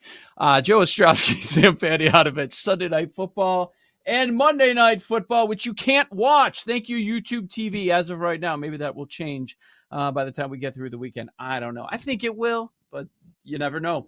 But we know Sunday Night Football will be on NBC. We can watch NBC Sports at the moment on YouTube. So we've got Seattle and Washington. This feels like a strange matchup to put on Sunday Night Football. Like, they figured Washington would probably be better than they are right now, and some of that due to injury, but we also saw regression coming the Commanders' way. I don't think it's a huge shock that they're below 500 outside of the people in the DC area. I mean, they're shocked. They can't believe it. They thought, he's going to take off forever and he's going to be an MVP candidate forever. That's not how the NFL quite works. Seattle, a bit of a surprise, but we like Seattle on this show. We're bigger fans than most. I can't say this matchup really gets the juices flowing, but we have a lower point spread, and compared to most of the games going on this week, it should be more competitive than expected. Chiefs-Bills gets that late afternoon exclusive window, and then for Sunday night, we've got the Seahawks coming off a bye, and then the Commanders, they were in a primetime spot last week, short week for them after getting drubbed by the Chiefs, but different quarterback. Looks like Mariota is going to be out because Jaden Daniels has been practicing in full all week. So I assume he's good to go. It's very important, the injury report. And this is one you probably want to pay attention to throughout the week. Well, today's Friday, so today. But what's up with Tunsil and what's up with McLaurin? Those things are all important because their offense looked abysmal. As somebody who had to sit and watch his plus 13 bet just evaporate. So McLaurin did not practice Wednesday or Thursday. Tunsil didn't practice Wednesday. He was limited yesterday. And then Daniels is a full go. Full on Wednesday, full on Thursday. I would expect you see him, and the line says he's in, because as we know, if Jaden Daniels isn't out there, this number is Seattle -7, right? Yeah. Maybe with Mariota, maybe higher, 8. The way Darnold's playing. I don't need to see any more Mariota. That's for sure. He sucks. He's trash. He is. I mean, yeah, he is. So the market believes Daniels is in, but this was that conversation that I brought up last week. Would you rather have Daniels and no weapons or Mariota and weapons? And I was on the latter. I'm like, oh well, give me the weapons. Give me Debo and give me McLaurin. Nah. Right. Give me Daniels with a bunch of tuna cans, Yeah. I thought about that too. Like after the game, I was thinking about that conversation. I wasn't sure. I was leaning Daniels with nobody, but I don't think either option is great right now, right? Either one is great, and we know the quarterback is the most important player. Like, if you take Daniels off the field, obviously the football team, formerly known as the football team, is worse. But they were playing with no weapons. He was throwing to Luke McCaffrey and, guys like that. So I'm like, wow, Debo's back. Scary Terry's back. Nope, Mariota blows. So, what do you bet? Well, McLaurin's not practicing. I mean, I know. By the way. Yeah, no, I know. We should point that and out. I don't think Tunsil's going to play. So and Debo might suck. Like having him back might not mean anything.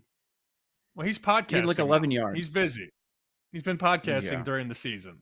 So is he? Nobody is that? Are they listening? Maybe if we had that on the network survives. Damn, missed opportunity. Debo. Who cares what Debo has to say? Does anybody? No. He's a bum. All right. You're betting the Commanders +3. I almost said I want to, but I don't really want to. That's the opposite of what I believe. I might get there, But now it's at 3, and I hate that I missed the hook. It's a juice 3 at this point. I would only go in that direction. Part of what scares me, you've got Seattle off the bye, clearly the better offense, clearly the better defense. Seahawks are better on the road than at home. So why am I jumping to fade a team that I like a lot and I'm only getting a +3? That's kind of where I'm at. This Commandos team's lost 3 straight games, a lot of it because of Daniels' injury. But honestly, Daniels was out there last week. I don't know that it's changing anything. The Chiefs are probably still running away with it in the second half. So there are not a lot of – well, they won by 3 touchdowns. What do you think Daniels is going to do? I would have covered 13 with Daniels, I feel like. Yeah, you cover. But I'm saying winning. But Daniel's out there. That's not the point spread anyways. But true it's that. neither here nor there. Yeah, I Commanders, one of the few underdogs that I could get to, but I can't sit here and say it's one of my favorite plays of the week. It's hard to back them because I don't know where they have an advantage over Seattle right now. Yeah, it's a game I probably won't bet. Monday night. Let's do Monday night. Arizona, Dallas. Again, they open low 50s and the total gets bet up. On cue, after we talked all week about how Dallas's games are averaging over 60 points and 800 yards of offense, they almost hit 70 points. Denver is still scoring touchdowns against Dallas. Let's Sell do me this 3-2-1. pen. Let's do 3-2-1. Sell me the pen on the under. Fine, we can do whatever Okay. you want. 3-2-1 what? Okay, under. Pick a side in this game. Fine. Paul, are you playing? Cardinals. Because I could. Cardinals. Oh, we have to did I? count. That's the whole point. We need the numbers. Sorry. Paul. Plus that wastes a few seconds. Well, we heard it. I mean, we can't. I mean, we already heard it, so it doesn't. No. Why don't you count and erased then it. we'll go? Okay. 3, 2, 1, Over. Cardinals. go. This is a disaster. Wait, 3, 2, 1, go. The question or was 3, 2, pick a 1, and we side. go on 3. Hold on. Wait, what? 3-2-1, go off air. That's what I would like right now. False start on the offense. 5 yards back. That's on me. I just react. Just on react. all of Yeah, us. this is We all Cardinals. messed This is a Cardinals spot. Absolutely. I think right? so. Okay, why is it a Cardinal spot? Off of bye, I think, look, the Cowboys looked pretty bad against the Broncos, but I still feel like Cowboys are being talked about as a playoff team. Probably not anymore a contender in the NFC East. Don't think they can catch the Eagles, but best offense in the league, playoff team, they're kind of a good, bad team. Would you be surprised? I actually wanted to bring this up when you guys did power rankings the other day. As bad as the Cowboys defense is, they have the second highest pressure rate in the NFL. Now, look, that can be on an island. It doesn't as a defense. So they get to the quarterback. Shocking, stunning. Yes. So look, again, that kind of points to Dallas. It just feels like a Cardinals spot to me. I desperate for sure. Gannon regime is probably teetering if they lose this game. Certainly if they get blown out. Kyler come back healthy. Is he this bad? Question about pressure rate. Serious question for once. Sure. Does it mean that you're absolutely getting home or that you're trying No. to? Because if you You're in the want to talk neighborhood. about pressure rate, they may have pressured Denver, but Denver scored 44 points. Sure. So how do we? I honestly don't know this answer. Is pressure rate just trying to create it or getting and hitting the quarterback? I guess he could escape the pocket and not actually hit Yeah. him. Yeah. A release. Yeah. In Is there this a matchup, you've got a great slot receiver though. So is that going to impact Dak a lot? If I'm reversing it. I'm sorry, Kyler. Yeah. Is what I meant. So he's got McBride there, right? As his outlet, Get that'll out probably quick. go to a lot. Yeah. Well, another Cardinals angle is, yes, it's a 5-game losing streak. They've lost by 1, 3, 1, 4, and 4. All these games are close. They should be able to get theirs to score against this hideous Cowboys defense. So that's a way it could go back and forth. There's a reason this total's sitting at 54, guys. If you want to believe in trends, Dak's great at night.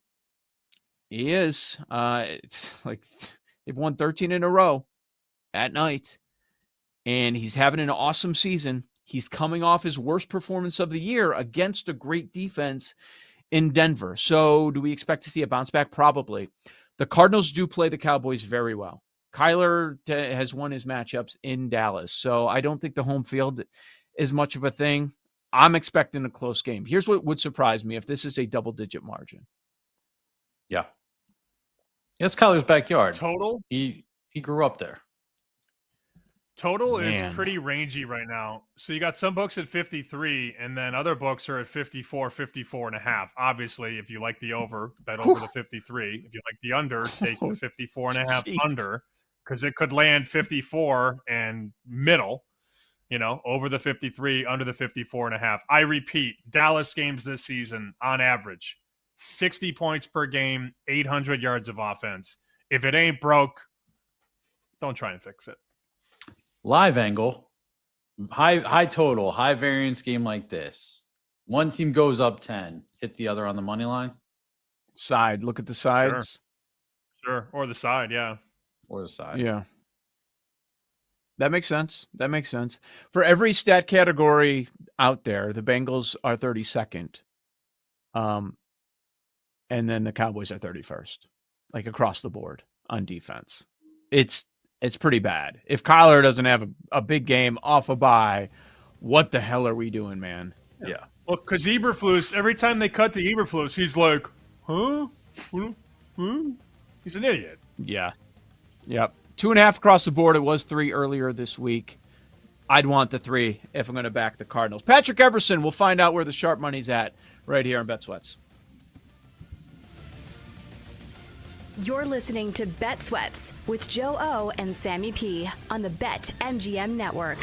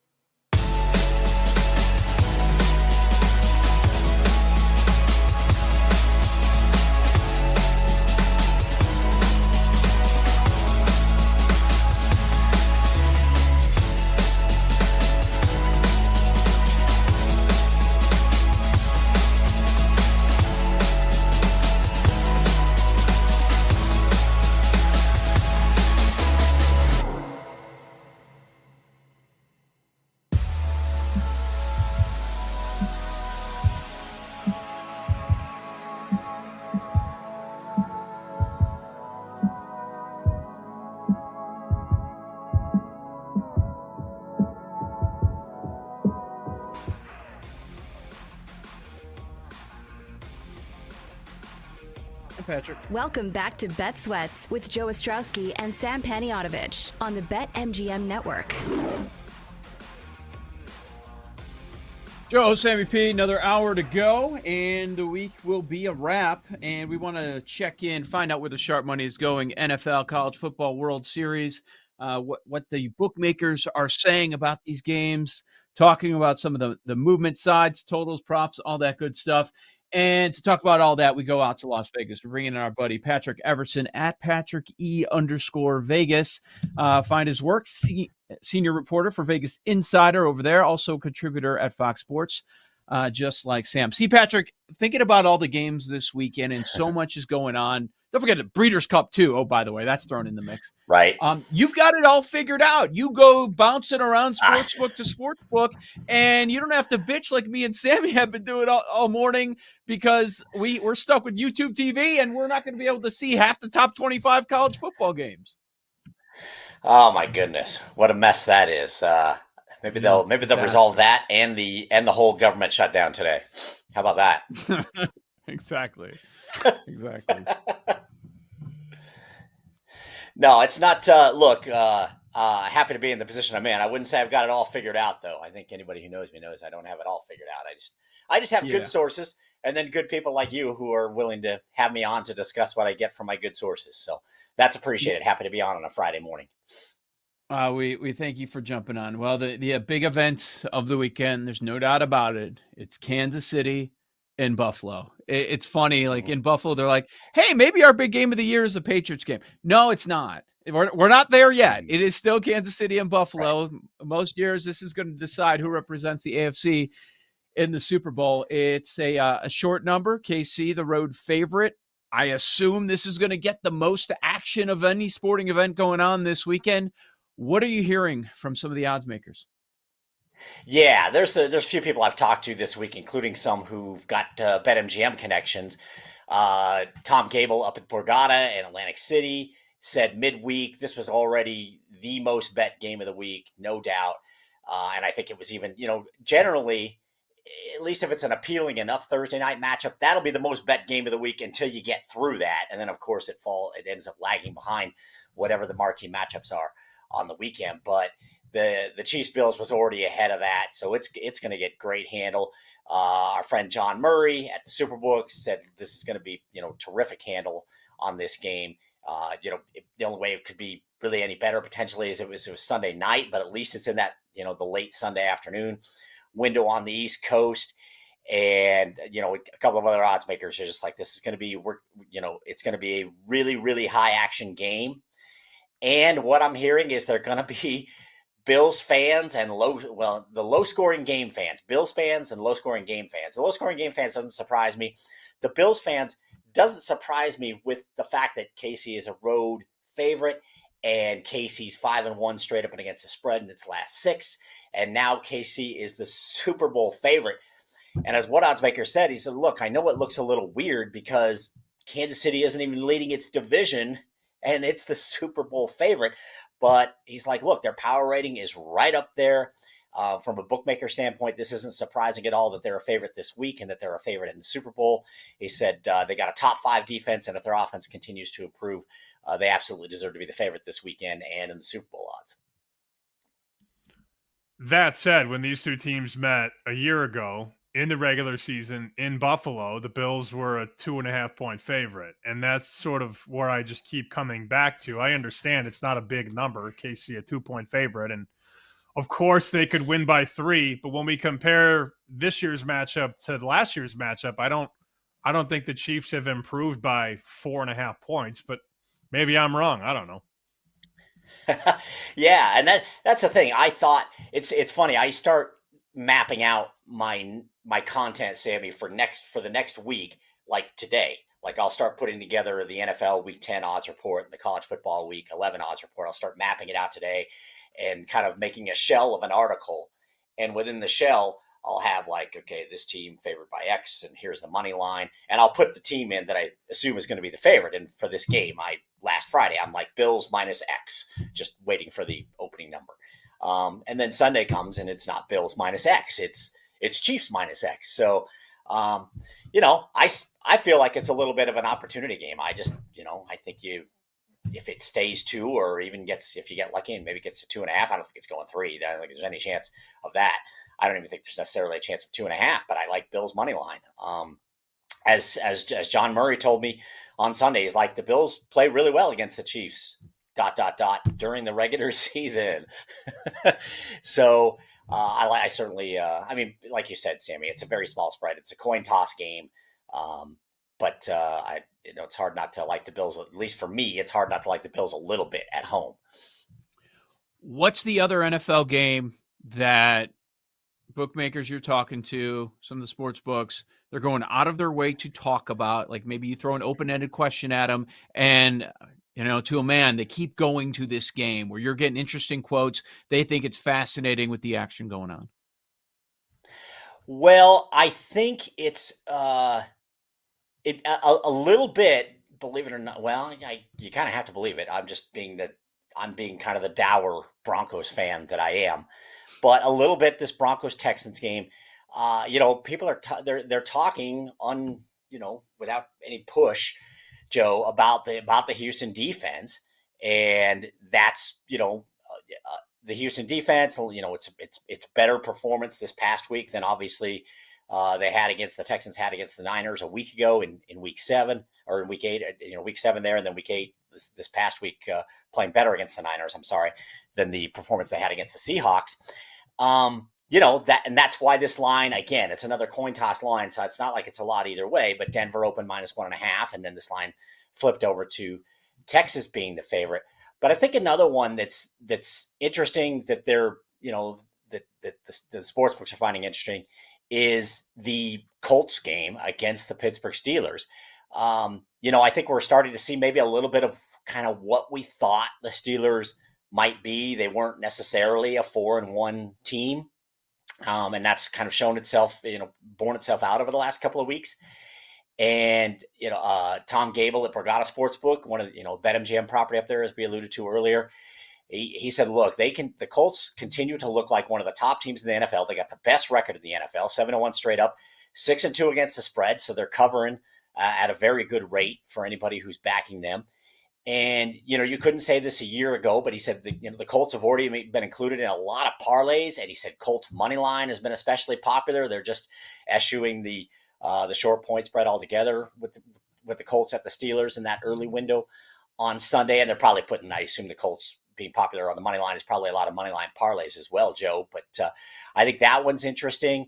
And I do think it's interesting that, a lot more people, and you've probably heard this over the last couple of weeks on your show, and you guys have probably discussed it yourselves, but just New England as well. I mean, there's buzz about Drake May potentially being the MVP. In the MVP race, the Patriots are 6-2 straight up and against the spread. Their win total, I think, was 7.5. Is that right? Something like that. 7.5 this season. And they're 6-2 home against Atlanta, laying, 5 points or whatever it is at this point, and 5.5. So certainly expected to win and be at 7 wins through 9 games when they were, when the odds makers were saying, hey, the win total 7.5, take the over under. What do you got? Let's go to the college side of things. I don't know how many games we'll be able to watch with our YouTube TVs, but there are games to discuss and things to talk about in terms of where money is showing on some of these big games for tomorrow. What do you see? Sure. Well, talk to a couple of different odds makers around town and around the country on this. I think what's kind of a bummer is that Penn State Ohio State is not the game that people thought it would be, but by the same token, Sammy, Vanderbilt Texas is not the game people thought it would be, but in a good way. You've got Vanderbilt having the season of its history practically, and playing another ranked team. And I think what's interesting about this, Sammy, is they're a public darling, Sammy, but they're not. It's like the public likes the story, but what I've heard from one odds maker over the last 3 weeks now, as Vandy has had to play Alabama and LSU and then Missouri and now Texas, is if Vandy, even though they're playing well and winning games and covering numbers, if Vandy is playing a blue blood, if they're playing an Alabama, an LSU, Texas this week, they still need Vandy. They need the Vandy side in these games, even though Vandy is proving itself in some of these games. And really, I mean, they had a pretty good game, I think, against Alabama, gave the late touchdown. But he said the brand names are just too much to overcome to keep the public off them. And he said that's the same case, at least at his shop with Texas this week. He said Texas brand name is a little too much at this point, even with the question mark around Arch Manning and so forth with, coming out, concussion protocol and all that. He said the action we're seeing is on Texas. He said the only week that hasn't been the case so far, Sam, is last week against Missouri. And they got the win and cover, although very narrowly on that, on that last second Hail Mary from Mizzou. He said where that'll come more into play for Vandy, when they'll finally jump on Vandy, he thinks, Sammy, is if Vandy makes the playoff. He said then he thinks Vandy will be a lot like Arizona State last year, and the public will really get involved and like the underdog story and perhaps play them in that first round, or if they're fortunate enough, second round or beyond in the college football playoff. With Patrick Everson here on BetSweats, Joe O, Sammy P. Patrick, you understand as well as anyone, we have ideas, and then football happens. Everybody had the idea that, oh, man, this is going to be a great weekend. You got Chiefs-Bills on Sunday, Saturday, Penn State, Ohio State. Who's going to represent the Big Ten in the championship game? Maybe they meet in the end. Who knows? Oh, the football happened. The football happened, and this is a nothing burger. Yes, look, I was looking back, Joe, at over the summer, odds from over the summer. It was Ohio State like -4, -4.5 at home. And now, they come out Sunday, 20.5, 21. It's expected to be a blowout. It's such a letdown, and as one odds maker told me, he said Penn State's season is obviously disappointing. He said that's reflected in the spread. He said it's also reflected in the action. The public is on Ohio State in this game for sure. And they'll, Ohio State will be like the free bingo space in everybody's money line parlay. But it is disappointing because, this was a game that not only for the fans, but the sports books were like, they were counting on this game to carry, to really carry the Saturday. And, for as fun and interesting as the Vanderbilt story is, it's not the same as if Penn State, Ohio State would have really mattered this week. And I know you've got, Oklahoma, Tennessee as well, but that's almost an elimination game at this point. Cincinnati, Utah might even be kind of a more interesting game than that. So yeah, it's definitely a letdown, and the masses are definitely going to be on Penn State in this game. That there's nobody who's got any faith in Penn State, and the bookmakers have talked to a couple of them, have just said, look, we just really hope Penn State can keep this within the number, can keep it competitive, and maybe, who knows, maybe they make it interesting. Remember, UCLA was a 24.5-point dog, Joe. We remember. We've got a little bit over a minute here, Patrick. If the Blue Jays finish it off tonight, what will that mean for the house? that will be good for the house, particularly for BetMGM. They've been telling me for weeks now, since the postseason began, Sammy, that the Blue Jays would be a really good outcome. Been going back and forth with Hal Eglund on this. He's pretty good with baseball odds at BetMGM, and the Blue Jays were going to be a good outcome throughout. And that's even though you could have gotten the Blue Jays 60-1 in the offseason. You could have got them like 35-1 over the summer and such. But they never caught the public's interest.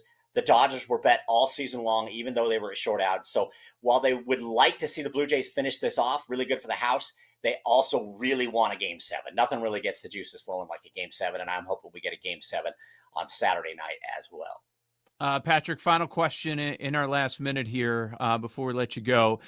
As far as sharp money for NFL and college, are there a list of teams that really stood out? There's a few teams that one oddsmaker mentioned to me. In the NFL, Vikings 9.5. The Colts Steelers game over 48.5 and 49.5 they hit.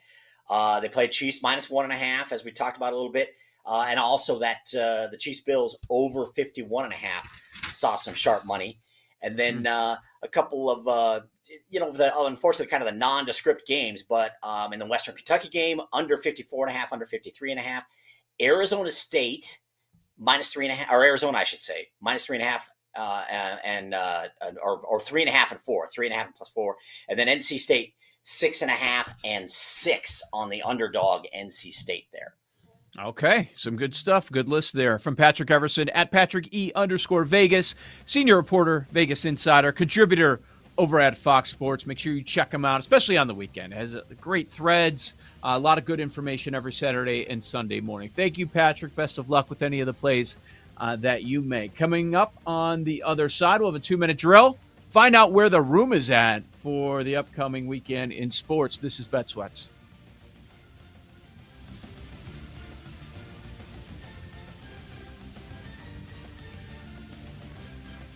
You're listening to Bet Sweats with Joe O and Sammy P on the BetMGM Network.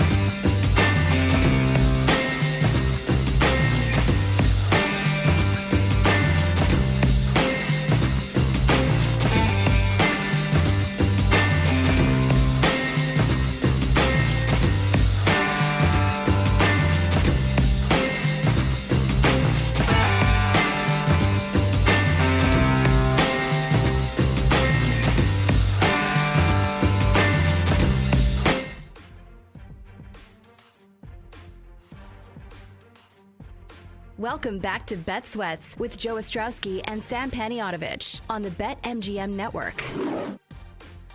Oh, wow. We got a lot of breaking news going down in the NFL this hour. Joe Ostrowski, Sam Paniotovich. We'll get to our lightning bets coming up in about 20 minutes. We'll see if we can make some contest plays together. We'll do a 2-minute drill and also find out where the room is at for all the big events going on this weekend. In the NFL, Travis Hunter. Big news with Hunter. He goes on injured reserve. They were ticking up his usage on offense, and now he goes on IR. They are a short favorite against the Raiders. We'll get to that game coming up in a couple minutes, I do believe, during the 2-minute drill. Also breaking just a matter of moments ago. Wondering about Mike McDaniel getting fired? Nope. The GM is gone. They're calling it a mutual parting of ways. It is days before the trade deadline, and the Dolphins, who should be unloading a lot of players, now have an interim GM stepping in the middle of the season to take care of that because they decide to whack the GM. I mean, there's no way around it. You can call it mutual parting, whatever. Everybody knows what happened there. Dolphins fired their GM this morning after last night's loss. I was hoping that your breaking news would involve a deal between YouTube TV and no, not the case. No. Just bad GM fired. Good. A different deal would have been cool. I thought you were going to go down that road. No, that one's over too. So yeah, I mean, the Dolphins make a move there. So it does nothing. It's going to be nothing moving forward. It just, you're going to bring in a new GM and they're going to want their coach. So McDaniel's going to go. You would think at the end of the year, with the way the season's going, once you get the final record, it's probably going to be McDaniel smoke, right? Gone. But, I mean, can it get worse? I don't know. You see, too, in the postgame, he's talking about how loud the crowd was. The Baltimore crowd in Miami.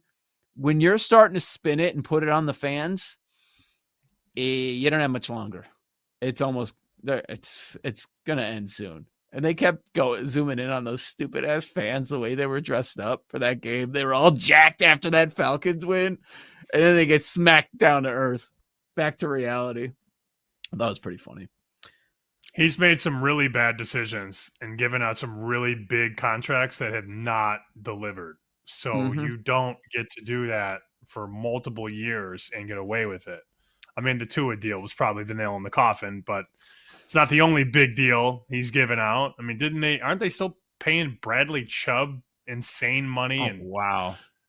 They gave out a huge deal to Jalen Ramsey. It was like, what? Yikes. So, you swipe the credit card like that, you better win. And they have no playoff runs to speak for some of the expenditures that they've had. Yeah. Jalen Phillips is getting a ton. Is that a guy that ends up getting dealt? Possibly. But yeah, it begins with the Tua stuff, the Tua contract. And a lot of people were saying at the time, I don't know about that one. I don't know that he's going to keep doing that, but they felt after a great year offensively that they needed to. And okay. And now they're going to be suffering for quite some time involving that situation. All right, let's bring in our EP, Paul Aspen, with a 2-minute drill. Hey, guys. I forgot. Do we have an open? I remember. We used to. Sticking underneath. I don't remember. Now it's time to go no huddle. There we go. No Thanks, hiddle, Russ. too. No huddle. No huddle. All right. So right on cue. It's like every time I turn on my mic. I love it. Is it not? So throughout the 3 hours during the show, it is few and far between as far as the sirens or the noise outside, but only when you crack the mic? I mean, it's 1,000% hit rate when I crack the mic. I'd say like once an hour, maybe. But man, that's strong. Yeah, that's right on you. And it sounds, I'm gonna go. It sounds very loud on the show, which means it's 3 times as loud where you are. Like it's got to be much louder than it is coming across. Yeah, it's loud. It's not quiet. So I guess that's good. It's the whole point. All right, so 2-minute drill. A couple games we'll run through. I'm actually going to group these together. Feel free to pick and choose as you want, but it's all the survivor games we talked about. If you got any particular angle or like if you want to tier them Survivor that we talked about the last couple of days, but Panthers, Packers, Chargers, Titans, Saints, Rams. Joe, anything on any of these? Okay, let me go to the shortest point spread of those. Chargers. The Titans, they don't have Ridley. They don't have Simmons, among other guys, but those are probably the most talented players that they have. And then you have the Chargers, who on the road under Harbaugh have been very strong. If you look at the numbers with and without Joe Alt, it's astounding how much worse they get when he's not on the field. Amazing. It's very similar to the conversation we have with San Francisco when they don't have their left tackle. But when Alt is out there, man, they're killing it. 9 touchdowns, 2 interceptions, 8 yards per attempt, 4-0. They're 0-4 when he's not on the field, and they're not scoring points. It's amazing the difference that he makes. I don't have a problem laying it. And now we're inside of double digits. Early in the week, it was sitting at 10. Of the 3 big point spreads, this is the one I would get involved with, and I would get involved with the favorite on the road at this dead-ass team in Tennessee. I get it. I understand. I'd probably just lay it with Green Bay, though, against Carolina. Carolina is such fool's gold. And the wins that they have, you're like, oh, okay. I guess. But at they're home. Just not. Yeah. They're not beating anybody good. I mean, who have they beaten? Atlanta, Miami, Dallas, and the Jets.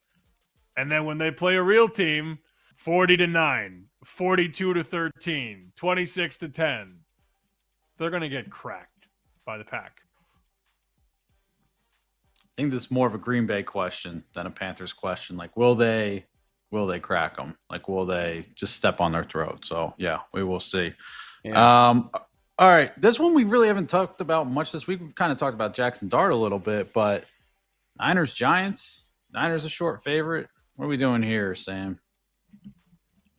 Probably nothing. I'm just holding out hope that San Francisco can just keep squeaking wins out because I need them to win 11. I've got them over 10.5. You know, if you're looking at some running back props, though, maybe this could be a good spot for Tracy, who's going, by all accounts, to be the lead back with Scadaboo hurt. Maybe you look at some Tracy props, try and keep San Francisco off the field on that side of the ball. I hope the Niners win, but, Joe, I'm not going to get to the window on this game. No chance. That's right. It's a good call, Paul. We have not talked about this game at all. So many more intriguing matchups. And then I realized that the Giants are my favorite underdog of the week. I don't like a lot of underdogs, but the Giants won. Nobody's going to want to take it. You got Neighbors out. You got Scadaboo out for the year. They got run over. It was demoralizing what happened last week by that Eagles offense. The backup running back also had 100 yards. It was ridiculous what happened. But at home, the Giants defense is playing well against good offenses. KC, they lost, but they gave up 22. Chargers, 18. Eagles, only 17 points allowed. And I'm just in full-on fade this 49ers defense mode. And now I'm getting points. You've got San Francisco enlisted as a favorite in this spot. I don't think Purdy's going. We'll get a better idea later today. He was limited. Pearsall's probably going to miss again. He was not practicing. But again, the Texans had 475 yards against San Francisco's defense. 475. They were out there for 75 plays, and the Texans had the ball for 42 minutes. 42 out of 60.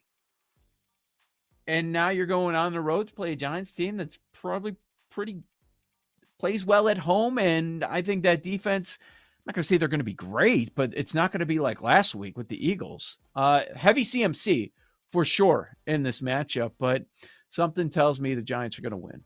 So I like Tracy on yards, 52.5, and I expect that to be bigger by Sunday. I think they're going to bet him through the weekend. That's a good look. Jackson Dart, offensive rookie, could use a win in this game. Oh, that's true. Yeah. Jags, Raiders. Sam, why don't you take us through this one? I know you were on the Raiders, and we're about 10 weeks overdue. Well, maybe 9 since they won in week 1, but he still was throwing picks in the red zone. We're about 10 weeks overdue for good Geno Smith. We're years overdue for good Geno Smith, if you want to spin it that way. Bowers is going to play. That's what I'm being told. A lot of the guys around Vegas expect him to go. He's been a full go at practice. That's a good sign. And I'm sorry, Paul. I know deep down you're a Jags guy. Jags -3 on the road. It's down to 2.5 now because of Hunter. Oh, I know. There's still some 3 out there, but it's disappearing very, very quickly. The Raiders are going to win.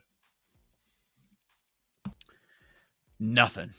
I got nothing on this game. I want nothing to do with it. I will be on the sideline. Very curious. I mean, they've probably known for a while that Hunter's not going to be playing, but they had him down as limited yesterday, and now he's on IR. So there's a lot of confusing things here going on. I'm sure Cohen might have some stuff dialed up. I don't know. Both teams off the bye. I'm not doing it. I'm probably not even going to watch it.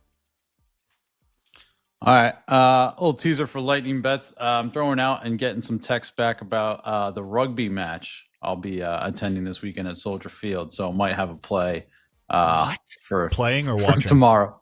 Please. No, it was just a semester in college, man. One of the funniest thing I ever saw was this kid, Danny, who was like 165 pounds, get dripping wet.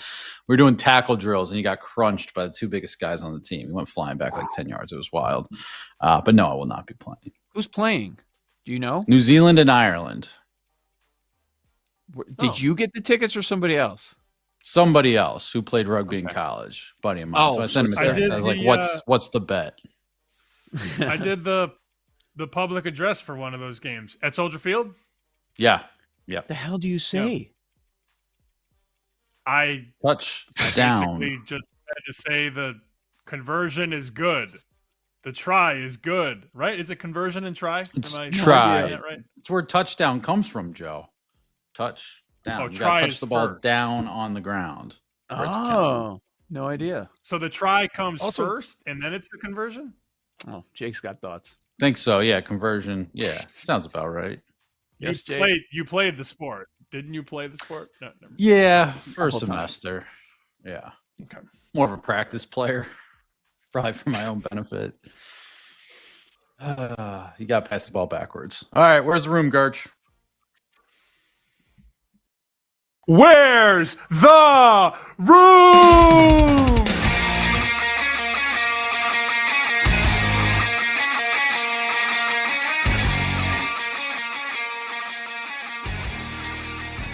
All right, Paul. Where are we starting? All right.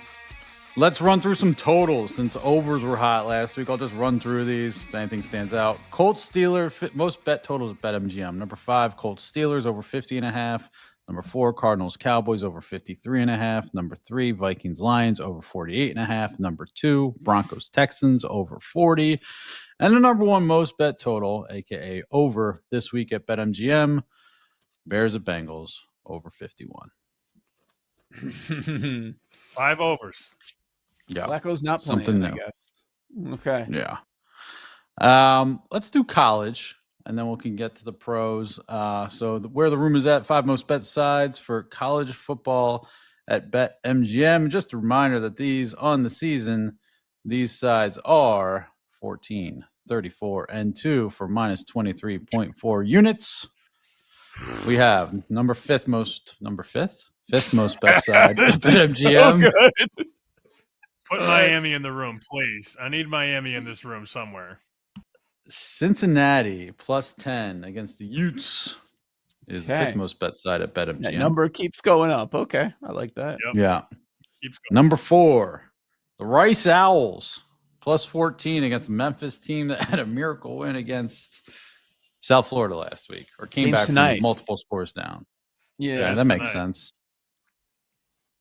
Well, this is all right. These next couple are interesting. Kind of alludes to what Patrick Everson was saying. Number 3 most bet side, Texas minus 2.5. Yep. Yeah, I still like Texas. We'll see. N- I don't. Number 2 I don't most love bet this side. though. Yeah. Don't love that. Number- Don't love hearing that. That's for sure. Number 2 most bet side, another side we've talked about this week, Tennessee, -2.5. Yeah. And Number it's not 1, like Joe with their Joe just stats hit this the year, microphone with their with his the head. numbers this year, it's not like we go, oh, well, they win some too. No, they don't win some in college. That's the problem. It's number 1. Yeah. Number 1, Ohio State, -19.5. Oh, of course. Jeff Schwartz, Super Bowl, Penn State. That's what he said. Good luck, I Jeff. buy it. Like you're trying to put something on tape to transfer somewhere else next year. Jim Knowles, I get it. his Super Bowl for damn sure. You better Should have be. something dialed up. All right, we'll get to We Lightning Bet. are. NFL room next. Bet Sweats.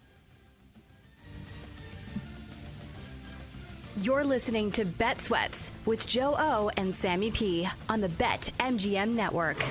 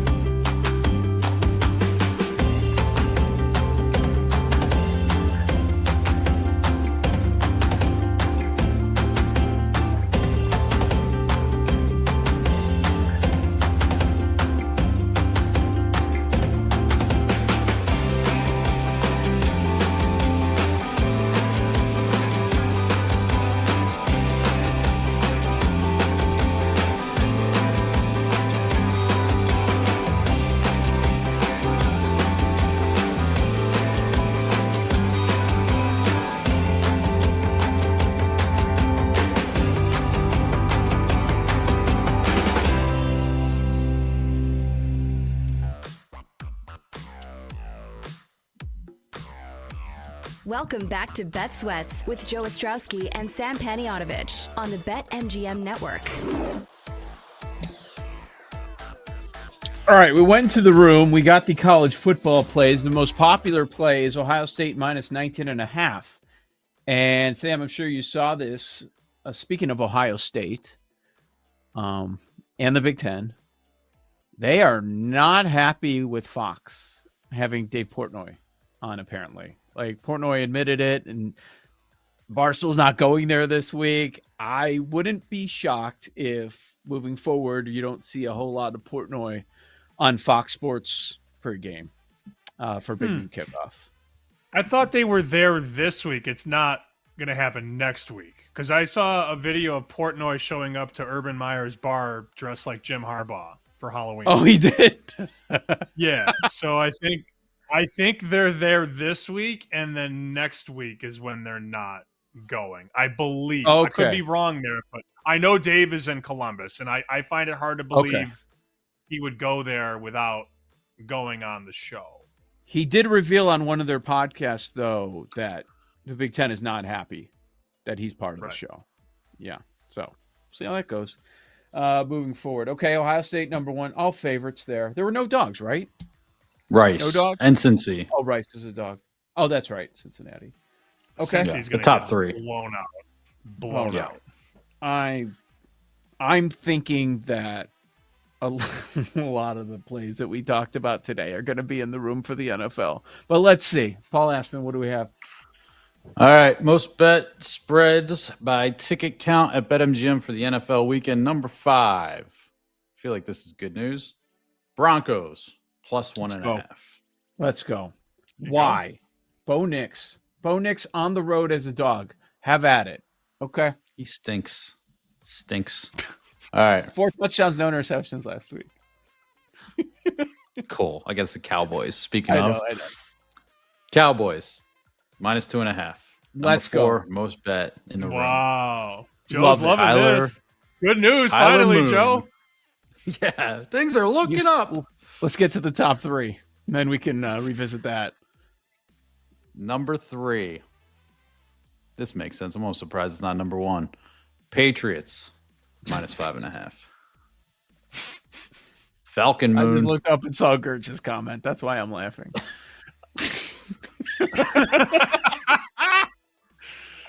Oh, that's funny.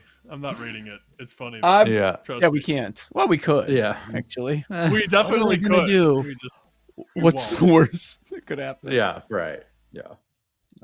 All right. Number 2. This one makes a lot of sense. New England. Also, We're not on you know that what? one The room wins some. Colts. There we go. Minus 3. Yeah. You knew You it. knew this was going to be up there. One of our plays was finally going to get there. 5-4-3. Yeah. We're not on any of those. Indianapolis minus 3. Of course, it's there. The way they're playing and the way that Pittsburgh looked on Sunday night. So hold on. So number 1 is number 1 the Chiefs? Are you going to tell me Chiefs number 1? No, there's no way. There's no way it's no. I'm going to guess something else. I'm going to guess Lions. Number 1, Bills. No, I'm just kidding. Oh, my I'm God. kidding. It's Lions. Oh my God. What the hell? Paul, we're too fragile to be lied to right now. That's Can't fair. take it. That's I've fair. been lied to a lot. Lions number 1, Yeah. A huh? lot lately. Yeah. A lot of lies. A lot of knife scars in the back right now. Oh, it's Halloween. Freddy Krueger. No, it's not. You're Freddy Krueger. Horvath's Detroit. tweets have been so good the last 3-4 days. I just I keep know. looking at them and laughing. I So haven't funny. even decided to unleash, but that will be soon. All right, so 3 through 5 were good. 1 and 2 I don't like because I like both of those sides. But you know the Lions are always up there because they bet the Lions every week. Favorite dog number doesn't matter. I feel like if we were to look back on it, we'd see them in the room every week. Yeah. Oh, and as a refresher, the NFL sides, this season, NFL season, heading into this week. 15, 26-1 for minus 11.4 units, and that includes a 5-0 week 2 weeks ago. So if you have just faded the room in college and pro football, you're down about 35 units. Or up if you're fading them. Well, right. They're down. Yeah, sorry. They're down. Yeah. The room is down.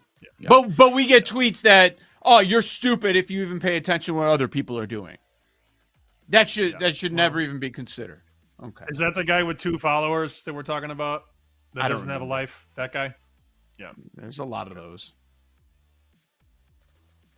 All right, let's see if we can come up with our contest plays. We're in the media mega contest, Chicago media mega contest. So we use the numbers, which are, I believe, from the Westgate that they use. All right, let's throw these out here. There's a handful of sides that I like. Sam, throw one out. Which one? Raiders +3. Oh, gross. It's my favorite play this week. Why is it your favorite play? It's my You favorite. did get a +3, and it's 2.5 right now. And in the contest, you get 3 too. Right. Yeah. I'm good with it. I'm giving Trevor Lawrence a haircut on Sunday. Okay. All right. You have talked about it all week. You have not budged on this one. I hope they show up as opposed to last time we saw them. So do I. Yep. All right. Paul, go ahead. We still qualify for the media mega contest? Just a question. Anyway. Wait, when's the I'll last say- week of the NFL season? January. Hanging on So by a let's- thread, my friend. Hanging on by Yeah. a thread. The high school reached out. Oh, we'd like to spotlight you as an alum. I don't think you want to do that. All right now. I was already on this before the room, but I've got 2, but they're both birds. Falcons. We only got 5. We got 5. Man, Could do Falcons. you guys are going with some ugly dogs here. Okay. All right. Falcons. Let me go with the favorite here that I think you guys will get on board with. Let's go. You know what? Let's go Houston Texans -1.5. Hosting the Denver Broncos. What do you say? Sure. Okay. A lot of excitement in the room. Bo Nick stinks. Sam? I knew Paul What are our you'd 3? prove that. We got Falcons, Raiders, Texans. Texans. Texans. Okay.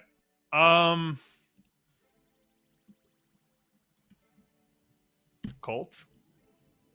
Yeah, they're on my list. Have to, right? Yeah. Yeah, they're on my list. So, Paul, of these other ones, Detroit's the number 1 pick. Mm-hmm.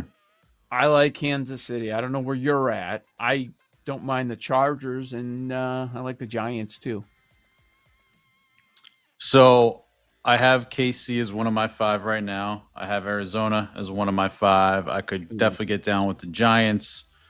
And honestly, the only thing stopping me from the Chargers is the lightning bolt and the name Chargers on the chest. True. But not going to fight any of those. Paul, are you betting? I like Arizona the best. Yeah, it's 2.5. I wish it was 3. Yeah. And what was your question? Sam, any of those interested in? Just spin the dice and see where they land. I'm down for whatever. Let's go Giants. Yeah, I knew you were going to go there. I'm cool with that. Yeah. Ugly dogs. There we go. We talk about taking favorites this week, and we land on 3 dogs. This is Giants. why we're not winning. Yep. We Falcons. never learn. Vegas as the dogs, and then as the favorites, Houston and Indy. We've gone overall show, a lot of the NFL sides that we like. We've dissected all of these games, hit on the smaller games on the 2-minute drill. So check out the podcast if you missed any of those segments. Sam, anything else that we need to mention? You top 3 college plays we gave out as well. How about baseball? Let's talk a little World Series before we get out of here. What happened? I did also. I bet SMU on the show on Wednesday. That feels like a pretty decent start. It's now 10.5. So okay, hopefully that covers. And then I do like K-State and Texas. World Series, I'm just unfortunately rooting against you guys. I got Jays. I need one more win. So whether it happens tonight or tomorrow, I just hope it gets there. Jake, betting the Dodgers tonight, $1.40.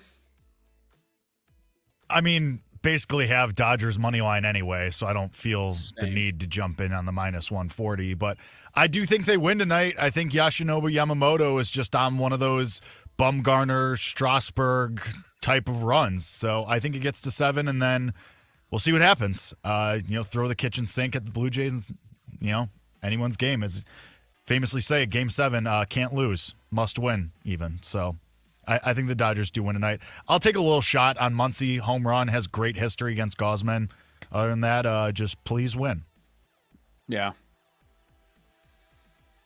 For Dodgers to win, Ohtani not to get the MVP, he has to do nothing both of these games. That's going to be hard to do because he's probably going to be on the mound, right? If the Dodgers win the series, he's going back on the mound.